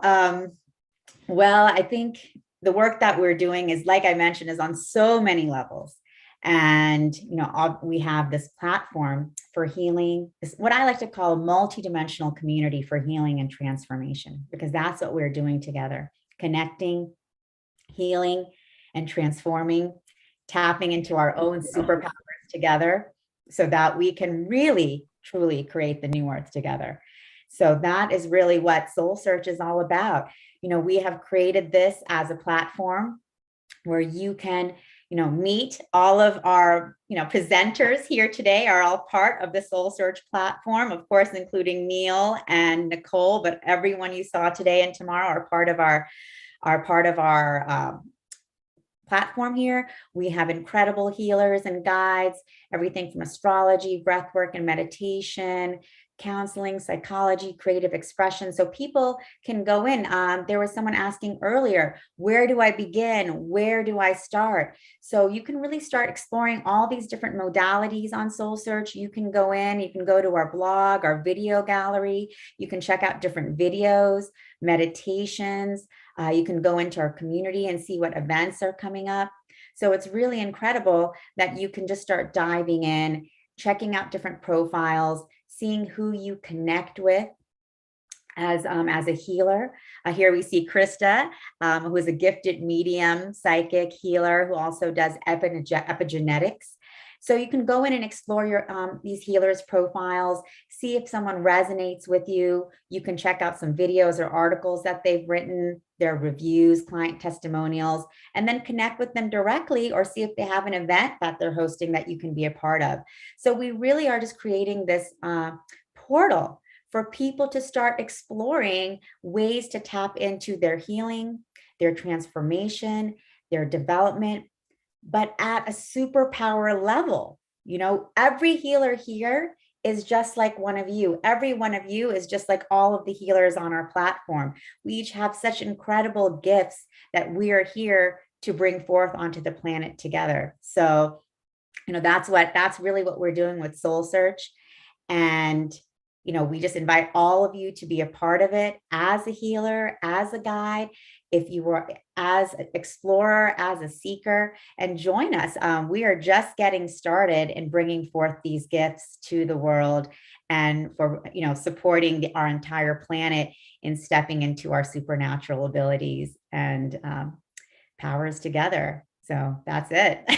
Lots more to come though. And Neil knows that with Portal to Ascension, we have so many, you know, we've been so blessed. Neil and I we lived together in Shasta, which was a fantastic experience, and co-creating together with the Ascension of the Soul conference and so many other things coming forward. I mean, I can't even imagine what's going to come through, you know, hopefully some galactic trips soon as well. Tangela, I just wanted to ask you, obviously I'm deeply involved with Soul Search, but I'm curious because I've watched so many events come through lately, and just wondering, yeah, what are some of the other offerings that you're bringing together? And I know that we're going to be starting a new season of platinums next spring or late winter. So yeah, maybe talking about a little bit about that would be awesome. Or so we have, we've been very busy. We had our first psychic and healing fair in San Rafael. We're going to continue to do those. We have our next live psychic and healing fair planned for San Rafael, February 25th, and also planning a few throughout Arizona, Phoenix, and Tucson. We just hosted a great music festival last weekend here in Sedona. We're going to continue bringing forth super conscious music through both Portal to Ascension and Soul Search, because we are so supportive of all of our artists and bringing through the healing frequency and vibration of music and sound. So both through online experience as well as in person, and of course, supporting our practitioners. What is amazing is we are also a community of practitioners and healers, and we have our platinum program, which Neil is a part of. All of the healers that are participating for this weekend are a part of. And we had an incredible mastermind that Nicole facilitated, working with our practitioners to dive into different aspects of who they are, bringing forth different creations like what you saw with Joan and her beautiful soul activation and expressions. So, we are here to support our community, whether it's in healing and transformation at the individual and group levels, and also with our practitioners to up-level offerings, services, and create events together. And so we're really excited about launching Platinum again next year in January, bringing together another group of practitioners that are excited to connect, build community, build connections, to superpower their sacred collaborations, and, just manifest together. It's been a powerful experience for all of us. And also bringing forth other programs for practitioners, everything from launching courses online to launching communities. So we really are here, we're a community that we are co-creating together. So of course, I invite all of you watching, if there's something you would like to see on our community, be a part of, please just reach out to us directly. You can reach me at tangela@soulsearch.io. And, we're happy to take in all of the beautiful ideas and feedback and offerings you all have and continue to bring it forth into the world together. This is a conscious co-creation and sacred collaboration amongst all of us. Yes. And how amazing is it that, you created a platform that happens to be a platform that features other practitioners. So like you create your whole foundation of this business is literally a collaboration platform where we're all getting together to share our skills, talents, people that do similar things, people that have modalities that you might not even heard of. So it's really what's needed. I said the other day in our call with Alan and Nicole that, this is the new yellow pages, right? But what should we call it? It's got to be something different than that. I guess we'll call it Soul Searches. the diamond light pages. Yeah, right. Yeah, this is the directory that's really going to matter for when we're awakening and going through things. We got things that we need to transcend, challenges that we need to confront. And as we do these, we can start shedding the layers, if you will, so that we can be the caretakers of ourselves, firstly, right? We need to take care of ourselves, have compassion on ourselves, each other, and the planet. And that's what it's all about, right? Being of service to ourselves and each other really just reflects on the planet. And that's what you created. So just say, I've said it to you like a million times. I feel like the boy cried wolf every time I say it. But you're doing amazing work, Tangela. So thank you for everything. Thank you. Thank you. And thank you for all your support, Neil and Nicole. I could not do this alone. It takes everyone here and, powerhouses like yourselves bringing this forth. And just to let everyone know who's watching, like I did, like Neil mentioned at the beginning, I had several technology businesses. I'm an international trade expert. Even though I had the download to bring forth Soul Search, I didn't want to. I didn't want to. I was too scared. I was too trapped in my paradigms of who I was and where I was living, what I was doing. It was just so outside the realm of my identity. And it did take a huge dark night of the soul for me to give birth to Soul Search and bring it forth into the world. And that's okay. That's part of the journey and part of the process, for so many of us, having to really shed all these layers of who we think we are to then to embody who we truly are. So. Who who we think we are to embody who we truly are. I love that. Thank you, Tangela. That's a timestamp right there, Tangela. Yeah, I know, right? I was like, have I heard that before? I'm like, no, this is original. This is 100% Tangela right here. The journey. I mean, that is the journey that we're all on.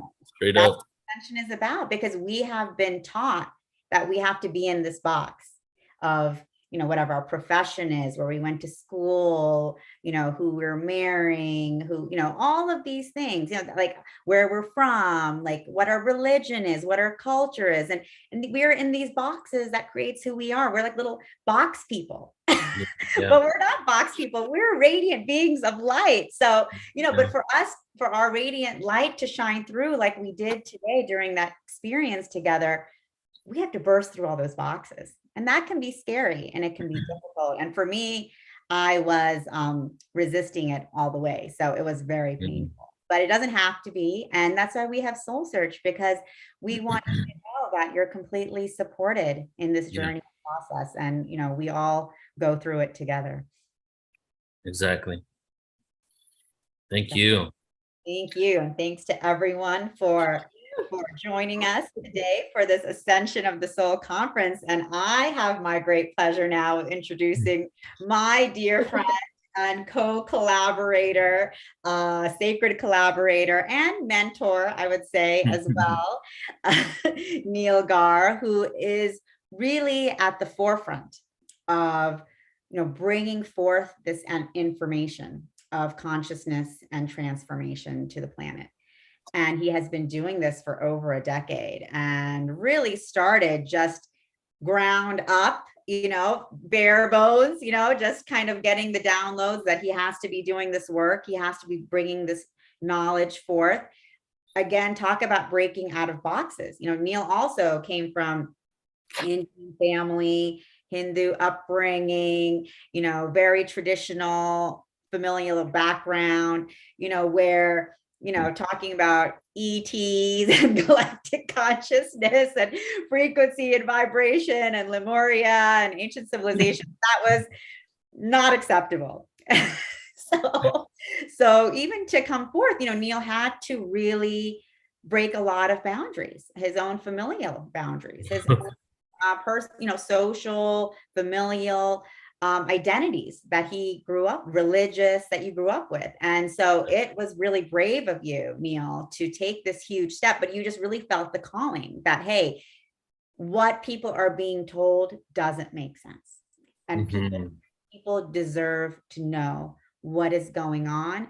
And I'm going to create a platform where people can come to get this information, to get these downloads, to get these activations. And so Neil has created the largest online events platform for spirituality and consciousness. He's bringing forth information every single day with hundreds of events, both online and in person, from everything from ancient civilizations to our galactic origins, to our ET realities, DNA activation, just so much more. I mean, every topic. And he brings together the most cutting edge speakers and experts. And he also is one of the most cutting edge speakers and experts in this realm. And so, I think, just Neil, what you have done is so incredible. It's incredibly brave, what you have gone through personally to create this. And I just know you have such huge visions for what you're creating. And this is just the beginning. And I know you're going to share that with everyone as well. But, we also have the Ultimate Star Beings conference coming up next week, a 5-day conference on ET origins and awareness and galactic families. That's like the biggest conference ever about that topic, which I'm excited about. And we have your upcoming in-person conference in San Diego, which I'm super excited to be a part of. And Soul Search is excited to be one of the sponsors there. And, so there's just so many things that you have done and you continue to do for this entire community, bringing us together, bringing forth this information, this knowledge, activating each one of us. So thank you so much for what you do. And I'm so excited to hear what you have to share today. Tangia, thank you so much. Thank you, everybody. And yeah, it is just the beginning. Like, even though it feels like I've been doing this for a while, and it feels like I've been doing this for lifetimes, but I also feel like I just started. Like what we're going to create, what we are creating, and what it's going to manifest into as we start having this ascended world and living in an ascended world it's going to shift quite a bit, and really is the beginning phases of a new zodiac, right? And if you look, and this is ties right into the presentation, coincidentally / synchronistically, that this is the beginning of a new zodiac. You look at the night sky. A lot of us here know that every 26,000 years, plus or minus some years, we have the different zodiacs basically go throughout our sky every 2,000 years or so, right? The reason why the reason why Jesus and the Christianity has the fish as their symbol is because of the age of Pisces, the fish. Wait a second, how does Christianity connect to astrology? I thought they were separate. Well, they actually pulled this information from the fact that this is what we're seeing in the night sky and the stars. And if you look at every ancient culture, actually, if you look at every ancient religion or belief system that really took hold of the planet and became a viral belief system around the planet throughout a history, some of which we're going to look at right now, you will see that, let me just change my setting here. You will see that almost actually at every single shift of the zodiac, a new religion comes on the planet. Great example. You know how in Hinduism the cow is worshipped? Well, take a guess at what zodiac began at the beginning of the Hindu age, in which, because it actually spanned multiple zodiacs. However, the age in which the cow was incorporated as a religious symbol was because it was the age of Taurus, the bull, cow, right? We have all these cow cults around the planet. None of them still exist except for Hinduism, right? We have what happened when Moses came down from Mount Sinai. Well, side note, we're going to Mount Sinai in Egypt next year. So if you guys want to come with us. And when he went to Mount Sinai and went up and got the 10 commandments and he came back down, do you guys remember the stories and the movies about it? That he basically created an earthquake. He was like, you guys are worshiping the old gods. These aren't, well, first of all, there's a lot in just that word old gods, like he was even validating the fact that there were gods that were the old gods and it was multiple. But he was really upset, right? As a part of the story, I'm not saying this is exactly how it went down. I have my own theories on this, but he basically created an earthquake. A bunch of people died and said, you shouldn't be worshiping this old system. Who were they worshiping? They were worshiping the golden bull, the calf, right? They were worshiping the old zodiac. So, but what had happened with Moses going up to Mount Sinai, a new zodiac was coming. He went to Mount Sinai, that happens to be a volcano, and spoke to God or whatever being he spoke to, and that being gave him the new covenant for the new zodiac, the new religion. This is what it's going to be. Choose one God out of the many. I am the one God, and then teach your people, right? So we see this shifting in zodiacs occurring that goes in alignment with different religions and belief systems and spirituality. So what's occurring now? Well, we're leaving one zodiac into another once again. We're leaving the Piscean age and going into the Aquarius age. And in the Aquarian age, this is a new belief system that is at the beginning phases. So now circling back to the beginning of this, I started talking about the fact that this is the beginning of an age. So we might have been doing this 20 years, 30 years, 40 years, 50 years, but we literally were just setting the precedents for 2,000 years of this evolution, right? And so as we're doing that, we're shifting into this reality. What is the theme of this new reality? Well, as I like to call it, is basically the religion of no religion, non-dogmatic spiritualism, the law of vibration and frequency. This is the new belief system that we're going into. Just to keep it simple, obviously it goes way deeper than that, because we also have the opportunity for full remembrance, recall for past lives and ET lives. So what I'm going to do here is I'm going to kind of freestyle it in regards to the fact that I've spoke about the Yuga cycles, which is my presentation today, the cycles of time. I'm going to speak about it through 3 different presentations. And I love doing this freestyling, just grabbing presentations and just seeing how it pieces together. So I got 3 presentations up in which I've put aside certain slides within each of those presentations that all fit hand in hand. So I'm going to go ahead and share my screen, and we're going to start with the first one here. So this one is from my, let me do a setting thing. Okay, this one is from my presentation on galactic origins, dimensions, and black holes. So I'm specifically showing you this. Here is how we're going to flow. I want to talk about the Milky Way galaxy, what it looks like. What are the light years from stars to stars? What kind of rotations are we going through? What are some anomalies? How does it all connect together? And maybe even while we're doing this, you can kind of look at it and be like, wait a second, this looks like a really intricate clock, a clock within a clock within a clock. The way that these things work, and they go in alignment with each other and rotate around each other with perfect synchronicity and perfect amount of time and years that pass by. So just to really just show you and welcome you and introduce you to your home galaxy. And then after we've done that, we're going to go into ancient India and talk about the Ramayana and the Mahabharata and connect that to the cycles of time. In Hampi, India, specifically the place we're going. And then after that, we will go into the flood story and the cycles of time and flood. And that will be it. And the reason why we're doing it like so is because the reason why I'm even talking about this, going through all this with you guys here today, is because this is basically what I like to do when I do conferences. I look at what everybody else is presenting, and then I see what things will fill in the gaps and kind of bring things together. And then I like to present on those things just to tie a lot of stuff together. So everything that we're sharing here and all these modalities that people share and gifts that we have that, you know, that you're receiving through these downloads are really connected to what I'm about to show you right now, which is the cycles of time. And the fact that it's inevitable. We are revolving. Our consciousness is expanding. So once again, welcome to the Milky Way galaxy. So our galaxy is speeding through space and Earth, traveling through space about 1.3 million miles per hour. And we're going 25 miles per second closer to the center of the Milky Way galaxy. So we've been told conventionally. We're also traveling alongside our local cluster galaxy, 375 miles per second towards the Virgo cluster, which is an enormous collection of galaxies around 45 million light years away.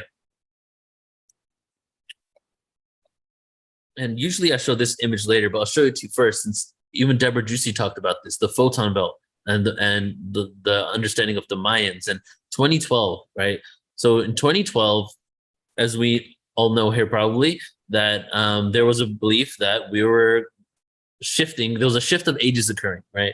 A mainstream conventional movie, Hollywood style, went down. Oh, they try to say it's the end of the world, but it was not the end of the world. So it's all a farce, right? But we know, and if you actually look at the scriptures, it doesn't say the end of life and existence. It says the end of ages. Ages. Well, that is where the misunderstanding is now. The end of ages. Oh my God, we're going to die. Well, this means the end of one age, Piscean age, the beginning of a new age, Aquarian age, even the end of one dimension, the beginning of a new one. So the 2012 shift, you know, some people were like that day, December 21st, 2012. And then all of a sudden, a lot of people shifted and said, well, it's actually a period of time. And in actual fact, it was always a period of time, because what the 2012 shift represented was us entering the photon belt. When you look up in the night sky and you see milk of the Milky Way galaxy, the milk of the Milky Way galaxy is a very high concentration of ether that is known as the photon belt. The flat plane of the galaxy, which is an interesting term to use anyway, because what really is a flat plane within space, is what you can see right here. Now, what you see in regards to us going up and down and up and down, is the trajectory of our solar system around our galaxy. So not only are we rotating around the galaxy, as if the black hole in the center of our galaxy was the sun of our solar system, doing the same thing, but we're also doing a Fibonacci spiral up and down over the photon belt, under the photon belt. And you can see that this is right here mapping out the last 25,000 years or so, which goes in alignment with what I just spoke about in regards to the zodiac. And every 2,000 years, you can see 10,000, 8,000 BC, Leo, Cancer for 2,000, Gemini. Where are we? 4 BC, the Christ conscious Piscean age starts. 2,000 years later, boom, we hit the photon belt. Photon belt, we go through a bath of vibration and frequency and ether, right? Which has also scientifically been proven, because ether is actually a scientific term for something that really does exist. It's not just an esoteric term. It's been used since the early 1900s, late 1800s. And they know this existed, and they even speculated in the 1900s, that early 1900s, like 1920, that the ether could be coming from another dimension of space, right? So definitely we're in alignment with a lot of cosmic truths and esoteric truths that we understand today. So as we're shifting, we go into the Aquarian age, and then we go through this vibrational bath, and then we continue going, and the cycle continues. And that is pretty much what is going on. Now, side note / disclaimer, many people believe that we are breaking free from this cycle of allowing this trajectory to also affect our level of consciousness. The trajectory might continue. However, will our consciousness drop again in order to be remembered once more? That is where, I guess you could say controversy, but it's not really controversial. It's just a discussion and a debate, really. It's really like, what are we breaking free from this construct? Can we continue for tens and hundreds of thousands of years evolving rather than going through this evolution? So here is your galaxy one more time. And first of all, let's take a look at this, because as we're talking about cycles of time and zodiac and the equinox, precession of the equinoxes, really want to talk about the galaxy, because all of that, zodiac, the precession of the zodiac, equinox, the solstices, all of that is in alignment with what our galaxy looks like and our position within it. The distance from the end of the galaxy to the black hole in the Milky Way, in the center of the Milky Way, the supermassive black hole, is 30,000 years. The distance from Earth, right, from Earth to the Milky Way galaxy, which is the constellation of Sagittarius A, which is the entrance to the Milky Way galaxy, is around 26,000 years, the exact same as this. So we're seeing these numbers repeat. You'll see it a few more times. So I'm just going to quickly go through this because I want you to see there's galactic weather, right? There's, for example, in the photon belt, it's a very high concentration of ether. The temperature of all the planets increase. Around 10 years ago, Russian space scientists had released an article in which they said the ether level of the planet of our solar system is increasing. We're moving to a part of the galaxy with a high concentration of ether, and the heat, the temperature on every planet is increasing. Now you have some controversy because this is the disconnect between climate change based on human involvement on Earth and the esoteric belief that it's actually a heat rays within our galaxy and it's not actually directly connected to the climate change that we're creating here, right? I'm not telling you which one's right or wrong, but I'm just showing you how the galactic weather is actually contributing to a lot of experiences we're going through. You can see here, passing through dark interstellar dust clouds could have altered Earth's climate, perhaps leading to episodes of global glaciation.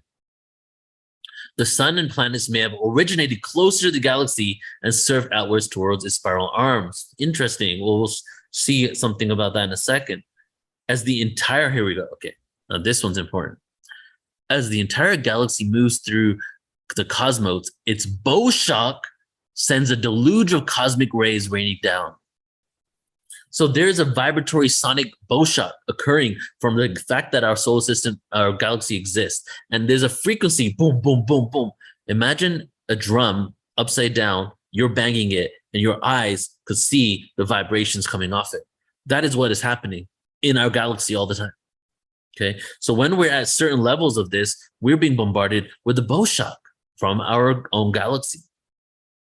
And I think I shared this before, but the solar system wobbles up and down 200 light years either side of the galactic disk. When it wobbles above, cosmic waves from the galactic, it is exposed from the cosmic waves from the galaxy's bow shock.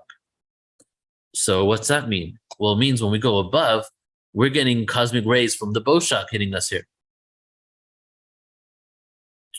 And the 200 light years, so this right here, the top part here, 8,000 AD and 4,000 BC happen to be the times that we are 200 light years maxed above the galactic disk, the photon belt, the ether.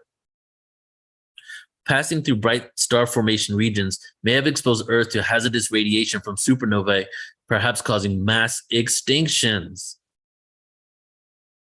So what I'm really trying to paint here is that our galaxy is created up like an amazing board game where things have been put into place almost like deliberately, right? Because when I show you that there's some cycles that we're figuring out exist, for order for us to gain experiences, for entire species to be wiped out from the earth, from things to get reset, from a planet to shift. But then ultimately, the last part of it all is the level of consciousness that we're at.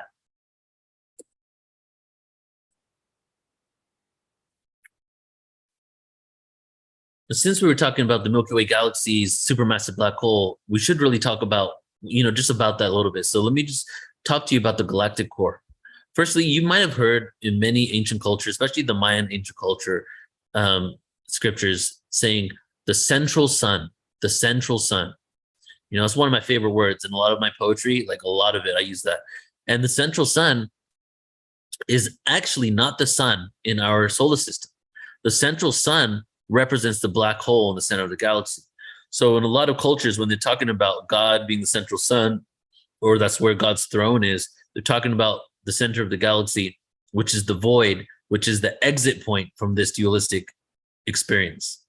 I just shifted my belief system on dimensions like 3 weeks ago, guys. I thought it went up to 13. Now, there's a lot of parallel dimensions, all types of different infinite dimensions. But in regards to the physical experience in the galaxy, 13. But now I've just been introduced to a whole world of 15 dimensions and 2 other dimensions after that, and breaking free from duality after the 13th dimension, which I'll present at some other point. So the supermassive black hole, the mass of 4 million suns. Sagittarius A is located at the center of the Milky Way galaxy. It lies in the direction of the Sagittarius constellation near the border with Scorpius. It is the location of the supermassive black hole in the center of the galaxy, around 26,000 light years from Earth. Here's a picture from NASA of Sagittarius A. And since a black hole is black, we can't see it, right, is what they say. So the only thing we can do is observe the way it affects light around it. So we've noticed extreme distortions in light, bending of space-time. Sagittarius A, believing that going through that constellation is basically the entrance towards the supermassive black hole. Now, this image here, before we move from galactic origins to something to one of the other slides, is another anomaly that also affects Earth, affects our consciousness, affects the fact that we're waking up. So if you remember a few slides ago, I shared that new evidence suggests that Earth started closer to the supermassive black hole, kind of like where the sun is right there. Well, there is a galaxy that has been colliding and integrating with our galaxy for quite some time. I'm not sure if you guys, were taught this, getting, being raised as I was in my classes on science, is that in like millions of years, if not, I don't even know if it was billions of years, we're moving towards the Andromeda galaxy. The Andromeda galaxy is moving towards us. So eventually we're going to collide and integrate with each other. And it's going to be many, many, many, many, many, many ages from now. And that's what we've been told is going to happen, right? However, did you know that we are already colliding and integrating with the galaxy in this moment? And actually, it's been happening for 8 billion years. And the galaxy is a dwarf galaxy called Sagittarius. And some of the evidence now points to Earth originating in that galaxy and then coming into integration into the Milky Way. And the way it occurred was that this galaxy had a collision course for ours, and the solar system was picked up and near the black hole inside of the galaxy, and then slowly moved out towards the position we are now.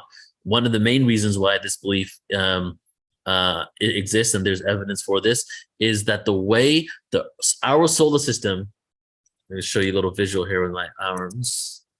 The way our solar system is where was I read a comment and I lost my train of thought. So the galactic arms, and okay, the way our solar system is, so here we have the galaxy, boom, right this. Our solar system is lodged at an angle that is not the same as any other solar system around us.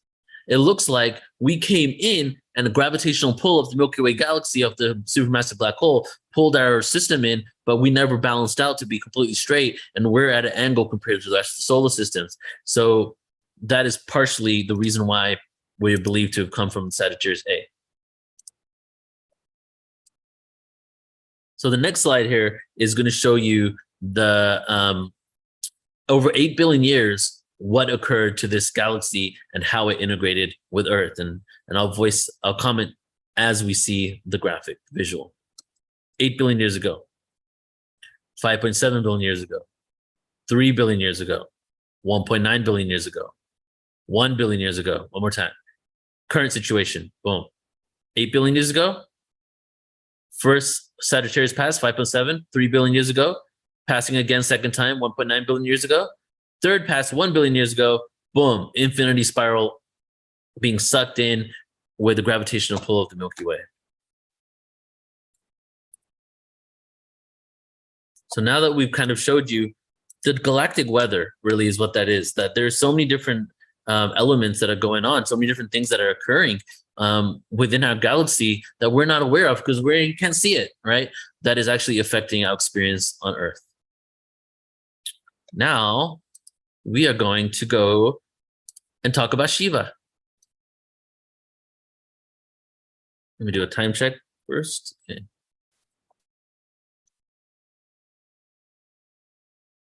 All right, so Shiva, since we're talking about the black hole, let's break down Shiva a bit. Shiva translates to no thing, the nothingness within all things. Shiva was a representation of the no thing, not nothing, but of not a thing, not nothing, not a thing. Because we're all frequency, we're not even a thing. We just perceive ourselves as this. As Suzanne said, it was a really advanced virtual reality game. So Shiva represents the nothingness, represents the black hole, right? And the Kalima, the female aspect of Shiva, the destructive force doesn't represent destruction, but together they represent recycling through the center of the black hole. Now we have another god, just like the central sun. We have Shiva also having a representation of the black hole. So it kind of went like this. I'm oversimplifying it. A lot of ancient cultures that were very advanced, black hole worship, if you will, right? More like reverence for the black hole.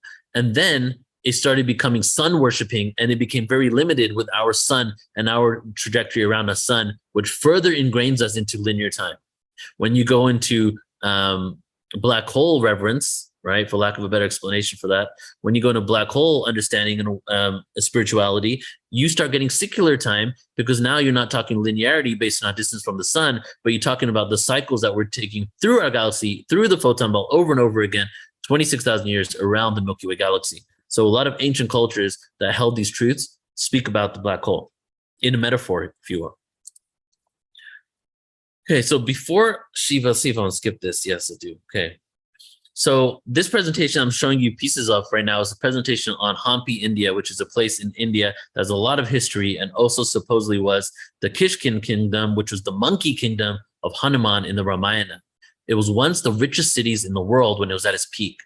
And the reason why I'm showing you this is because it connects to a few stories that really fit within the cycles of time.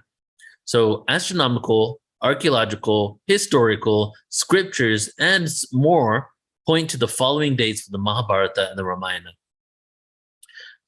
Do check out our Ancient Indian Origins 2-day conference. It was 10 hours a day, and we go one of the most epic events we've ever done. Like a 2-hour presentation on all types of scientific, intuitive, spiritual, archaeological information to prove the dating of the Mahabharata, and another separate 2-hour presentation specifically on the Ramayana.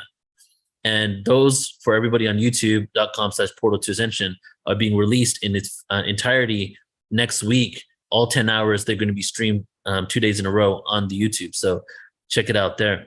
So the Mahabharata took place around 5,561 BCE. The Ramayana took place around 12,209 BCE, right? Which is a time that we were supposedly very primitive, because we were told that the cradle of civilization started in Babylon around 6,000 BC, but they weren't even really advanced until a little bit later. So this really shifts the dates.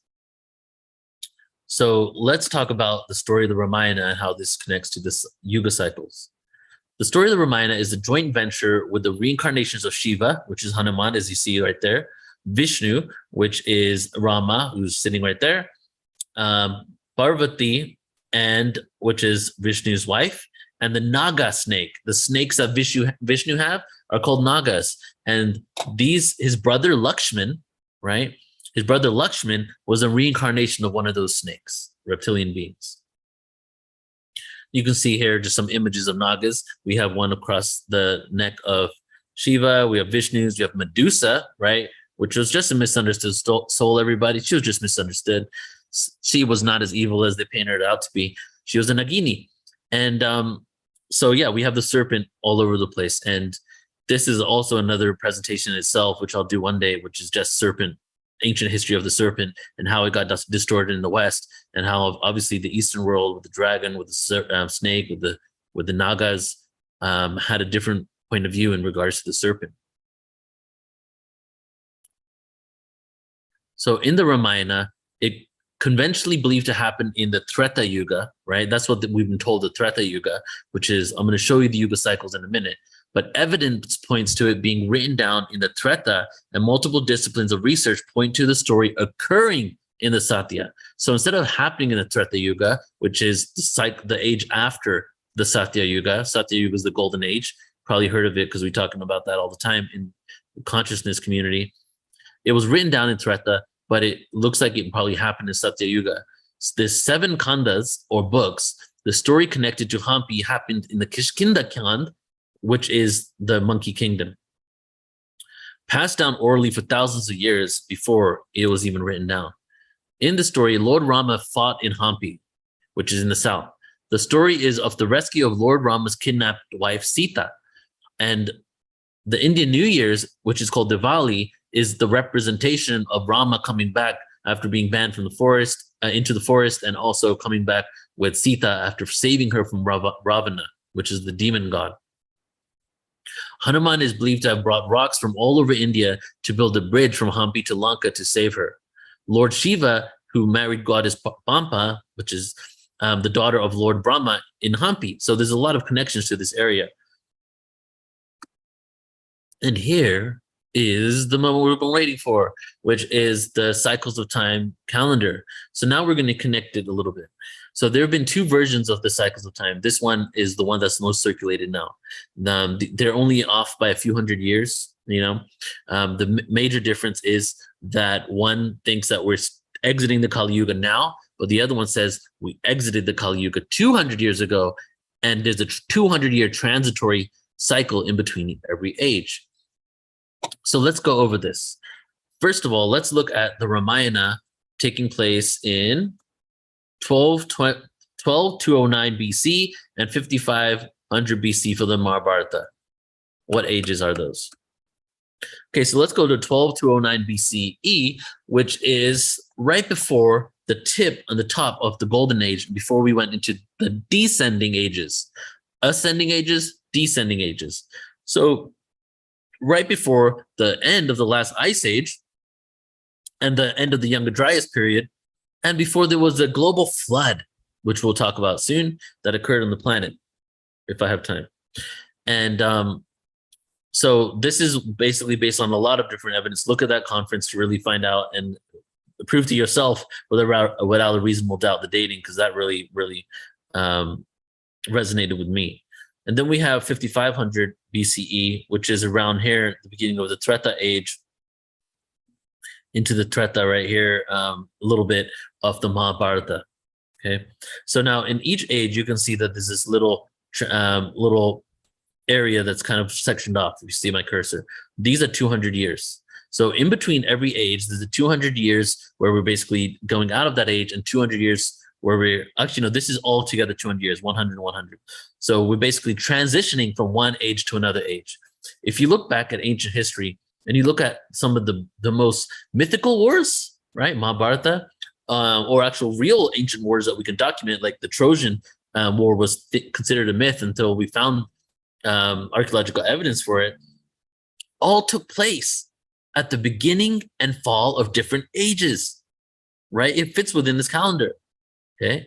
Now, let me just take a detour right now and talk about Lord of the Rings and the wars that are happening in Lord of the Rings, and how Middle Earth changed to a different type of Earth, and how these different kingdoms exist in different realms.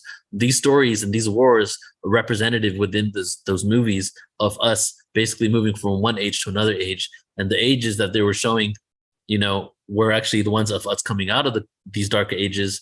However, if you look at the new Lord of the Rings, that's almost like a descending age that was happening there. So each of these ages, let's start at the Kali Yuga. The next age, the Dwapara Yuga, is twice the size of the Kali Yuga. The Treta Yuga, twice the size of the Dwapara Yuga. The Satya Yuga, twice the size of the Treta Yuga. Now, we mirror it on both sides, so the Satya Yuga ends up being extremely long because of the fact that it's doubled up, and we have this ascending and descending age. There was a cataclysm that occurred at that time, and then we also see the rise of ancient Egypt, through new geological studies. The Sphinx is at least 11,000 years BC, 10,900 BC. So we see the rise of these very advanced cultures with some advanced architectural knowledge, spiritual awareness, but we also do not see evidence of great civilizations before them. Well, that's because that was the end of the last ice age, and there was a huge reset that occurred on the planet in which great civilizations and the technology pretty much got wiped out. And then the descendants of these individuals went and started creating communities all over the world. So we have the 200-year transitory phase. So the theme of the Golden Age, every ancient culture that's ancient enough talks about these ages. The only culture that has the dates is in India. All the rest of them give you the themes of the cultures. For example, if you look at ancient Greek texts, in Greece, they talk about what type of man, right, existed in that age, what the personality traits of that person was. Whereas in the Indian text, it goes a little deeper into the dating. So the Golden Age is the age of remembrance, where we have telepathy, we have advanced technology through our own vehicles of our human avatars. We don't need external tools. And then we start descending into the Treta Yuga, 200-year transitionary phase. We get into the Treta Yuga, and as we get into that age, we are now entering what is known as the Silver Age. As we descend, there is always an opportunity for liberation, always, right? You were never 100% a victim to the existence. In the higher ages, obviously you have more people awake than you have asleep. In the lower ages, you have less people awake, but everybody has the opportunity. There needs to be an escape route. There needs to be an exit route, a key. No one is allowed by the law of free will to be completely victimized. There needs to be an escape, which is why they hide the truth in plain sight. Movies all over the place, plausible deniability. We told them, So Treta Yuga. Then we go down into the Bronze Age. As we go into the Bronze Age, which is known as the Dwapara Yuga, we are now getting into more linear thinking, right? We're losing some of the abilities that we had before. In the Treta cycle, we still had some advanced powers and abilities and tapped into and shamanic awareness. And now we're starting to create in Treta into Dwapara external tools to maintain spiritual practices. This is where we see the introduction of language, written language, things that were passed down verbally before because we had the ability to do so and remember it, are starting to be written down. We start seeing the use of spiritual symbols. We start seeing the implementation of vowel sounds in language, A, E, I, O, U. All of these were done deliberately with intention in order for us to maintain a level of consciousness as we were descending. And then we continue to go down to the Kali Yuga. And as we enter the Kali Yuga, this is now known as the Dark Ages, the age of forgetfulness. Each of these ages have a theme. The theme of the Kali Yuga is the age of hierarchy and delusion. Hierarchy and delusion. What does that mean? Well, it means we give up our power to authorities and we feel that people have more authority over us and sovereignty has gone out of the window. And it also, the age of, what did I say? I say the age of, okay, then we shift. Yeah, the age of delusion was the other one. So hierarchy and then delusion. I mean, I don't need to tell you guys, but what is a delusional world? Is a world where all these spiritual concepts that we're talking about are really true and all these realms exist, but 75% plus of the planet will tell you that you're crazy. It's delusion. It's basically a mass gaslighting of humanity, of spirituality. So it's when what's wrong is right, what's right is wrong. Like, that's the ages that we've been in. And now as we shift and we go up into the Dwapara Yuga, what is the theme of the Dwapara Yuga? Well, when did the Kali Yuga end? The Kali Yuga ended around 1700, and there's a 200-year transitory phase into the 1900s. Okay, so during those 200 years, we see what happens at the beginning of 1700s. We see the invention of electricity, light bulbs being used, all of these things. Well, what is the theme of the Dwapara Yuga? The theme of the Dwapara Yuga is the theme of sovereignty. Hello, we're going to regain our sovereignty, and the theme of energy. Energy, well, what does that mean? Well, energy represents electricity, number one, right? So that was the first discovery. What's the second level of energy, understanding, and awareness? What happened in 1900? The age of quantum physics, Max Planck. What happened in 1700 with Galileo, Newton, and all those people around that time? Atheism in regards to electricity, energy, and that kind of awareness. What happened with Albert Einstein, Tesla, and Max Planck is a deeper level of energy, subatomic world of energy, and all these people were spiritual. And as we shift and we get towards the end of the Dwapara Yuga, what occurs is the end goal of the age of the energy is us to realize we are energy, we are subatomic particles, and how do we start to use our own energy bodies in order to have a more fulfilled, abundant existence on planet Earth. So that is where we're at now. We're going through we've transitioned from this age, we're going into the age of energy and sovereignty, and also ideological communities. That's also been written thousands of years ago. The age in which people will start resonating or gravitating or living towards people based on their ideology. And also democracy as we know it shifts and changes because one side starts canceling the other side out, and their progression never occurs. So the age of ideological communities, and this is a part of basically the restructuring of society, things kind of collapsing, more of a tribal understanding of existence and nature, communal living. These are the kind of things that we're going to master, and at a very technologically advanced level by the end of the Dwapara Yuga. And I think that might be my time. Let's see here. I had one more thing to share, but I think I'll stop there. If there is, let me just check my timing. Yeah, I'm over time. So let me just say one other thing, which was the flood myth that I wanted to share about. Actually, I'm going to show you just one image here that really kind of just shows you how mainstream is really picking up on this as well. And we'll close off with this. So the Journal of Geography and Natural Disasters. Earth accelerates on its path to an ice period. Ice period, Younger Dryas time, 13,000 years ago, and slows during its back to global warming. Happens all the time, global warming. For example, slowdown happens between two leveling of the planet axis of the rotation with one solar one, which means roughly 13,000 years. Wait a second, that goes right in alignment with the 13,000 years of the cycles of time and the other 13,000 years ascending. So Jean-Pierre Vallée, a geophysicist from Paris Institute of Earth, believes the magnetic poles shift occurs anywhere from 13,000 to 40,000 years, two very important numbers. And they have now concluded that Earth is adhering to some sort of cosmic pattern that attracts various forms of natural disasters. And here's the article just to let you know, I didn't make it up, that mainstream science, the Journal of Geography and Natural Disasters, is now realizing that Earth is going to this 26,000 year cycle. There's pole shifts within it, and there's an ice period and a global warming. And the way the Earth is moving through our galaxy is attracting various forms of natural disasters that create resets on the planet. Just to show you how this is like some really beautifully intricate,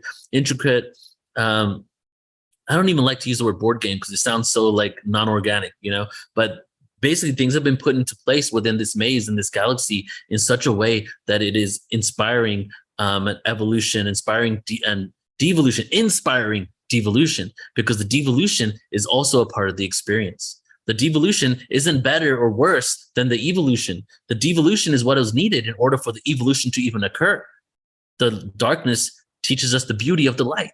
right? And that's really what this understanding and how we're going to shift into this dimension is going to happen, is for us to embrace and transmute the light rather than trying to rather than having fear about it, pushing it away, and realizing that the darkness existed, because in a world of amnesia, how are you going to remember your light unless you experience the darkness?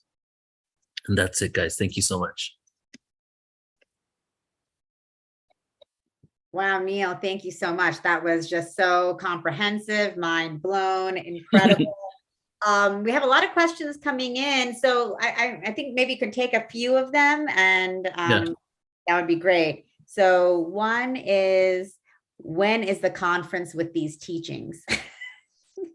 Yeah, so they all exist as presentations on Portal to Ascension independently right now, you know, the full one. The Galactic Origins ones, the 4 hour is 4 hours. It's on YouTube. The Creation Stories one, it's 3 hours. It's on YouTube. And what actually, let me just say this, guys, I'm going to Mexico in a few weeks, and I am actually planning over Christmas time to go live on YouTube for like 5 days in a row, doing 5 different 2-hour presentations. And all of these are going to be covered too. It's just going to be like something for fun that I do during that time. It's my Christmas gift to everybody. Wow, awesome. So guys, stay tuned for that. And then we have Diane Soriano asking, when is the end of this Yuga? Well, so, okay, the Dwarpa Yuga, let's just take a look real quick here. 700, 2,000 years. So 1,700, 2,000, 2,700. Wait, actually, no, wait, 2,000 years. Okay, wait. So 1,700 plus 2,000, 3,700. So 3,700, that's the year. Wow. Okay, great. And then Marilyn Donkersley, she has her hand up. So Marilyn, do you want to chat us a question, or do you want to pop on? Can ask you to, you want to pop on Zoom and ask your question to Neil?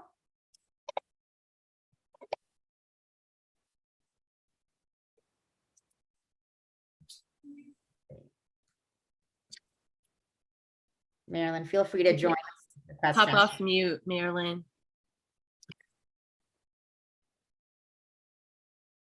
She might have just put her hand up by mistake. Oh, okay. All right. So we'll move on. But that was well, there's a question right here. So let me just answer this one real quick.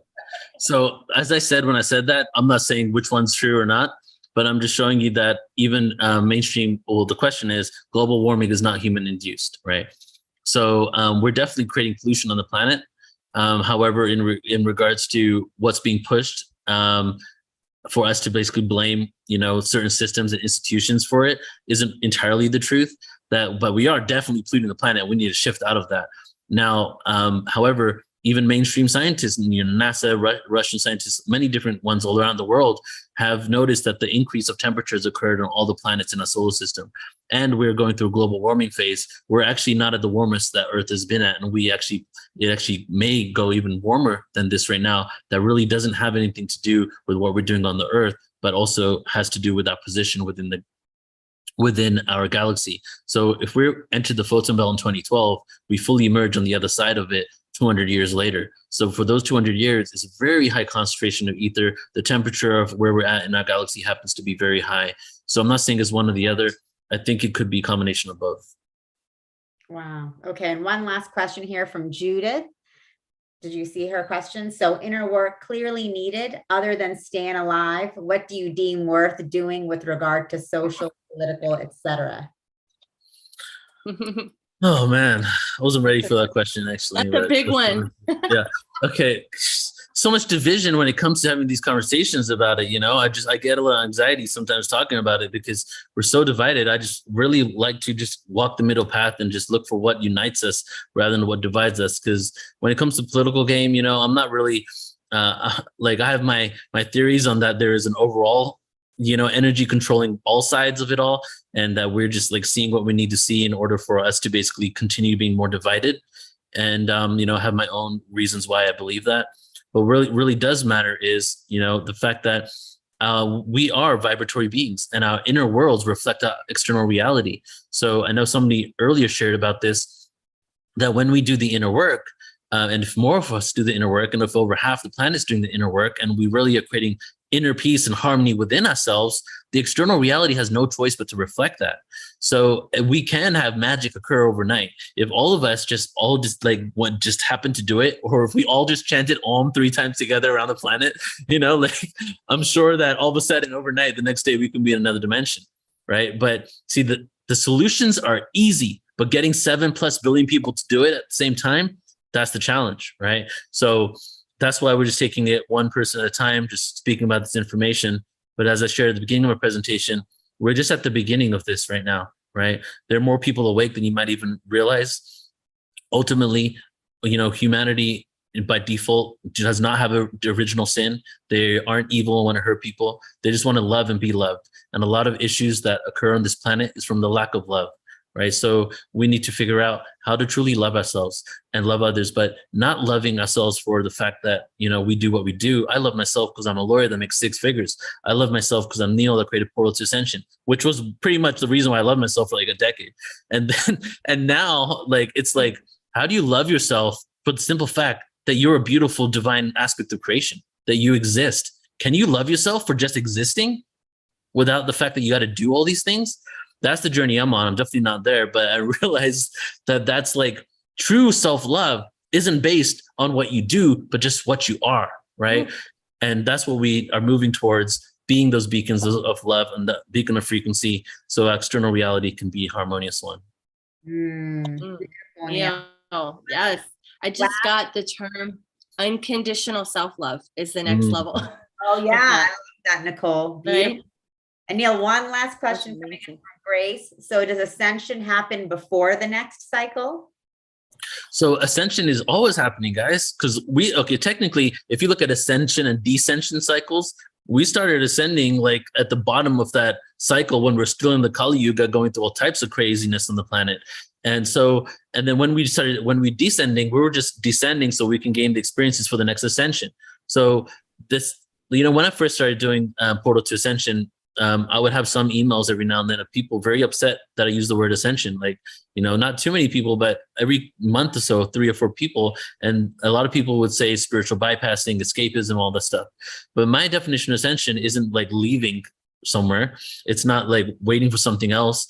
The only way we can live in an ascended reality is by finding the beauty of the moment, finding peace in the now, right? Everything within existence is paradoxical, right? And so the paradox is, the only way we will ever inherit a reality in Earth that's ascended is by finding the beauty in this present moment. Because the more we're looking for something else in the future, the universe is one big Xerox machine. It's an unconditional, non-biased Xerox machine. It's literally going to copy whatever you put out there. So if you're going to keep putting out there that we're not there, when are we going to be there?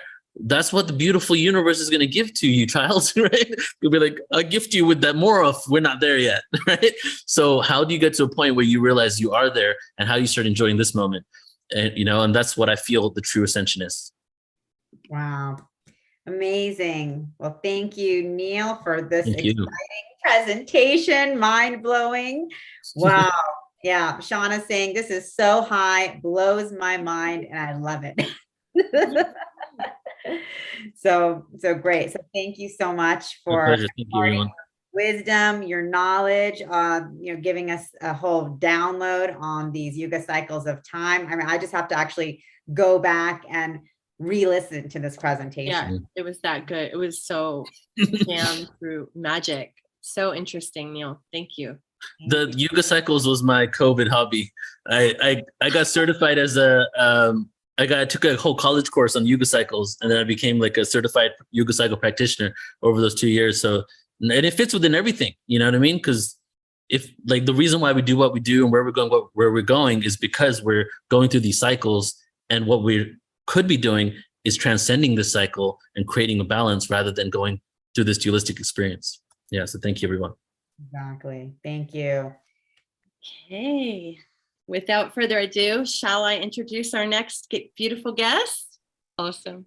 I'm so honored and excited to be able to introduce my dear friend, sister, and land neighbor, India, Zoe Prema. I'm so excited she's here with us. She's amazing. She supports people through their awakening, through their shadow work, or shadow bliss, or shadow play, as we sometimes call it.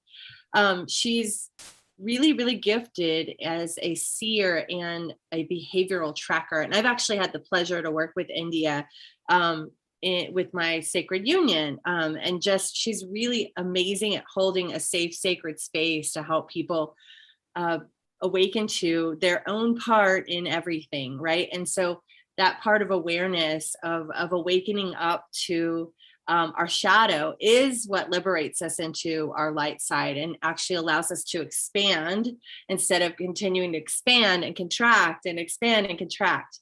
This is that deep work that allows us to liberate into a higher ascended space. So India is amazing. She does workshops, she works with couples, she works with individuals. And she just wrote a book that's coming out in the spring. India, you'll have to, I know the name has changed a few times, so I don't want to get it right. It was Unearthed. I think it's Burning the House Down, which is really exciting. Is that right? Yes, Burning Down the House. Burning Down the House. And I've helped her with her book process, and it's coming out in the spring. Welcome, India. Thank you. Thank you. Oh my God, I'm so excited to be here. And coming on the tail end of Neil. And that was like a lot to take in, even in the last 10 minutes.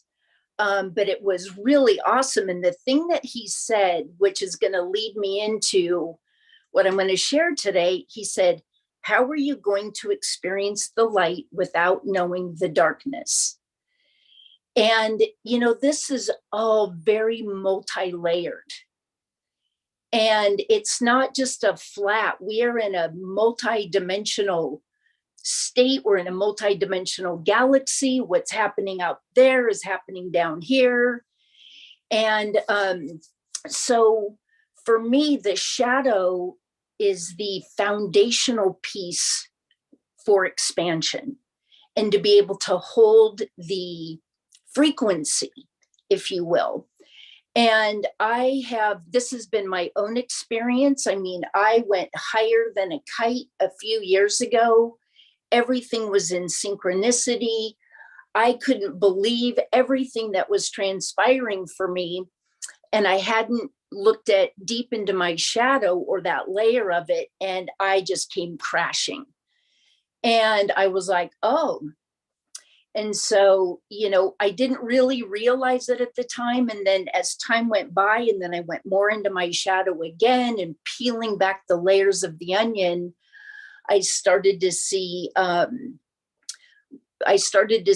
the universal law of what was transpiring. And there are so many different perceptions, so many different viewpoints. I don't know what the truth is. All I know is what has transpired for me. And working in the shadow is the piece that unravels us, so that way we can start to rebuild and look at our conditions, our beliefs, our perceptions, where all those stem from. And you know, knowing and embodying all aspects of ourselves from the inside out is the foundational piece. It's where we can hold the frequency. It's where we can expand and work from that place. And it's understanding ourselves. And for me, this is done through the shadow. It's the shadow, and why I use shadow bliss and shadow play is because it is also work, but it doesn't have to be scary. And most of us see the shadow as a frightening place to be, and a frightening thing to have to look at. Like we want to disown it, you know, and we go into struggling. Why our troubles are of our own making. And so when we can go into what I like to refer to as a treasure hunt, then what transpires is we start to look at those things as opportunities for our growth and ultimately our expansion. So, it's a part of a spiritual rebirth. The shadow can also be a part of the dark night of the soul, which is a very deep and profound process. I actually spent 5 years in the dark night of the soul, and the shadow can be components of that. And in my journey within the dark night of the soul that I didn't even know I was in, is that it was a complete and utter collapse of my entire existence.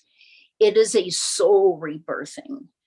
And being in it and experiencing that depression, the anxiety, I didn't want to hurt myself and I didn't want to hurt someone else, but I didn't want to go on living.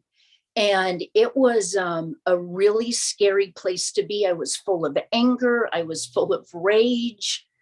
I was the victim of all of my circumstances consistently.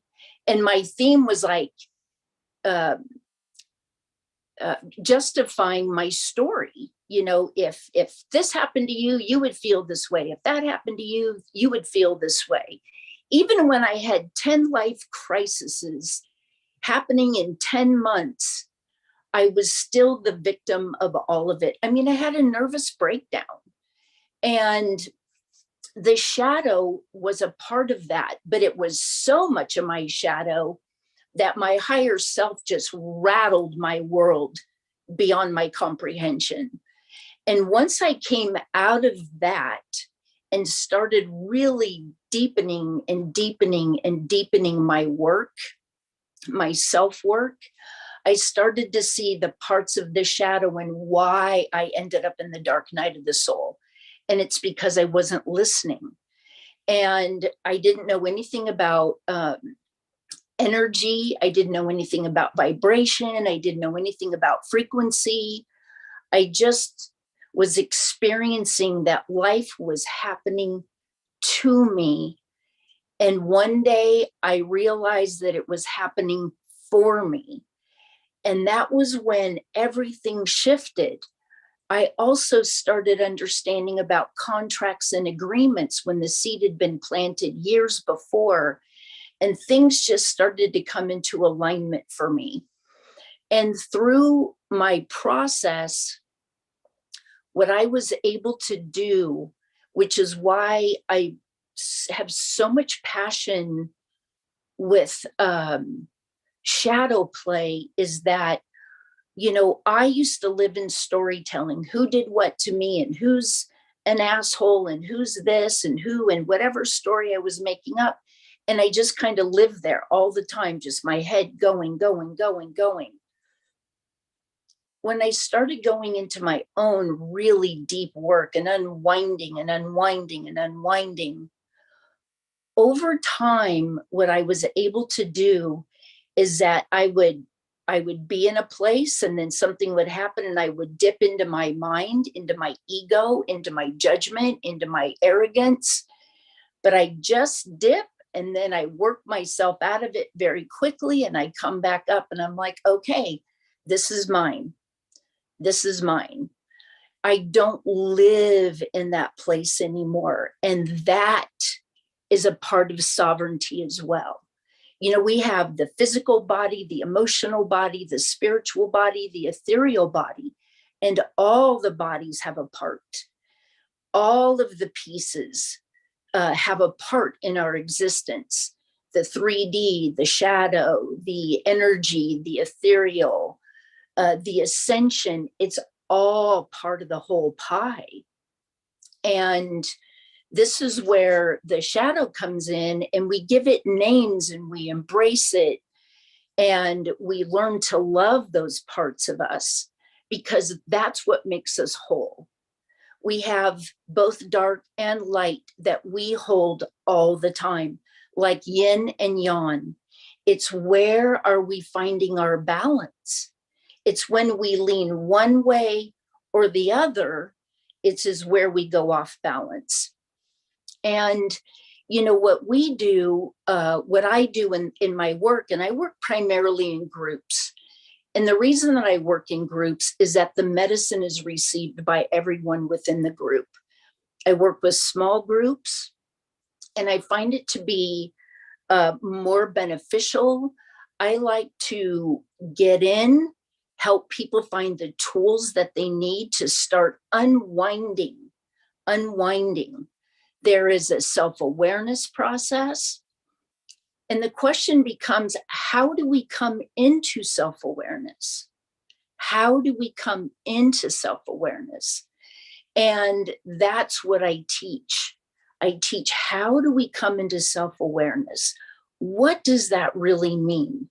Do you know that you have shadow? And the shadow can look a variety of different ways for people.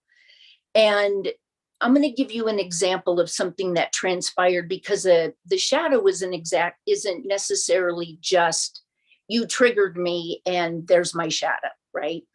And I can get into that in a minute. But something came up on an app that I was on this morning, and it's called Nextdoor, and it's a local community page. And so somebody had posted on there that she woke up this morning and 2 cars were parked in front of her house, in front of a fire hydrant. And she went into, what kind of recourse do I have? And I went into, well, where's the shadow? And I say that because this is often what we don't see within ourselves. And it all has to do with control. Control. And it's just like, why are you so concerned that there were 2 people in front of a fire hydrant? Yes, I understand the significance of a fire hydrant, but they're not in your driveway and they're not blocking you in. So the question becomes, why was that so important? How do we know? How did you know that maybe those 2 people showed up in the middle of the night because there was a death in the family, or there was a bad accident somewhere, or something transpired that created those 2 people to pull in front of a fire hydrant? And so when we go back and we look at that, it's like, why does it matter? Because I need to control the situation. By utilizing the word recourse, what recourse do I have? I'm like, that's where I go into, how do we unwind? And it is somebody, I just saw it really quickly. Somebody said, yeah, it is very hard work. But I can tell you this, it is a lot harder not to do the work. Because what happens is that the universe, our higher self, source, whatever name you want to call it, it is going to take charge, and it always does. What happens is that when we don't listen and when we're not willing to do the inner work, our lessons get more and more and more painful. And I know this firsthand. You know, when I had a life crisis and I'm in the dark night of the soul, I didn't get my lesson. I went back to putting my my life back together from the outside. And what happened is that 3 years after my calamity of crisis happening, I had breast cancer. I go through a year of treatment. And then when I start firing on all cylinders, or a few cylinders again, I realized, I was like, wow, I'm not living where I want to be. I'm not what am I doing? And the universe put me in this yoga studio in San Diego County. And my whole world shifted. And it shifted because I was in that yoga studio for 6 days a week for 9 months, rehabilitating my body. And that was when I started to hear a new language. That was when I started to understand the difference between the head and the heart, which also plays a big part in the shadow. Because it's looking at ourselves and realizing, this all comes back to me. I get triggered, and most of us go, you really pissed me off. you did this, or you did that, or you said this, or you hurt me, and we attach these things that the other person did. Those triggers are such beautiful medicine for us. That is where we receive the medicine or not. It is a fork in the road. And what I mean by that is that when we get triggered, doesn't matter who it is, when we get triggered, we automatically go outside of ourselves. We go into the linear way of seeing it. What the circular way and the trigger opportunity is to receive the medicine is to stand back and go, why am I really upset here? Or why am I angry? Or why am I feeling jealous? Or why am I insecure right now? Oh, that has to do, and we start unwinding. We start unwinding. This is why I said earlier that our troubles are of our own making. The way that we look at the trigger that you did it is being the victim. It's the victim. And I lived in that space until I was 55 years old. 55, and I'm going to be 60 in a couple weeks. And it was a frightening place to be, being that old and realizing, wow, I had given all of my power outside of myself, all of it. And the sovereignty comes in through freeing our mind of all the stories we're telling, the conditions, the patterns, the programming, everything we've picked up along the way. Sometimes we know why, and sometimes we don't. But when we can unwind and we start to go, wow, this is why I'm feeling jealous right now. This is my insecurity. They're not doing anything. And when we start seeing ourselves over and over and over, when we go inward to look, we start to realize that we have work to do. When we stay outside of ourselves, then we know that we will never be able to understand that we are the creator of our reality. And this is where the freedom and the sovereignty is a part of it. It is freeing the mind. And when we start to free the mind of the stories that we are creating, we eventually soften. We soften and we start dropping down into the heart, down into the heart. And then we start to have more mature conversations. We start to listen to people differently because we're softer. We can have more compassion because when we have compassion for ourselves, we can have compassion for others. We cannot give away what we don't have. And when we do the inner work, then we have more opportunity. And Neil said this somewhere, is that then we turn around and we share. We share, this is what the wounded healer is. I did not set out on this path. I had a beautiful career for 21 years that I am still passionate about. And the universe went, we need you to write a book. You know what I mean? And it was just like, okay, I don't really know what I'm doing, but I felt through 3 experiences that I won't get into, and then my own feeling of responsibility and what I learned by being in Alcoholics Anonymous for 21 years was that I have a responsibility to share my experience, strength, and hope. And in that is that healing my own self. I mean, I was a train wreck. And it was to have a nervous breakdown with 21 years of sobriety. But I can tell you this, because I'm a deep diver and I've been willing to do the work, and even in my sobriety, I did all the work that was asked of me. And that was at a whole other lower level of work. It took me way into my behavior. But I was always seeking. And then when my life collapsed around me in 2008, 2009, I never went to another meeting again. Like everything got stripped.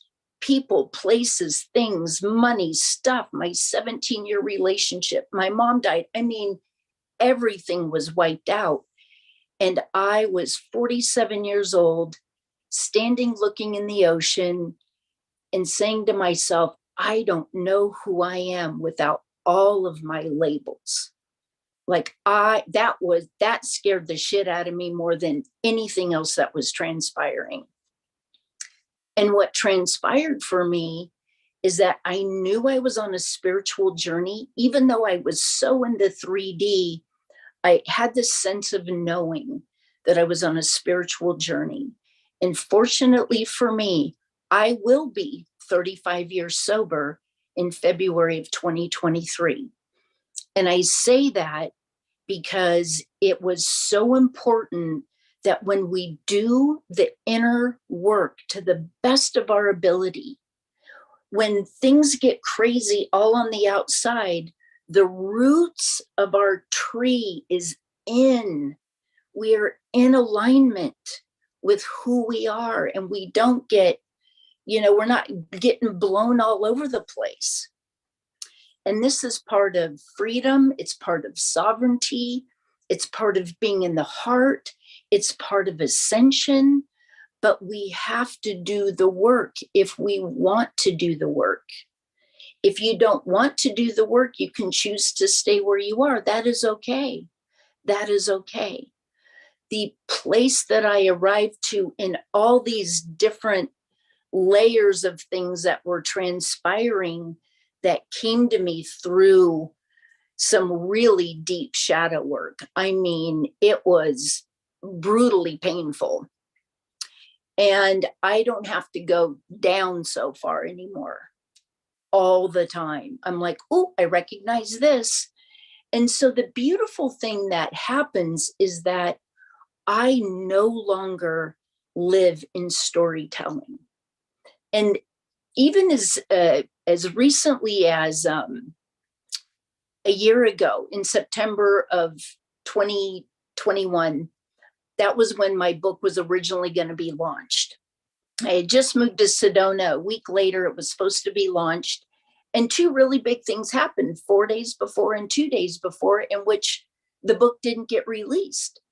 And I had a meltdown. I gave myself an hour. I gave myself permission to feel the disappointment because I knew what was happening. I knew what the universe was doing. And I was like, okay. And somewhere, and so my book still isn't released. I handed it over to a ghostwriter to do some beautiful work with it. And what transpired is that I was able to, first of all, let go of the control of when I believed the book needed to go out because it's already in its divine timing. Lesson learned by doing my shadow work. And then the second thing that transpired is that here was a piece of my storytelling. Somehow in my mind, I believed that my book and all the shit that transpired and how I got to where I am now needed to be first, followed by my work coming second. Like the book validated why I do my work. And when I let it go to the ghostwriter and completely let it go, I stood there and I was like, why did you believe that was what needed to happen? Nobody ever told me that. And I created a story in my head that I then had lived by like over a year. And I was like, wow, that was quite interesting.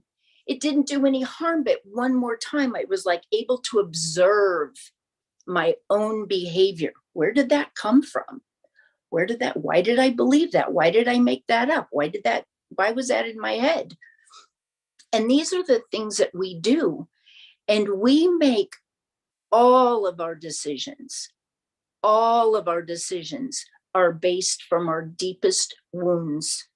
Because when we're in the trauma and the crisis of what has occurred for us, And the stories we tell ourselves and our low self-worth, our self-esteem, our lack of confidence, not being good enough. I mean, all of that comes into play. And it's really liberating to be able to understand all of who we are. So I was going to wrap it up, but I wanted to not wrap it up, but I wanted to bring this one piece in. I talked originally at the very beginning about control. The opposing side of control is surrender. And surrender is a tricky place because it's different, I believe, than just letting go, because things come at various levels of depth and pain in our teaching.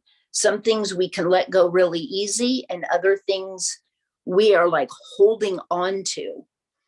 And it's so fascinating to me in our human behavior that when something is uncomfortable, but I know it, it's familiar, I can see it, I can touch it, but man, I'm uncomfortable. Whether it's in my job, whether it's in my relationship, whether it's in my home, whatever it is, I'm uncomfortable, but I'm not willing to trust. What I'm saying is that I'm not willing to trust and have faith that this is uncomfortable because it's run its course. And when something runs its course, we can let go. And yes, that is burning down the house. It's the phoenix. It's rising from the ash of who we are. It is part of the rebirthing. We don't go from one vibration to another as the same person. The veil literally starts to thin, and we see things so differently. So it is such a fascinating process. But when you think about the polarity, when you're willing to dive into your work, however deep or not that is for you, that's your soul's choice. If you go this deep, you'll ascend that far. If you go this deep, you'll ascend that high. It's the polarity. It's like being in love, deeply in love.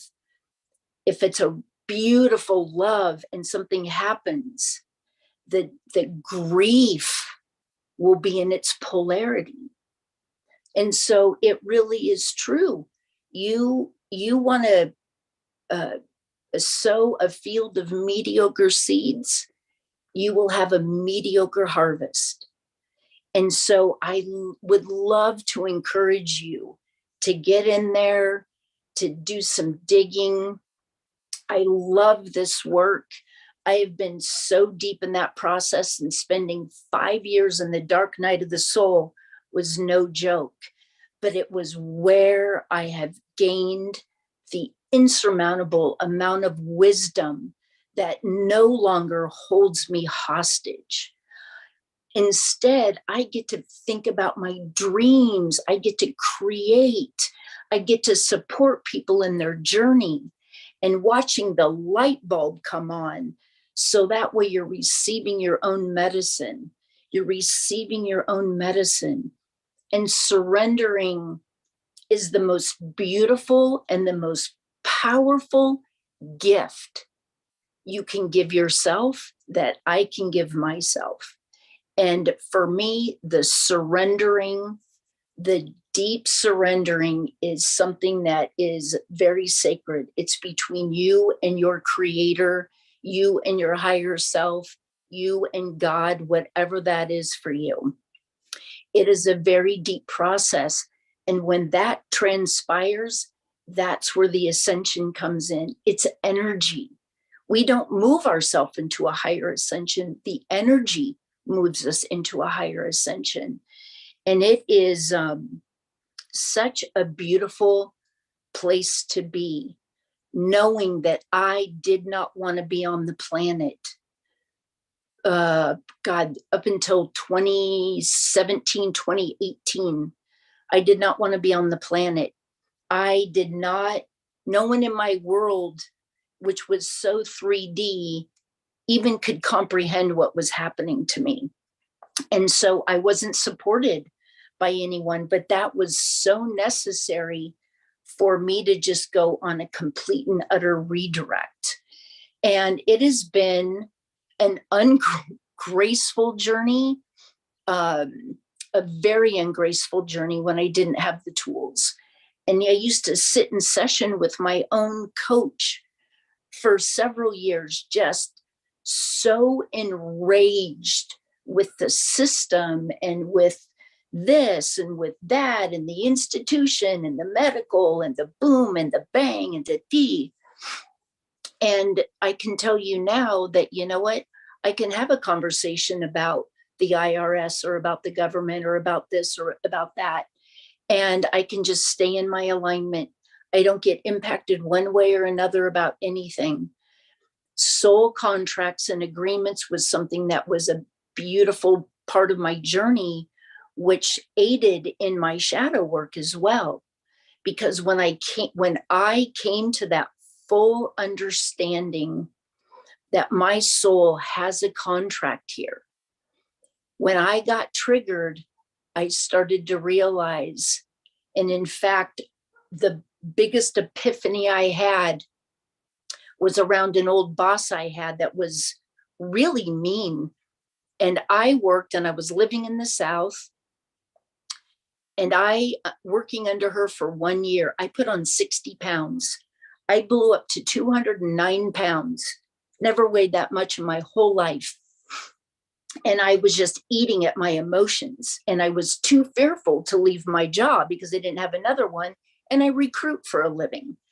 And so what happened is that, you know, I was way overweight, 60, 70 pounds overweight. And then, but when I needed to have my breast reconstructive surgery, I needed the belly fat and the belly skin to make a breast because I got 3rd-degree burns and radiation, and I wasn't a candidate for implants. And then a couple of years after my surgeries, I sat up in bed and I was like, oh my God. I'm like, my old boss, I'm like, she did her part. And it was at that moment where it became so clear to me.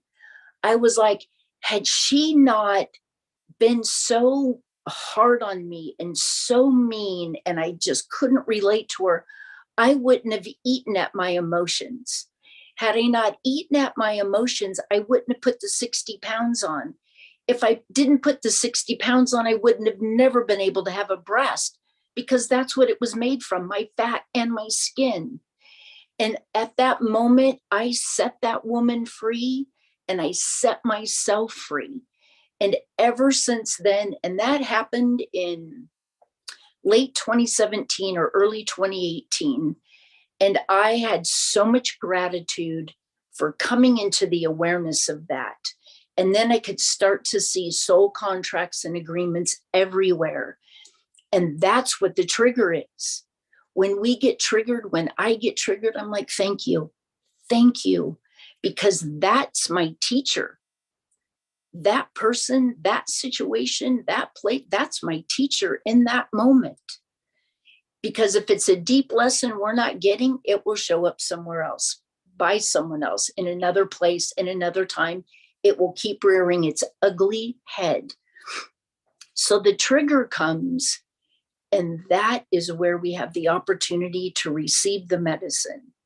When we do that, that's where the gift comes, because the gift is the wisdom. And then next time we're in that situation, we go, I know what this is. I know what's happening here. And then we start unwinding ourselves. And this is the beauty of the work I do. It's understanding our need for control and where is that derived from. Because if we don't understand the root of it, it will continue to reoccur. So we get in and we unwind and we unpack and we reprogram. the way that you look through things as it pertains to you. And then surrender, it's the most beautiful thing. It is all the process.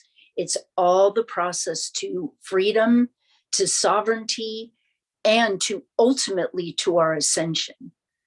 So I have no idea how long I've talked. Hey, India, you're doing great. You're just right on closing time, but we did want to open it up to anyone in the audience that if anyone has any questions, just type into the chat for India. It's funny, as you were just talking, I just thought about the most recent thing that came up for me, and I was thinking about it differently, because I'm like, what is the medicine in this? Why did this happen for me? So I was really in that process with you. So thank you for the deep wisdom. And I've had the pleasure of receiving your medicine. And it's so funny how there's so many things, we have blind spots that we can't see, right? Thank you so much. Yes. Yeah, so beautiful. And I just love how you brought the shadow work aspect into this, amazing conversation about ascension that we've been having all day, and really segueing from what Neil was saying in terms of shadow work, without the shadow, where is the light? So, this is exactly what it is. And we do have a question coming in from Diane. She's saying, thank you. What is your daily self-care ritual energetically? Beautiful question. Yeah, it's a very beautiful question. So because I get really bored easily, I change my rituals up. And one of the things that I do is I can either go out to our guardian tree in the morning. We have this beautiful, we call her the guardian. I will either spend time with her. This morning I walked out into the garden. I was listening to some beautiful mantra. I'm barefoot. I will take my Vespa out. It clears my mind. I will listen to meditation. I will sit in silence for hours. I will do a variety of things on how I feel that particular morning. Sometimes somebody sent me an early birthday song yesterday, and this beautiful song was like just looking into the sunlight. And so, sometimes it's just going out and just putting my face towards the sun and just being in gratitude for that. Yes. Awesome. Does anyone else have a question for India? Let's see. Yeah, well, I do want to reflect, India. A lot of people were saying, I needed to hear this today, and this message is for me right now. So obviously you're hitting a chord, as we all have shadow play or shadow work to do. And I do like how you say it's more painful to not do it, because that is so true, because then you're literally always left wondering, why does this always happen to me? Yeah. Yes. Whatever your version is. Yep. I mean, the freedom that I have experienced in my mind, in my energy, in my heart was so worth. And let me tell you, I would not wish upon the dark night of the soul to anyone. Joseph has a question for you. He wanted to know if you still attend AA meetings. I have not been to an AA meeting since somewhere late in 2008, maybe January of 2009. So just to follow up on that, what is shifted, and do you feel like the trauma that you've released and the shadow work you've done has helped you to stay sober? I guess is my question, because yeah. Yes. I did a lot of work in Alcoholics Anonymous, but that work is not designed to take you deep. It's a behavioral based. There's nothing wrong with that. For someone like me, I kept getting called for more. When my life unraveled, I didn't intend on leaving, but I knew that I was not going to go to another meeting. And I mean, I won't get into this very cathartic experience I had. And I kind of went into the void for about 5 years, the void between I didn't have a fellowship and I didn't know what I know now. And I didn't have the tribe and the community I have now. I was in this void. but I was never going to drink. That is something that I hold very strong in my conviction. And I knew I was on a spiritual journey, and drinking was not going to be the solution at all. And these last years, this whole world that I live in now with energy and vibration and heart is a whole different place for me. It's like drinking doesn't even occur to me. And it shouldn't at 35 years of sobriety. Beautiful. Another question. Do we agree? It's from Grace. She asks, do we agree to work through multiple shadows from birth and or generational trauma? What about karmic shadows? Oh, that's an interesting question. Like coming into this life with karmic. Yeah, I have a little bit of experience with that myself. Yes, and so did I. And I went into a deep karmic shadow back in 2020, in which I literally put myself into a women's trauma center for 30 days. I was in a karmic cycle with my ex-partner. I mean, we had 7 lifetimes together. it was all converging on me at once. And I was like, what is happening here? And it was one more layer. And this is the beauty. And I want to bring this forth because it's so important. When we move into a place of understanding that our soul is here to do its work, why we chose to incarnate now, there are no labels. There are no right or wrongs. Everything is exactly as it should be. So when we go sideways, like I found myself in a trauma center, I didn't do anything wrong. It was another layer of the onion. It was another layer. And that's what this is. We're just peeling back our layers. We can't go from kindergarten to Harvard overnight. So we take ourselves, I say, we got to pluck ourselves off the cross. We cannot do that to ourselves. It's the shame and the guilt and the remorse and, oh my God, realizing our behavior. I'm like, thank you. Yeah, I just want to give you a shout out. India is also speaking at the 11/11 conference, and we're going to do a workshop to help people dig through a little bit of the layer. Grace also just wanted to ask you about early life trauma, abuse, and or neglect. And is that the dark night of the soul? So maybe you could share a distinction of like what the dark night of the soul is. And then, yes, like all of those things she mentioned bring up plenty of shadow. And how does that? Yeah. So that's a really great question. And it's a very multidimensional answer because it's not just flat. For me, the dark night of the soul it didn't have to do with my trauma. I had trauma. That was another layer. And I had trauma was not from my childhood.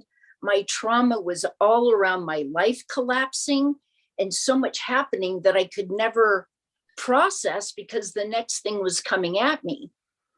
I processed through the trauma of losing my breast.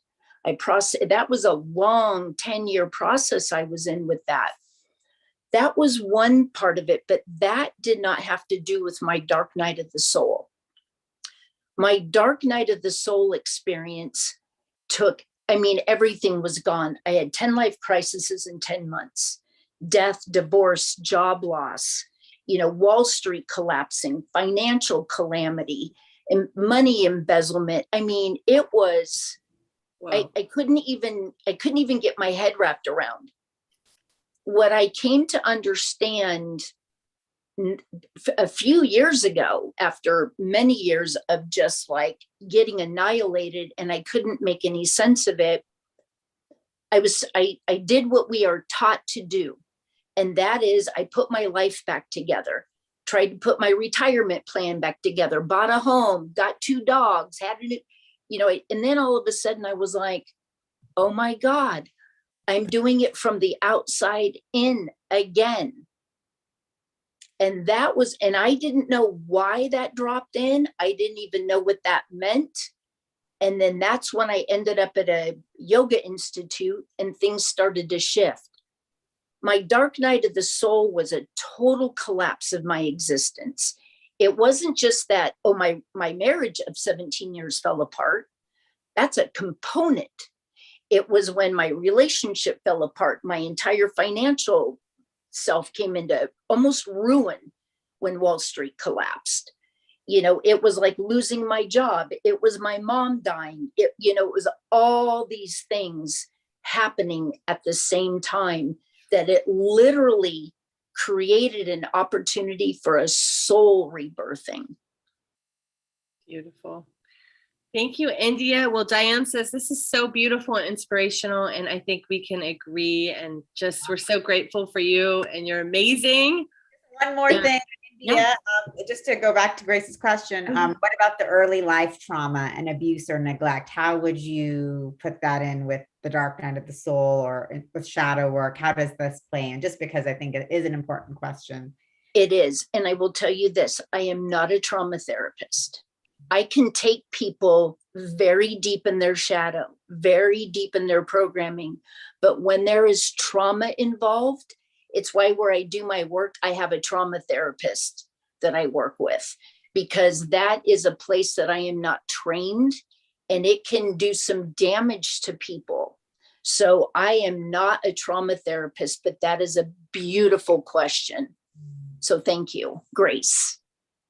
Wow. Well, thank you so much, India. This has been really beautiful, very heart opening for us, because this is part of the ascension. We are human, and we're here having a human experience, and that includes the chaos of life.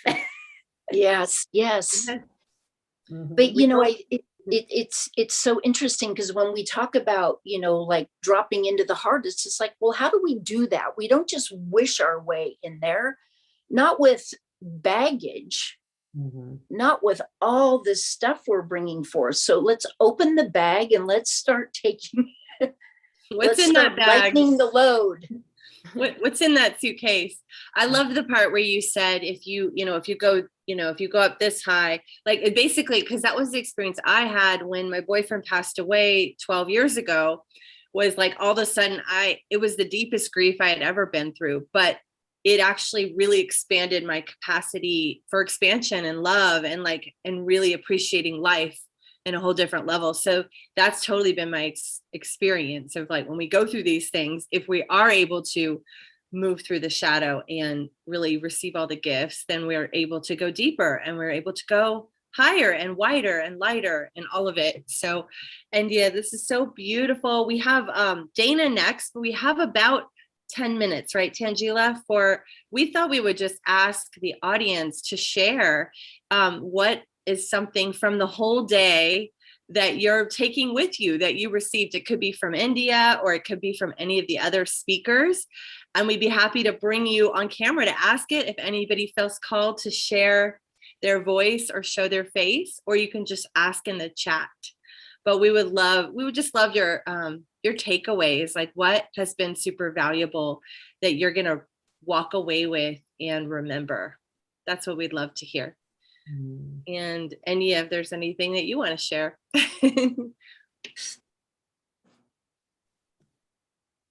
Grace said, psychic surgery. Yeah, just drop in the chat if you guys have anything to share. We'd love to hear. And anything that you all are feeling about Ascension. What have you learned? Has anything shifted for you? Do you view Ascension differently after coming in here and being with us for the last few hours? So we just would love to hear your thoughts or reflections. And I don't know if Nicole or India, you'd like to share your thoughts and reflections on Ascension, what Ascension means for you, and what this day has been. And I see Diane coming in, that we can shift from healing to service in the world. Yes, very much. Beautiful. Yeah, exactly. And I think that is the huge takeaway from today, is that when we heal, we are able to love ourselves more deeply, and then we're able to love all more deeply, and then be a great service. Yes, totally. For me, Neil blew my mind. I was like, what? And actually every single speaker has so far. And Kalina, I had a very big activation opening with her, especially when she started speaking the fairy language like that. I know that I've had a past life as a fairy. I've actually been told that by some random woman at an event came up to me. She's like, "You're my fairy sister." Like she recognized me from a past life. So when that was happening, I was just like, oh my gosh, like my physical body was lighting up. So that was really powerful. And India, I always love hearing your perspective because I am working on some parts of my shadow that I didn't even know were there.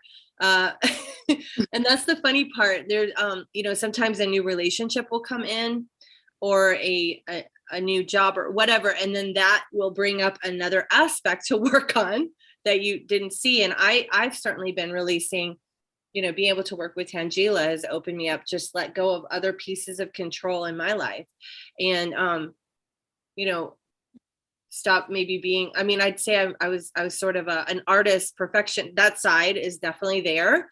Like I believe in excellence, but it's really shifted me to be able to drop more into authenticity and vulnerability, because there is no such thing as perfection. Sometimes the microphone will turn off. Sometimes, like I lead calls on Zoom, like it's not always perfect. And so the more you can be transparent and you can bring in humor, there's so many tools. But yeah, working with Tangela has helped me with that, just being on these platforms where we're at the mercy of technology.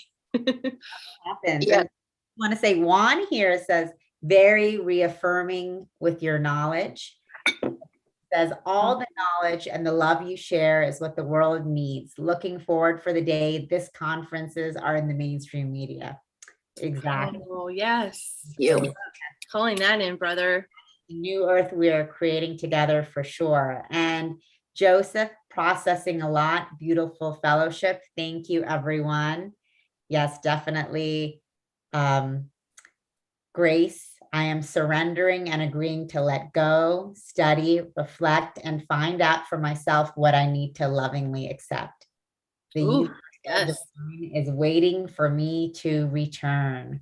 And Dawn says how to love for everything and everyone, human and not human. Yes. Exactly. And then Judith, I think one of the most clear and valid remarks was by India, recognizing that she was trying to work on the outside again, and not at the point of origin that is within. All the work of the soul is, in my estimation, an inside job. Yep. Trust me, if it were an outside job, the world would be in a much different place. So right. So Neil said this earlier, our outer reflection of what's happening on the planet is the collective of what's going on internally. So true. It's so true. Someone asked earlier, like, well, what should I be doing?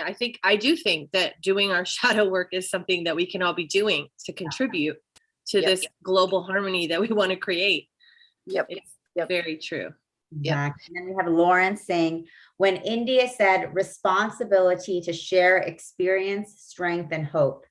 This has been the mindset I've had in my creating as well. So it was truly validating. And that is so beautiful to see, you know, and that's what I was saying, what you shared, India, about the importance of doing our shadow work and then being able to share that experience, understanding that that's not your weakness. I mean, you know, all of this dark night of the soul that you've experienced and been sharing with us, that sharing is inspiring, giving us hope, giving us strength, everyone who's listening, and realizing that we're not alone in this process. We're not alone in this ascension. And the ascension is not just like a rocket ship up, you know, there are a lot of things that we are navigating, and we can do that together, which is beautiful.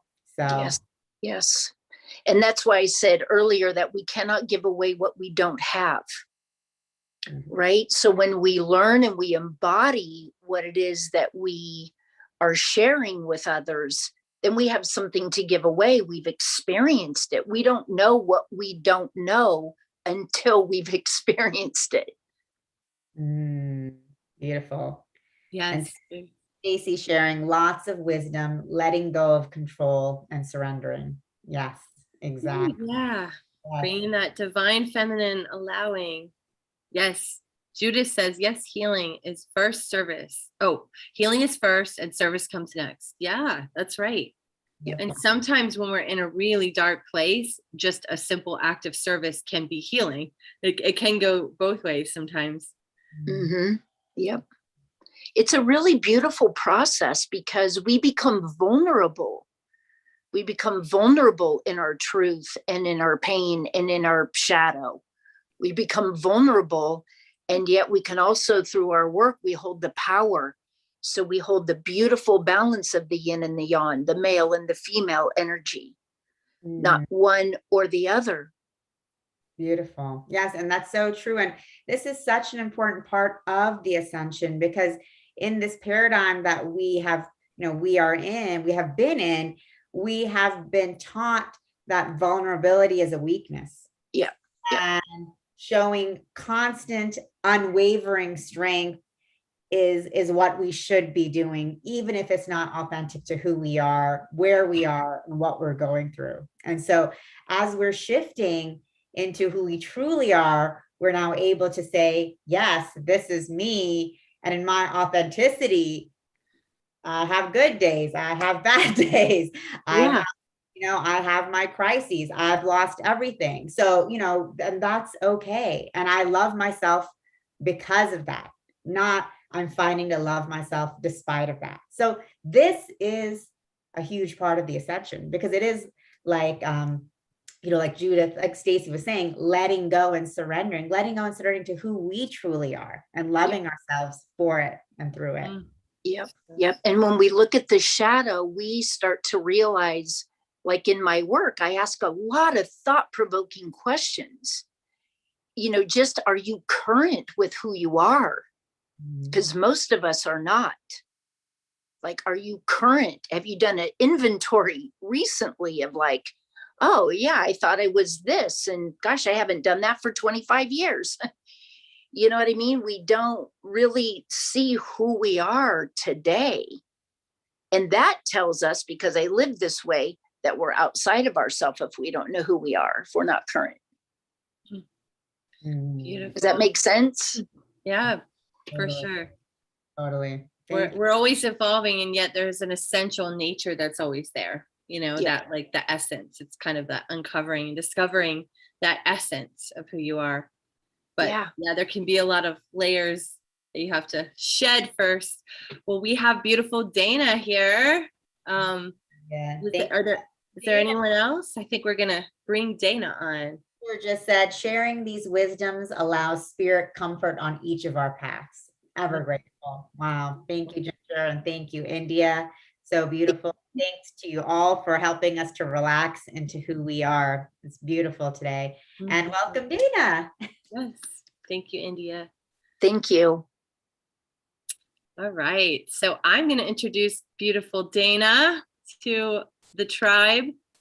Dana is the person that you want to connect with when you are ready to cut ties with the conversations, behavior patterns, limiting beliefs, and habits that are no longer serving you. Her vision is for humanity to return to the remembrance that the body is a temple, that the kingdom is found within. This deep connection is optimized and activated through the synergy of superfood nutrition, cellular cleansing, and holistic practices to revitalize the soul, while detoxing from foods, thoughts, energies, and relationships that bring anguish to the mind and create dis-ease in the body.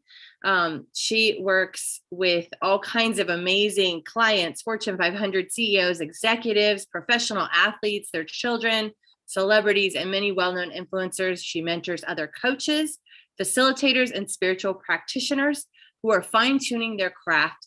Dana offers a unique blend of life coaching in combination with shamanic practices, healing through frequency, ceremony, and Reiki to support her clients in receiving an instantaneous cellular upgrade, DNA repair, mindset reprogramming, connection to self and the creator. She offers both live and remote sessions to groups and individuals. And as a plant-based ceremonial chef, she follows indigenous dietas and understands how nutrition optimizes the body and clears the vessel. Dana, welcome to this amazing conference. We can't wait to hear your wisdom, sister. Thank you so much for that introduction, Nicole, and thank you so much for having me, Tangela, everyone. I feel so grateful and honored to be here. It was so beautiful to listen to everyone's comments and to be part of this conversation. And India, like, it's so amazing how we all weave this web together. And so she was speaking about shedding layers and divine masculine and feminine, and really taking inventory for yourself, within yourself, to see what's necessary, what gets to shift in order for you to experience ascension. And so the title of this workshop is Soul Cleanse to Ascend. And my name is Dana Mistretta. I am your guide, your lead, your facilitator for today. And in all truth, really, these two beautiful gongs have a tendency to run the show. So up top, this is Venus, who is connected to the divine feminine within, and her frequency is just that, absolutely divine and feminine, and reminds us, brings us back to our state of being. And so we have Venus, and then on the bottom, we have Mars. And Mars is a representation of that strong, beautiful, masculine energy that lives within each and every one of us. So we all have feminine, we all have masculine energy. And both these gongs and frequencies are attuned to their planet. So you are literally receiving a cosmic channel of frequency from Venus and from Mars. And what a lot of people don't know about gongs is that they are great detoxifiers. And that's what we're really going to get into today. So I'm going to give you a little tidbit of cellular reprogramming. That instantaneous cellular upgrade is absolutely available to you and for you in this moment. And part of it is trusting the process. As a facilitator, I am trusting the frequencies of these gongs. And I am going to take you through a bit of a guided meditation where you can take that soul inventory, and also you can really focus on what you're manifesting, what you're calling in, and what you're bringing in that is going to support you on the deepest levels in your ascension. And so before we go into our meditation, I do just want to peel back the layers and get a little science-y on you with you. So a majority of the time, whether we know it or not, we are operating on what is called our sympathetic nervous system. And that is our response to trauma, our response to stress. Like, who wouldn't agree right now what's going on in the world? There are so many stressors that could be potentially surrounding us, conversations that are going on globally within the United States. It could be being a busy parent or at your jobs. Stress is surrounding us all of the time. And so when we are in our fight or flight or fawn, which is freeze, then we are coming from what's called the sympathetic nervous system. It's constantly kind of looking for that thing that's going to trigger us. We're on defense all the time. And very little do we get to, are we blessed to tap into what is called the sympathetic nervous system, which is a little bit more associated. I heard that like surrender, that femininity, that way of being that you were guided through on your last call, on your last conversation. And so the parasympathetic nervous system comes in and it really puts the body at ease. It allows us to reach deeper levels of support and healing. And so the beautiful medicine of gong and gong frequency is right about the 5-10 minute mark. This medicine enters the body and it switches you from the sympathetic system into the parasympathetic system, where you can get that deep healing. Now, this is also connected to your vagus nerve, which is connected to every single vital organ within your body. So that deeper stimulation creates an all-natural detoxification. Like, who doesn't want an all-natural detoxification? All right, so strap in your seatbelt. If you are ready to receive, find a comfy space. You could be seated up tall like myself. If it feels good to lay down, however you would like to receive this medicine, this healing, a way in which you can just slow down your body. So I'll give you a minute. Whether you've got sits bones on the earth or feet on the earth, or even your back supported by your bed. Just taking a few deep, intentional breaths here.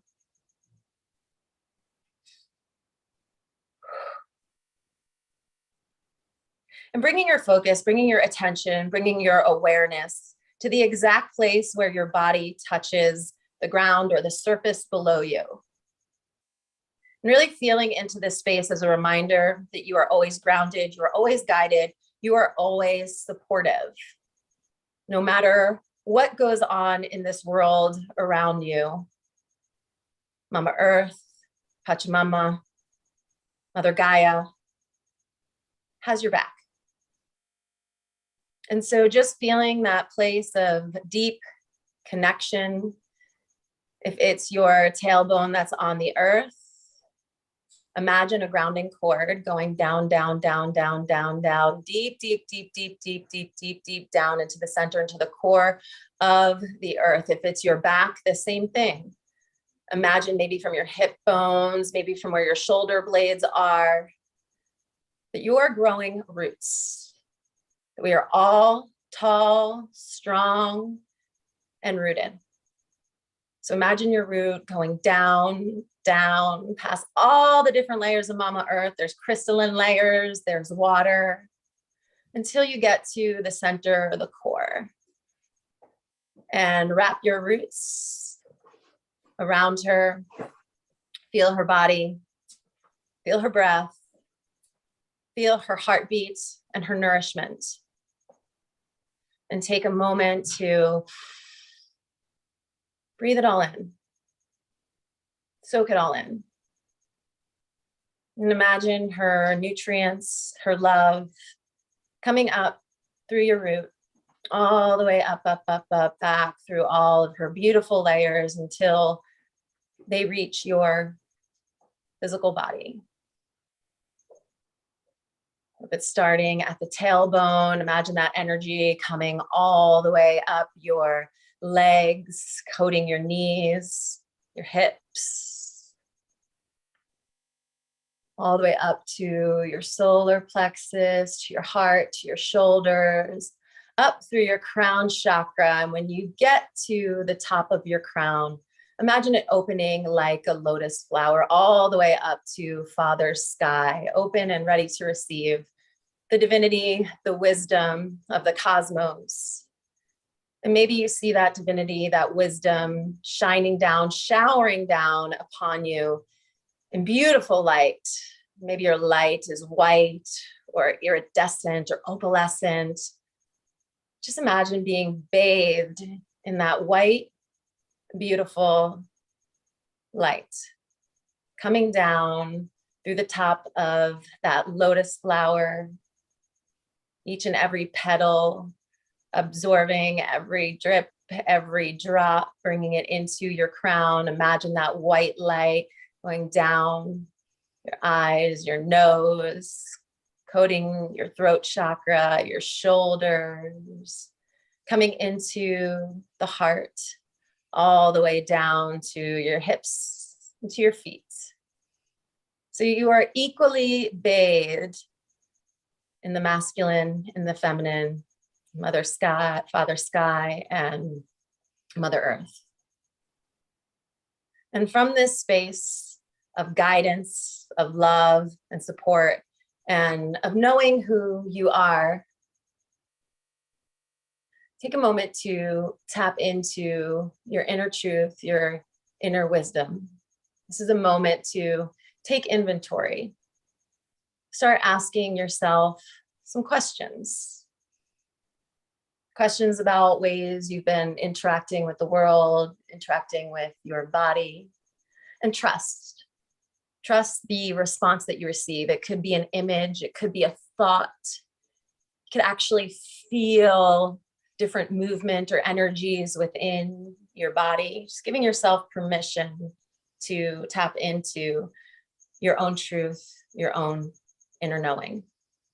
And asking yourself, what choices have I been making that I know, like I know are not serving my body?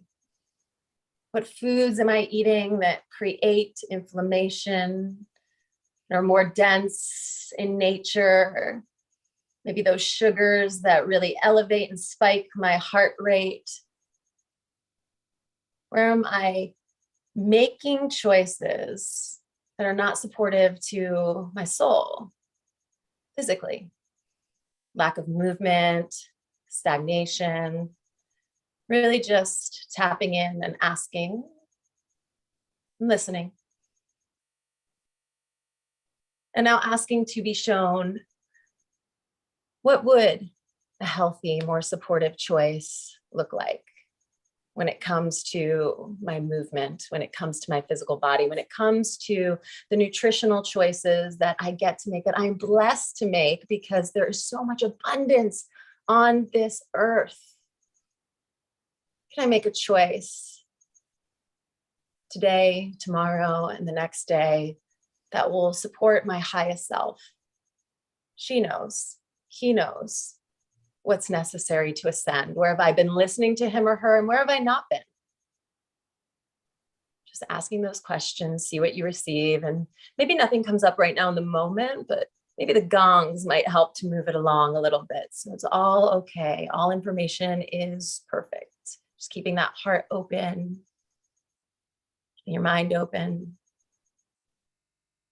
Now asking your body, what are some thoughts that I've been having that aren't serving me? Thoughts about fear or lack or scarcity, ideas that I'm not enough, what I have to say doesn't matter. Like, really think about thoughts that aren't supporting you.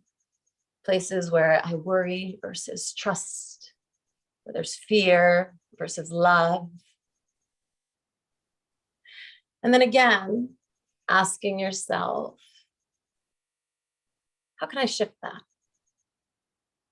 What thoughts are supportive to my life force, to my family, to my community, to this planet? What is the truth? What is the truth? And then taking a deep breath in, locking in whatever message you receive in this moment, and moving it into the awareness of your emotional response. Where in my life has there been a circumstance, something outside of me that shifted my emotional state of being, that put me in a place of fight, that put me in a place of flight, or maybe paralyzed me and froze me? So just taking inventory. This is not right. This is not wrong. There is no shame. There is no blame. This is part of the human experience. We've all been to different places within our own journey. So just taking a moment to honor those places. It's a safety mechanism. It's kept us safe from getting our hearts broken again, safe from taking a risk. Might not have ended so great the first time. So thank you for keeping me safe. And now what's the truth? What's the truth of what's necessary for my expansion? Is it fight? Is it flight? Is it fawn? How do I progress? How do I shift my emotions to a state of joy, of love, of happiness? And so just see yourself there. Imagine yourself making those choices, those decisions. What do they feel like within your body to honor your emotional state of being? Just because a circumstance comes up doesn't mean I waver. I'm unwavering in my stance of who I am, who I get to be, of who I'm blessed to be. Now taking it into your spiritual body. How have you been honoring your passion, your purpose, your deep intuition, listening to the voice of the creator, or maybe not listening to the voice of the creator? Once again, no shame, no blame, just taking inventory and asking, seeing yourself honor those choices, honor that walk, honor that pathway. When you hear the knock, see yourself opening the door and walking through. Nice deep breath in.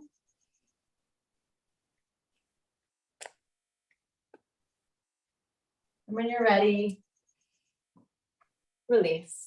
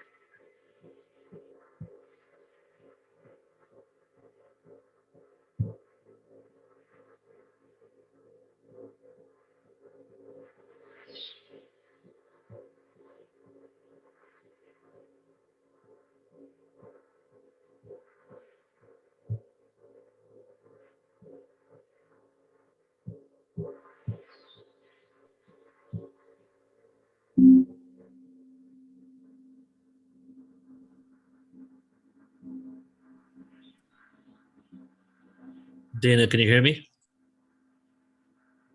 Dana? Sorry, guys, can't get a hold of her right now.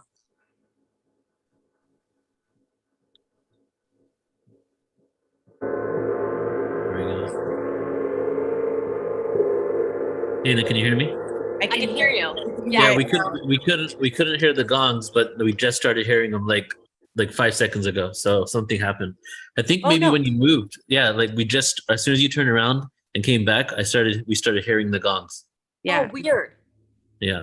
So you want to try again? Absolutely. Yay. Thank you. Okay. So you can hear now? Yeah. Yes.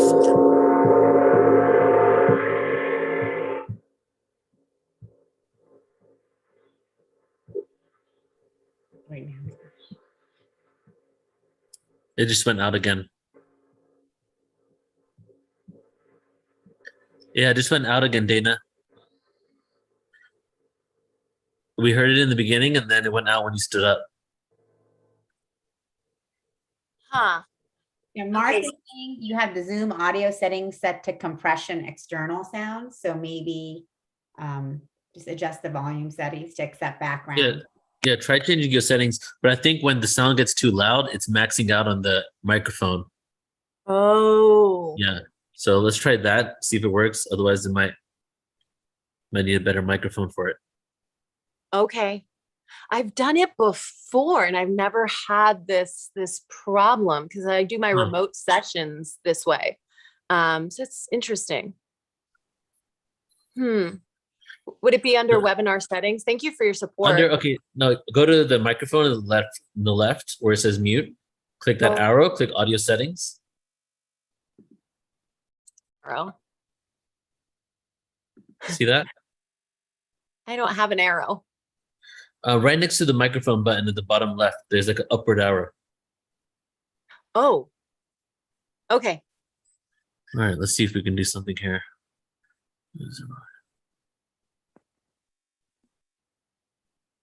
Okay, click advanced.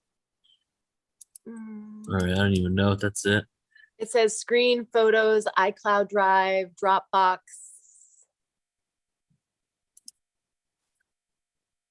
Microsoft OneDrive, SharePoint, Google Drive, Box, website URL.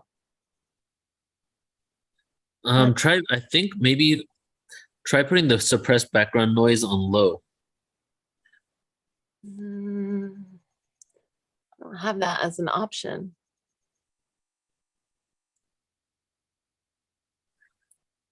I think we should just try one more time. Let's see if it comes through. If not, maybe we need to move on from that.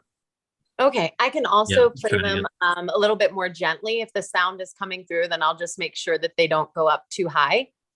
Yeah. Yeah, Okay. it's weird if you've been doing it before and it worked. So try again. Yeah, totally. And Someone's thank you saying play guys. louder. So let's see. Try a few different things. Okay. And thank you guys so much for your support in the audience as well. I really appreciate it. I'm seeing everybody chime in. So thank you. And thanks for your patience. Is that good? Try It's louder. not coming through. Yeah, try louder. Try it louder. Okay.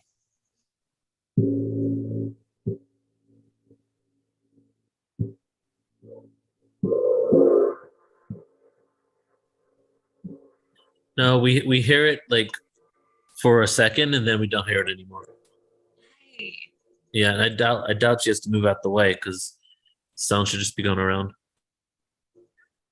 Oh man. The gongs don't want to be played today. I guess. Or I guess the frequency is just not this dimension, you know? The frequencies it really they can truly hear it in isn't. the fifth dimension. That's what's happening. It really, really, truly isn't. So, like of this world for sure. Okay. Well, thank you guys so much. I have my shamanic drum, so I could do some drumming and see if that works. That'd be amazing. Yes. Yeah, let's give that a try. Maybe my drum would like to be heard today. I'm just going to give it a test, okay? Okay. Yes? Wait, keep going. Okay.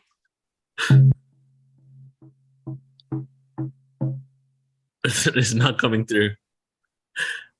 The first one or two are coming through and then it stops. It drowns out. Brandon, Okay, we to adjust the audio settings. yeah. Does anybody know what the setting is? Because Yeah, I'm Brandon, sure it's not coming through. advise us. We can actually bring you in and just maybe.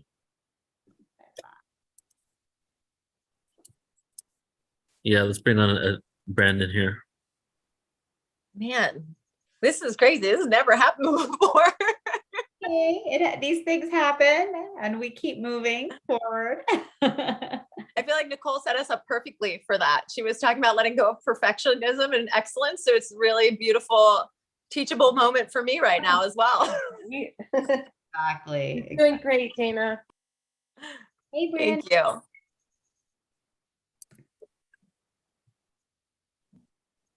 Mark is suggesting suppress background noise. Brandon, if you're talking, you're muted. Oh, Yeah. I'm unmuted now. No, so if you click on the mute button and click on there's an up arrow right next to the mute button, and that's where you click on audio settings. On your Zoom screen, Dana. Right where the mute button is, there's an arrow. My arrow brings up screen, photos, iCloud Drive, Dropbox, Microsoft Is OneDrive. audio settings isn't at the bottom of that? You're No. not in the Zoom room. That's not in the Zoom room. So come into the Zoom room. Yeah. Yeah, come into the Zoom room. Oh. Okay. Am I in the Zoom room now? I'm not sure, but do you see a microphone in the bottom corner in the left with the upward I do. arrow? Okay, click But that. no upward arrow.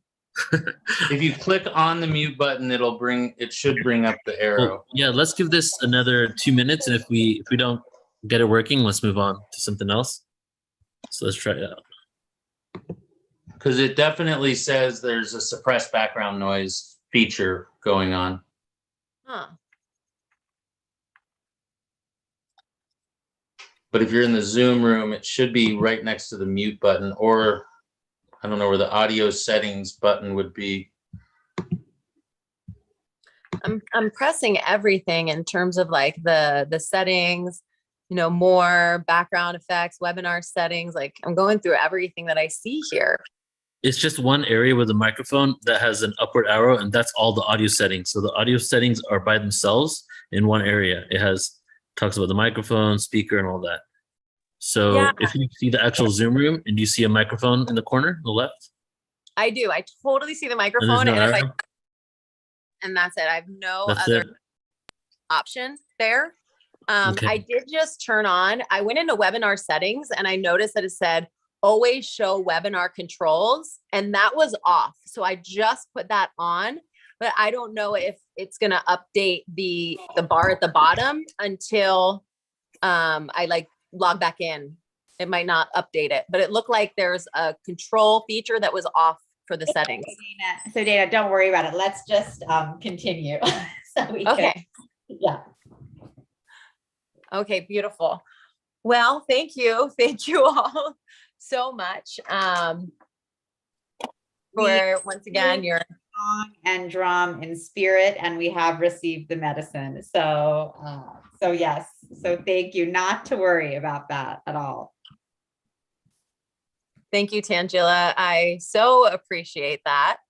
Okay, so if you were patiently relaxing, open up, and still receiving, kudos to you. It's a challenge sometimes to stay connected when there is interference. And maybe that was the practice that really got to come through for all of us. How do we stay connected to our heart, to our intention, to our connection with the divine, even when there is static, even when there is interference or side conversations? How do we stay in alignment with who we truly are, and also with the intentions that we set with our vision? Think about that. If you have a powerful vision, I guarantee you there's going to be lots of interference that comes your way. So honoring that practice, being mindful of that practice. And if you got caught up in a little bit of the interference, that's okay. That's okay. So just bringing yourself back to the space that you are in, if you're still lying there on your bed, or if you're still seated on your sits bones, waiting patiently with your eyes closed and heart open, just reconnect, come back.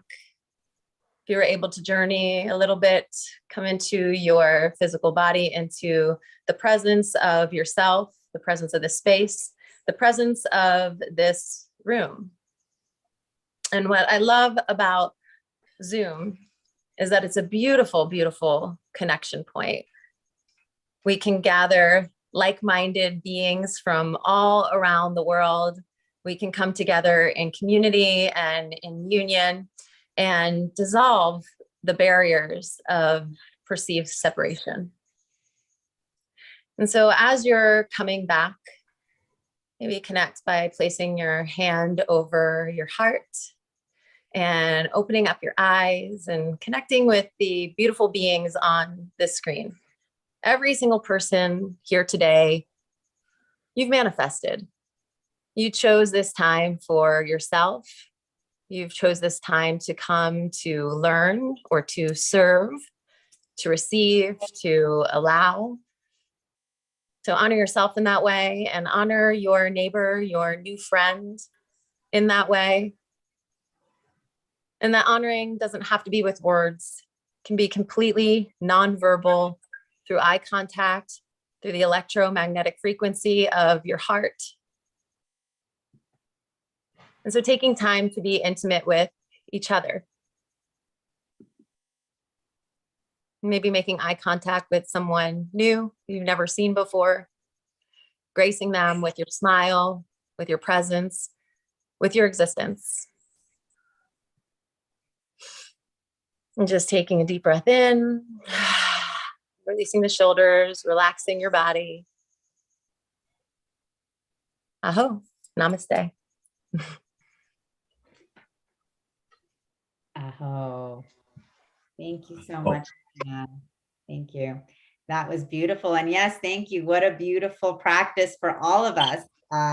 You know, we always, as we were talking about before we started your session with us, you know, we can make all of the perfectly aligned plans and they can go awry, but we can still always remain in our own perfect alignment, you know, and that's what you've shown us today. So I really thank you for bringing your gifts to us for the Ascension Conference. Yeah, we have a question for you, Dana. What does aho mean? Aho. I'll let you answer that. Yeah, it's almost like saying amen, blessings to you. Yeah. Confirmation, yes, of course. Aho. Beautiful. Mhm. Wonderful. Well, thank you for that. And then just so you can let Ginger know, so what tradition, where does that come from? Yes, it's from the Native Americans. And so, as Nicole had introduced me, I am a shamanic practitioner. So I do work with actually Navajo lineage, and I'm really blessed to serve in Sweat Lodge and work with different ceremonies with the Native Americans. And so that's where it comes from. It's from the tribes. Wonderful. Beautiful. Thank you. And thank you for just, helping us and supporting us and remembering our body temple today as part of our ascension process. So thank you. Yeah. I also want to really honor that the teaching that came through. It's like, I think it was perfect because we are going through so much of the, you can't turn away from what is happening out there. Of course, we can hold in our mind's eye and our creation power what we want to create. And we're all for that here. But the whole interference lesson that just came through was so beautiful, like how to keep your composure and your balance and your alignment, your divine alignment through no matter what's happening, right? If you're on the phone and there's a little kid tugging at you, or, you're in the grocery store and you knock over the whole aisle or whatever it is, right? There's always chaos going on around us. So how can we remain in our frame? I love it. I love that came through, Dana. I know that wasn't your plan. And remain in your frame. That's a good one, Nicole. I think I'm going to take that one. Please take it. That'll be our next workshop. I never know what's going to come through without, you can have that one. How to remain in your frame. Yeah, beautiful. Wonderful. Thank you, Dana, for your beautiful presence teaching today. And I'm super excited to be announcing our next presenter for today, and actually our last presenter for today. It's been such a full day, so much wisdom, so much activation, so much knowledge. And we are closing today with Brandon Strabla, who is here with us in Sedona and is the founder of Organites.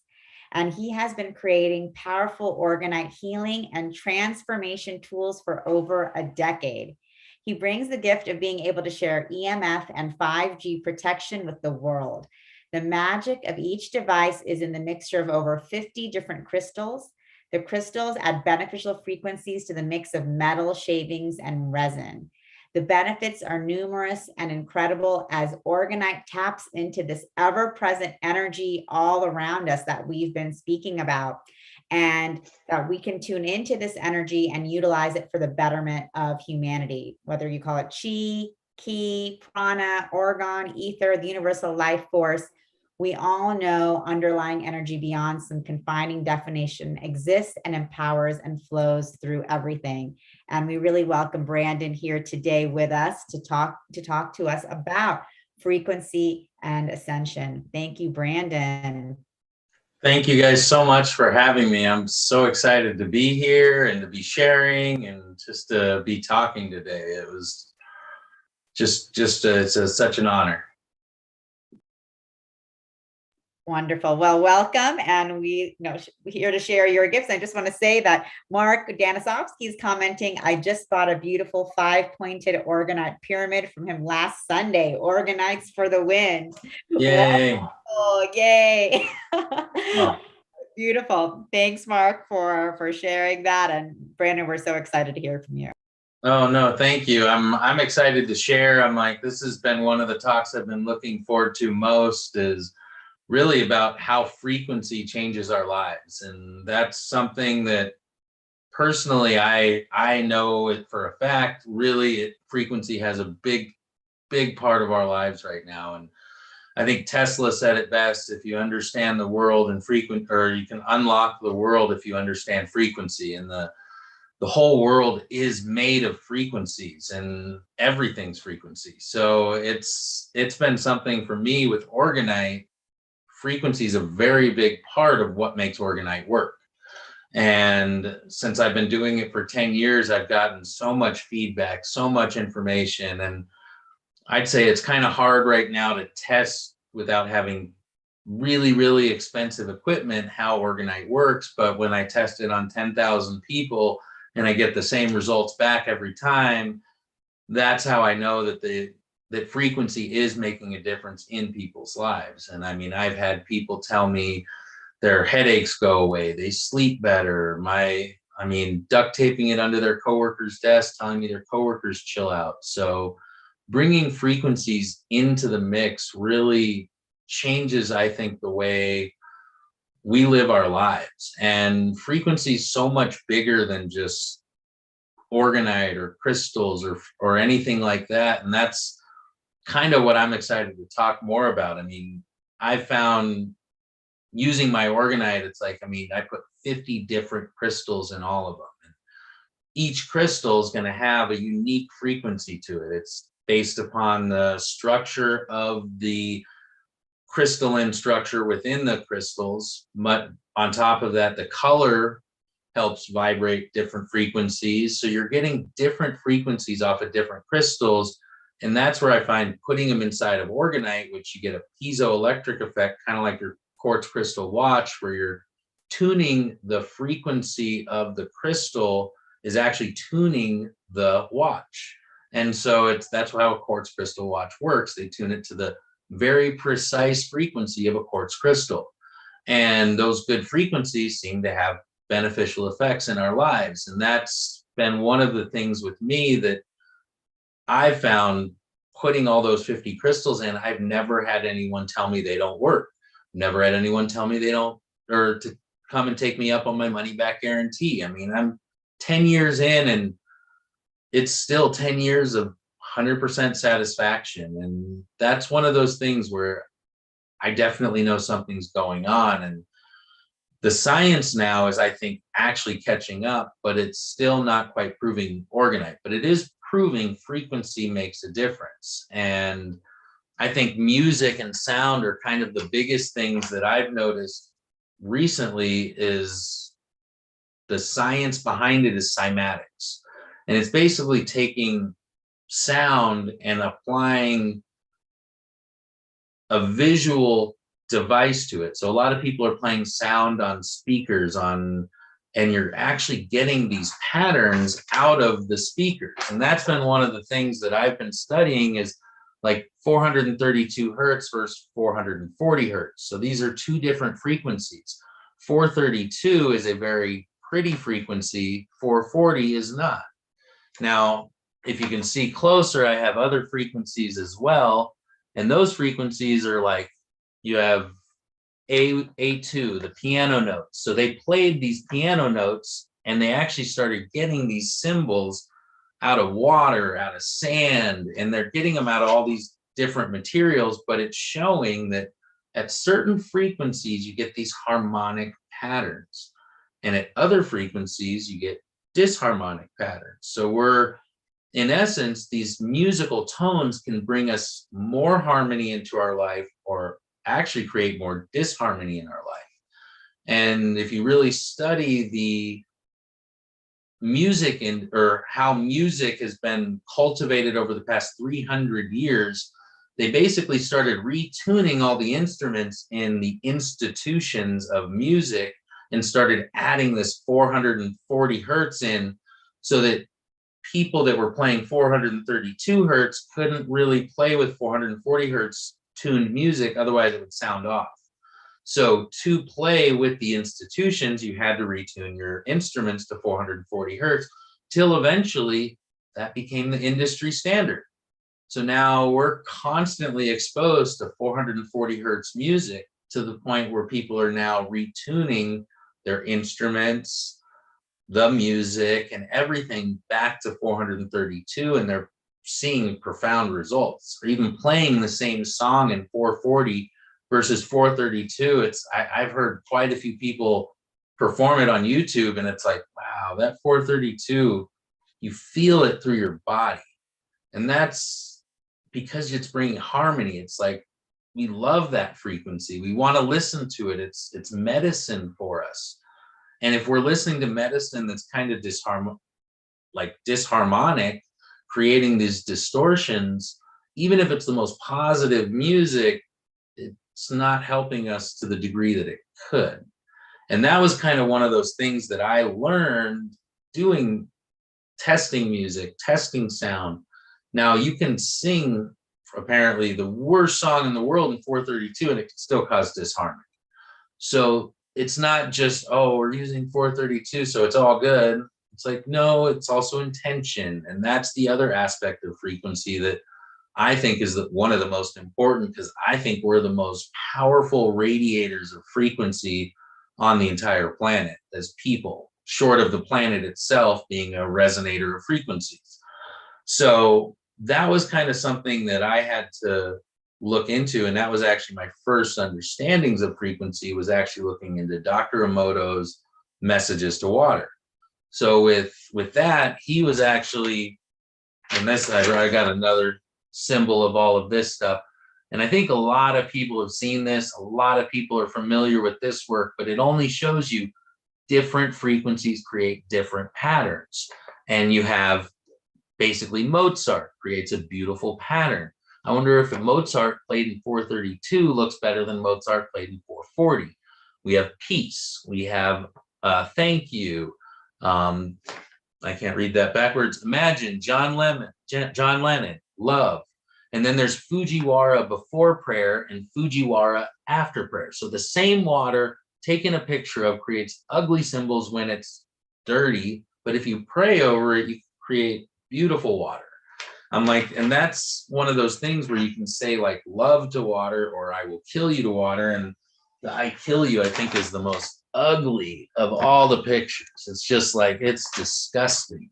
I'm like, it should make you feel gross inside to say something like that. And that's, it does actually. Oh, there we go. It's actually, there's science proving that if you say these words, that's how the water inside our body will react.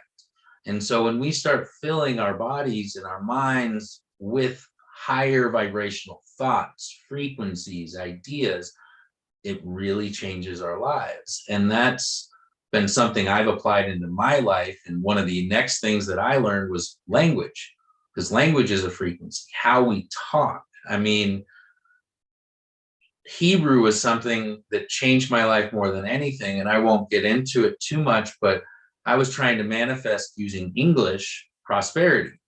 All of a sudden, I come across that Hebrew is a higher vibrational language. I switched to Hebrew and I write shalom everywhere in my room. And it's like prosperity just starts skyrocketing. And I'm like, I had a poster that said my prosperity is skyrocketing with a spaceship, like with a tractor beam of gold bars. So it was something silly, but it was like, I don't care if I end up with half of that.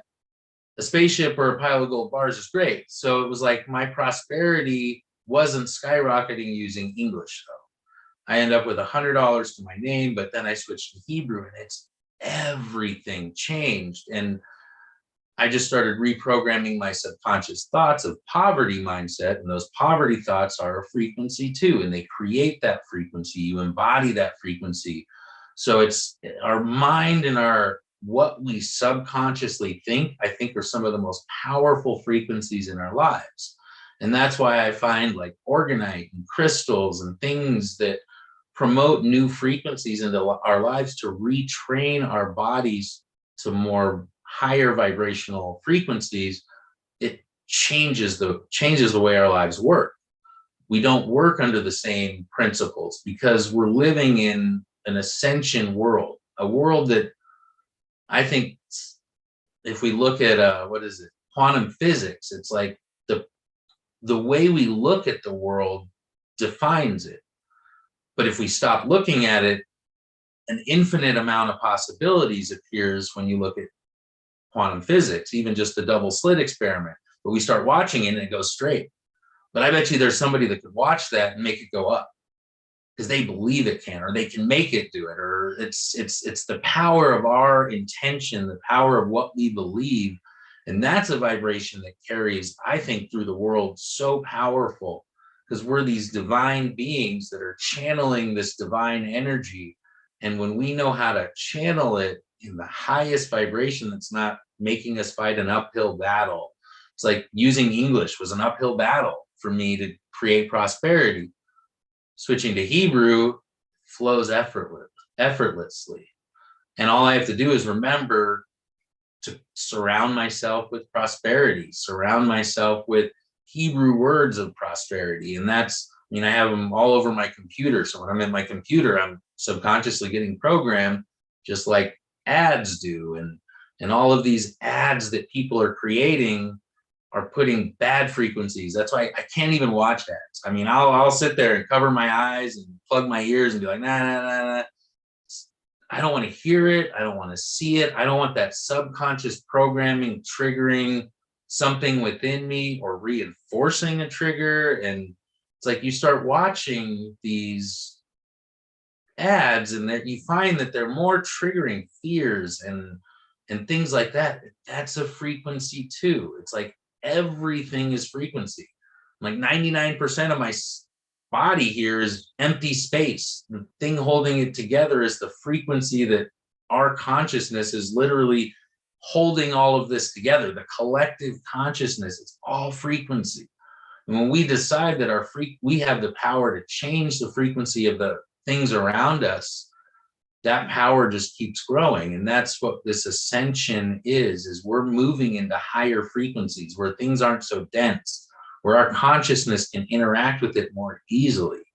And that's what I feel right now is an ascension of the soul, how frequency is changing our lives. Look at the Schumann resonance. The earth has a frequency to it. It's so powerful, but it's been raising. The frequency of the earth is going up. So that's why it's like we're in an ascension time. We can scientifically prove that the frequency that we're vibrating at is going up. Are they testing it? Not really.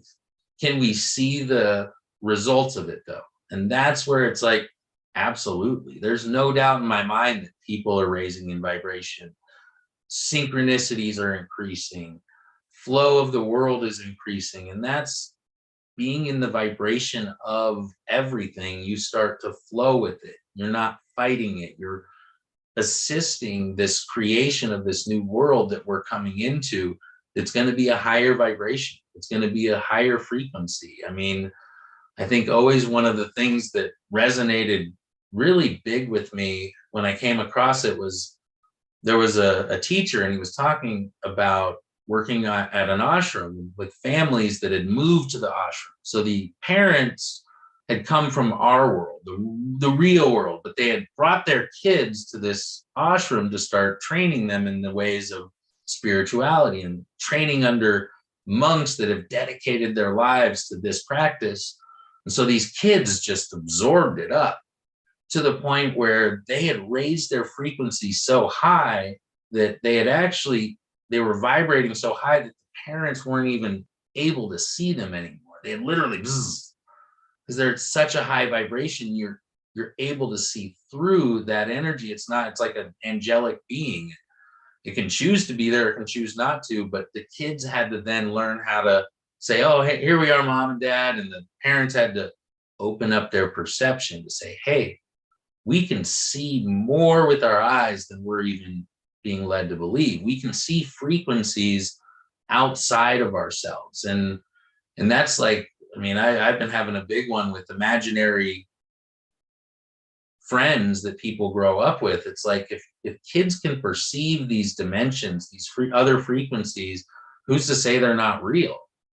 I mean, that's been one of my things. I'm like, wow. And then I'm starting to talk to people. They're like, yeah, maybe my imaginary friend wasn't quite as imaginary as I thought. And it's like, now we could be giving those energies power or whatever. And that's where we have to be mindful of not accidentally inviting in darker energies. And it's just wild when you start thinking it's like it's all vibration. And even the angelic beings and the dark beings, it's all vibration. It's not, I feel, good or bad, but it's like, well, what do you want to play with? You want to play in the higher vibrations, or do you really want to play in the lower vibrations?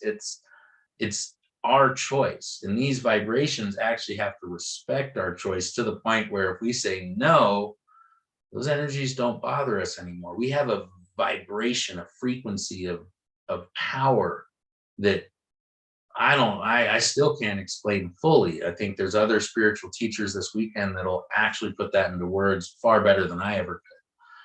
And that's been one of my things, is it's the power that we have within ourselves is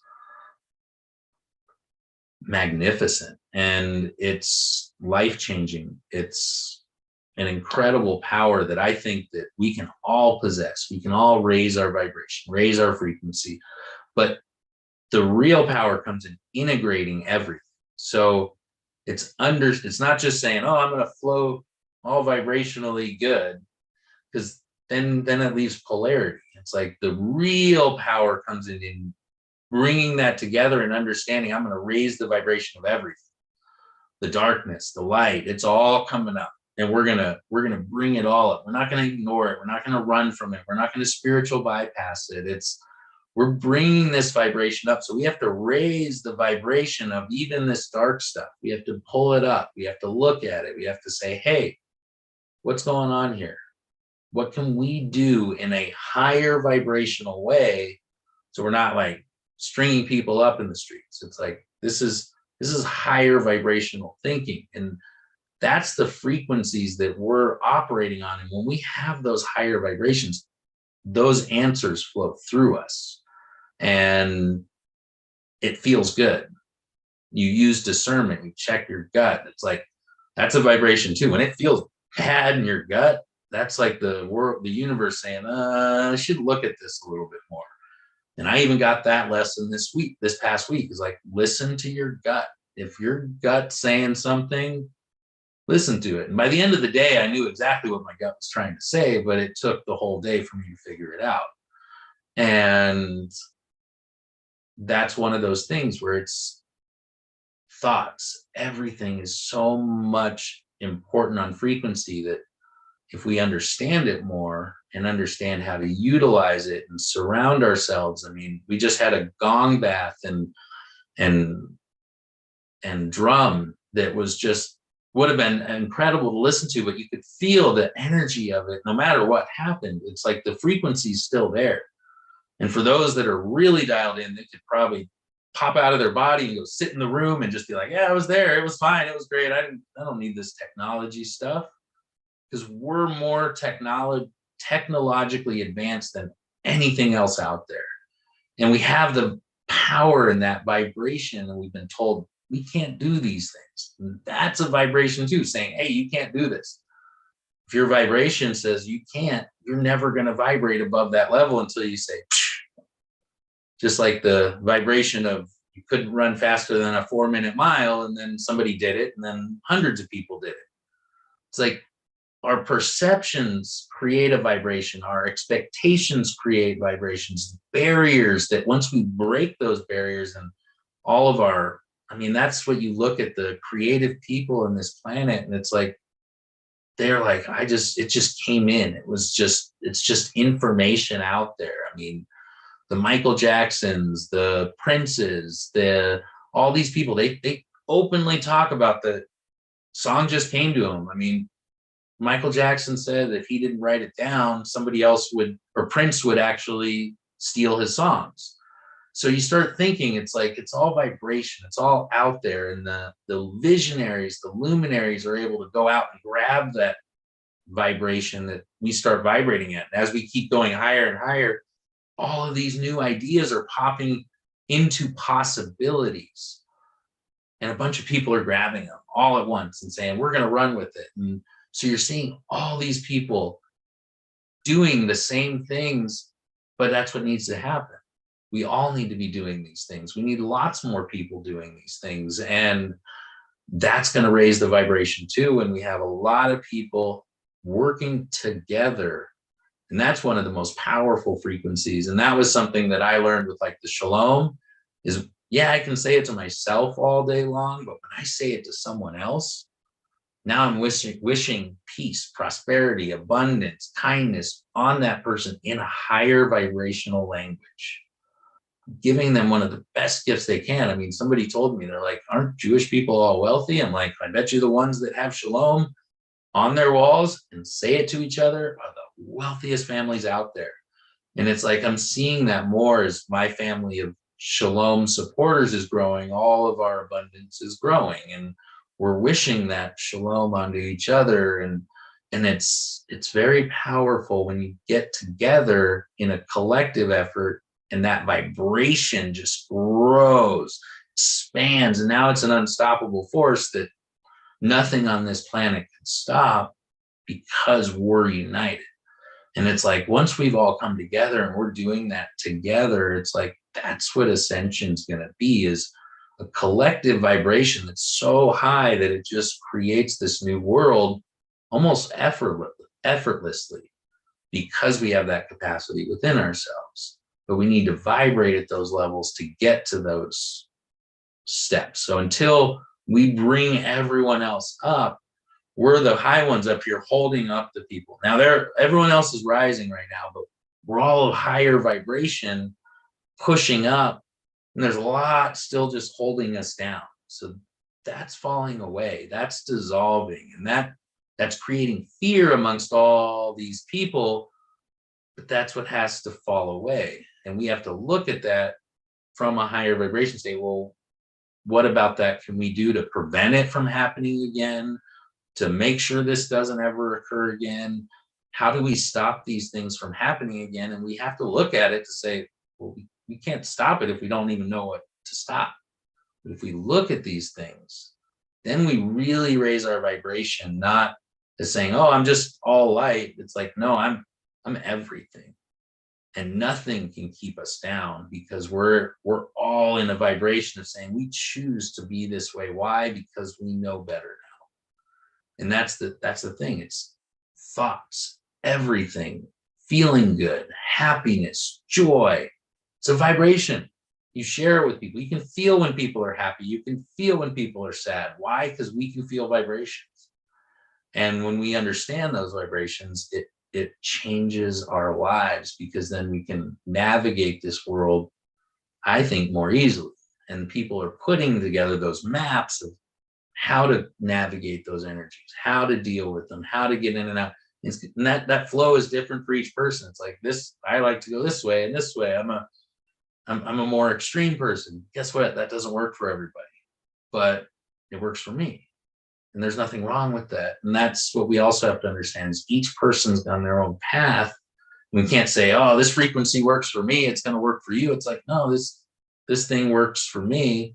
It may or may not work for you.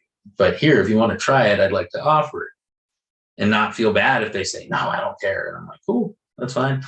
I'm fine with it because I use it. But if you don't want to, and that's where I have to learn with Organize. So many people every day, every weekend, it's like, whatever. I'm like, that's cool. I still guarantee it. And if you want your money back and it doesn't work, I'll still give you your money back. So please, if you don't want it, great. If you do want it, great. It doesn't matter. Because hopefully me just sharing with them opens up their mind a little, and the next person down the road has an easier time opening up their mind. But if I attack them and say, you need it, they're like, I don't want to talk to any spiritual person ever again. It's like, because we need to go out with spreading the good vibrations, and it goes out with respecting and honoring and knowing how to, when we start feeling somebody's vibrations coming back at us, it's like, I'll back off. Thank you. I'm sorry. And that's how we navigate these frequencies and understand and master ourselves and know that nothing's really bad, but how we express some of those frequencies can definitely be good or bad. But I don't know. I think that's kind of where I would leave my frequency talk on what's changed my life and how I hope it can help change your life more. And I don't know if we have enough time for any questions or. Sure. Thank you so much, Brandon. That was wonderful. And I just love what you were saying, that there really is no limit to our vibration and our vibrational possibilities. And, you know, we can just keep creating and expanding together. So it's really true. It's so amazing. And we had a question coming in earlier when you were speaking. Someone was asking about Hebrew and if that was your language and that's why you chose it, or is it because it's an ancient language? Wanted to answer that. No, I ended up like with $100 to my name a couple Februarys ago, and synchronistically, I'm like sitting there like, what am I going to do? And I open up a book, and right there on the front, the page I opened to was Sanskrit, Hebrew, Aramaic, and Egyptian were very high vibrational languages given to us by higher vibrational beings. And I was like, that's interesting. I'm like, well, I don't know anybody that speaks Egyptian because it's a lost language.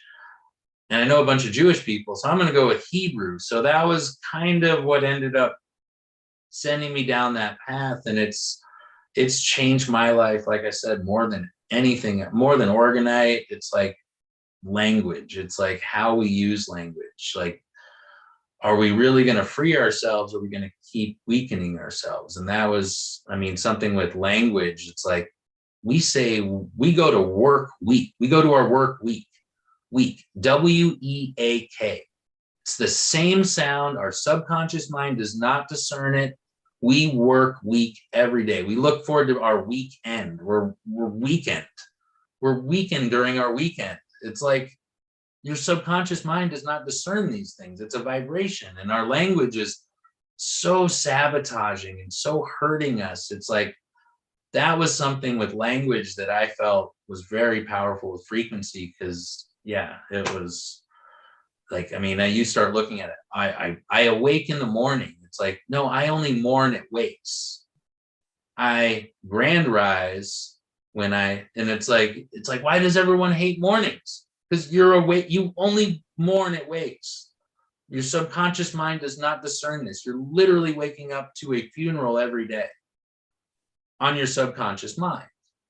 So you got a grand rise, and it's like, or something else. I mean, there's all sorts of weird stuff that spiritual people are starting to say, but it's like, stop sabotaging ourselves and our language. And it's like that's a big one for me. And I've been doing a lot more research. I wish I knew more answers to what to say to work week and all this. It's like, no, how about we just ditch the elite English language and start learning a new one? But I don't know. That's a hard one too. Awesome. Thanks, Brandon, for, working with us on raising our vibration through frequency, sound, power of language, and of course, power of the transformational tools that you create, Organite, which we had a number of our listeners raving about, which is awesome. So, no, thank you all so much. It was amazing meeting like so many people last week. I mean, and that's, I think, the last thing. It's like the pyramid definitely has different frequencies. Like I've got it. Brandon. This one's a masculine frequency. This, like the Giza, seems to be a more feminine. The triangles seem to be a balance between the two. So it's like everything's frequency. Oh, I love your pyramid. That's a good ocean one. I know, I love this one. It's so many people comment on it. It's amazing. I just wanted to share with you, Brandon, I've never heard this about shalom. And so I was actually needing to stop sitting up in a chair, and I laid down on the floor, and I was, instead of oming, I was shaloming. And I did. I felt my vibration go up. I really did. I was like, okay, this is something. I'm going to play with shalom. Thank you, Brandon. Thank you. My pleasure. Thank you so much. This is amazing. Thank you for having me on. Yeah, so great. That was a first. I've never heard that. And we have our audience saying, thank you for sharing your beautiful high vibrational energy. And thank you so much. Thank you. And really, like, I mean, I think it is beautiful because language, the words, every word, every sound has its own frequency and vibration. And these ancient languages, like you mentioned, Aramaic, Arabic, Hebrew, Sanskrit, they were created with that mysticism of sound and vibration within the languages themselves. And that's why we own, that's why our mantras that we say are, in Sanskrit or Gurmukhi or in all of these ancient languages, there is a power and resonance in every sound. And so it's so beautiful that you really brought that through for us, because it really helps us to even deepen our understanding of the power of the mantras that we do and just the power of every word that we say as a mantra. Mm-hmm. Yeah, thank you. No, I agree. It's powerful. So yeah. Wonderful. What a day that we've been having today. We've had a full day of incredible presenters, starting this morning off with Suzanne Ross and Isaac Mars, and then ending the day here with Brandon, speaking to us about his transformational tools and language and power of frequency, vibration, and sound. It's been very, very full. So it's been very exciting. And we just want to thank all of you who have been tuning in with us throughout the day for joining us here. We really appreciate all of you. Any reflections you'd like to be putting into the chat, feel free. We'd love to hear what you have to say, and any favorite highlights from the day. We'd love to hear your shares as well. And Neil, Nicole, want to jump in? I just want to say that today was amazing, and just the energy that everybody's had, and the downloads, the 30-minute downloads, it's just like you get just to experience what they are and their gifts in those moments. So it was amazing, and I'm excited for tomorrow, because tomorrow not only are we going deeper, we also have an open mic, right? Yes. So we have an open mic, everybody. Tomorrow it's going to be amazing, and we're putting it out there to any of you who want to be a part of the open mic. Let us know. You can email me, you can message me in the chat right now, or just tell us tomorrow when we announce it.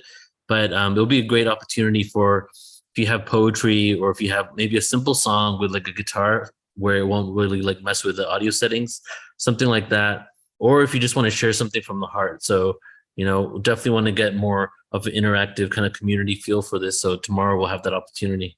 What time is that going to be? Let me see right now. It's, I have it up here. It's 1:10 to 1:40. Great. Perfect. Mm-hmm. So 1:10 to 1:40 Pacific time. Please bring your poetry, spoken word, song, music, and, bring your thoughts and, into the room to share with everyone else. So it'll be great. And see, Ahim Sahar is asking, replay of today is in 3 days or soon. It's already available on YouTube, so you can just go there and watch it straight away. Awesome. Yeah, we're kicking off tomorrow with Raquel, right? Raquel Spring. Yeah, exactly. That'll be a great talk. Speaking about ascension from the astrological perspective. Yeah. Marilyn, I see you're asking, today was very worthwhile. How do we access the recorded Zoom or replay? So yes, it's all available on YouTube already. And you can just pop onto the YouTube if you wanted to take another review of Neil's in-depth presentation of the Yuga cycles. I see Neil's put the YouTube in the chat. So you can just jump in and review any of those talks, activations, at any time. It's all going to be accessible to you guys. And Chris, I'm so happy you're feeling the fairies today. They're amazing friends for those that are available. And yes, they are our amazing friends, and they have been excited and joyful to be dancing and playing with us today for sure. And we're back tomorrow. Oh, wait, Sahar, did you message me? I will absolutely check out where did you message me, sister or brother? Sister. Yes. Okay. I'll look for you. Awesome. Oh, okay, great. Awesome. Thank you. What a beautiful day. It was so fun to co-host with the two of you also. It was just like great to get to know you better, Neil, and just you too. Wow, your wisdom, your download. Tangela, your meditation, or I don't even know, it was like activation / meditation / journey into Lemuria. It was amazing. Thank you. No, I mean, just the whole day, just so many different activations, downloads, meditations, wisdom and knowledge coming through. It was so powerful. I just feel so activated after this whole day sharing from the heart on how we are all raising our vibration together, because that's what this ascension is all about. And it's just been beautiful for us to do this in community with community. I think earlier, one of our guests, she said, I finally found my people. Exactly. We are connecting our soul tribe, our soul family. As we remember who we are, we connect with our our soul familia, and just so much love flowing today with all of you here, and especially my co-hosts Neil and Nicole and Alan, and of course our amazing community here with us today, raising the vibration together. Like, just thank you everyone for being of service as we took that journey together. Earlier today, we actively were recognizing that we are bringing so much light and love to all of the parts of the world, all of the parts of the universe, all of the parts of the multiverse. So I just want to recognize each and every one here for your great service, your bravery and your courage, for accepting this mission on Earth as an Earth. Yep. Incarnating into the human body at this time and space, and for doing what you do, which is just being who you are. Beautiful. Thank you. Thank you so much. And thank you everybody for sharing your light with us. And before we close out here, I want to just say again, because we had some more comments about the replay, it is available immediately on YouTube, youtube.com/portal ascension, on Soul Searches as well, New Realities. To all of you who are tuning in on other platforms, thank you so much for being here. We're also live in a Zoom room. So if you want to join us for the Zoom room tomorrow, go to portal2ascension.org, sign up under upcoming events, and you'll get the access to the Zoom. And then you can also be a part of the open mic. And if you can't be part of this event, you can still sign up at Portal to Ascension, because we have thousands of hours of content of epic footage, video presentations, documentaries available for free. So please do go check it out. And tomorrow I'm going to share a couple of other events that we're doing as well.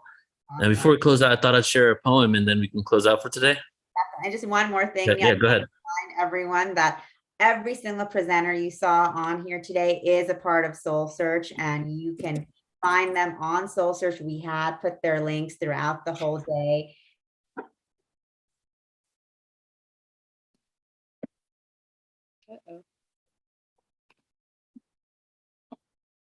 Did Tangela freeze on you too? There you go. You're back, Tangela. As you're reflecting on your day, feeling into your experiences, or watching the replay, and you'd like to connect with India or Isaac or Suzanne or Nicole or Brandon, you can go on to Soul Search and find out a little bit more about who they are. Watch videos. Brandon has amazing videos on Soul Search. Look at Joan's profile and see who she is and what she's done. Get to know everyone, and then you can start connecting directly and going forth in your own soul's journey. Everyone is here together as a family. So, everyone is here, and we could easily connect at any time. Thank you. All right, everybody, let's all take a deep breath in together. Deep breath in. Let it out through your heart. Feel your heart expanding. Another deep, deep breath in. Filling up every cell in your body. Let it out through your heart. Deep breath in. This time we're going to let it out with a sigh. Deep breath in. Let it out with a sigh. Open up your heart.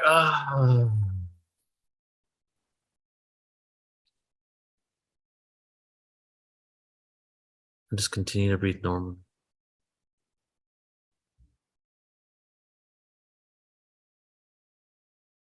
As we remain in silence just for a few moments before we begin on a journey through the spoken word.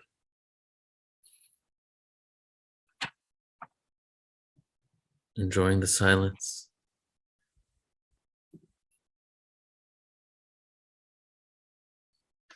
Embodying all of the gifts, information, awareness, remembrance, knowledge that we receive today. Integrating it into our own being. And then emanating it out into the cosmos. As each one of us is a lighthouse, a beacon, a frequency machine, an organic, conscious, beautiful representation of a vibration, sending those signals out into the universe, creating harmony throughout the cosmos, letting the galactic family and all the benevolent beings in creation that are here to support our ascension, letting them know, letting the universe know, letting Source know, we are ready to return to the One, to cultivate unity, to live in harmony, and to create peace on Earth. meditate and levitate. Waves of frequencies resonate higher. I'm connected to the provider, source of cosmic energy. We're going to be one single entity, expansion remedied. Oneness must breathe, exhale and let free. Consciousness to be, experiences of you and me. Souls of interdimensional beings to feel, hear, and see this third dimensional planetary existence. All time can be found in one instance. In this realm of linearity, atoms in anarchy, quantum polarity, the epitome of creation. Facing our egos, acquiring patience, waiting to let go of our nations and join the federation of souls that will take us to the fifth world and join the federation of souls that will take us to the fifth world. But I have one question. Are we one yet? Going back to source, no remorse when reinforce the course that we all endorse. Unconditional love, the highest vibration, a gift from above. Desolation or separation, we must be the ones to say this is enough. You see, the third dimension, it was meant to be tough. There is no captivity, so unlock the cuffs, move away from hate and lust. Our thoughts begin to shift the earth's crust into a straight axis. Just like in Atlantis, stop causing damage and learn to manage self-realization. When people start to vanish, we change our intentions and join the like-minded souls in the fifth dimension. This is the beginning of your oversoul's mission. What is it that you envision for the future incarnations? The Christ consciousness has arisen to the perception of being in this prison, this industrial system. Slumber of opposites.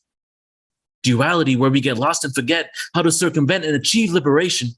The curiosity won't last for long at all as we move to the aquatic age, break free from the third dimensional cage of limitations, Freemasons being misplaced in this illusionary reality. Governing authorities, there will be no more war. Co-create a love ambassador, open the doors. Life isn't supposed to be a chore. No getting on your knees, worshiping entities from the floor. The message is simple. We don't need to know anymore. We are the ones that we've been waiting for. We are the ones that we've been waiting for. We are the ones. I love you all so much. Thank you, Neil. Thank you. We are the ones we've been waiting for. Beautiful. Thank The you all. moment is now. Thank you all for being a part of our community and this ascension of the soul. Neil, that was incredible, bringing us to the point. We are the ones you've been waiting for. So thank you for our amazing presenters today and everyone else here. Thank you for your magic and for being the ones. Love you guys. Love you guys so much. See you tomorrow. See you all Bye. tomorrow morning at 10 a.m. Send you Yes, you all here. huge love and big hugs.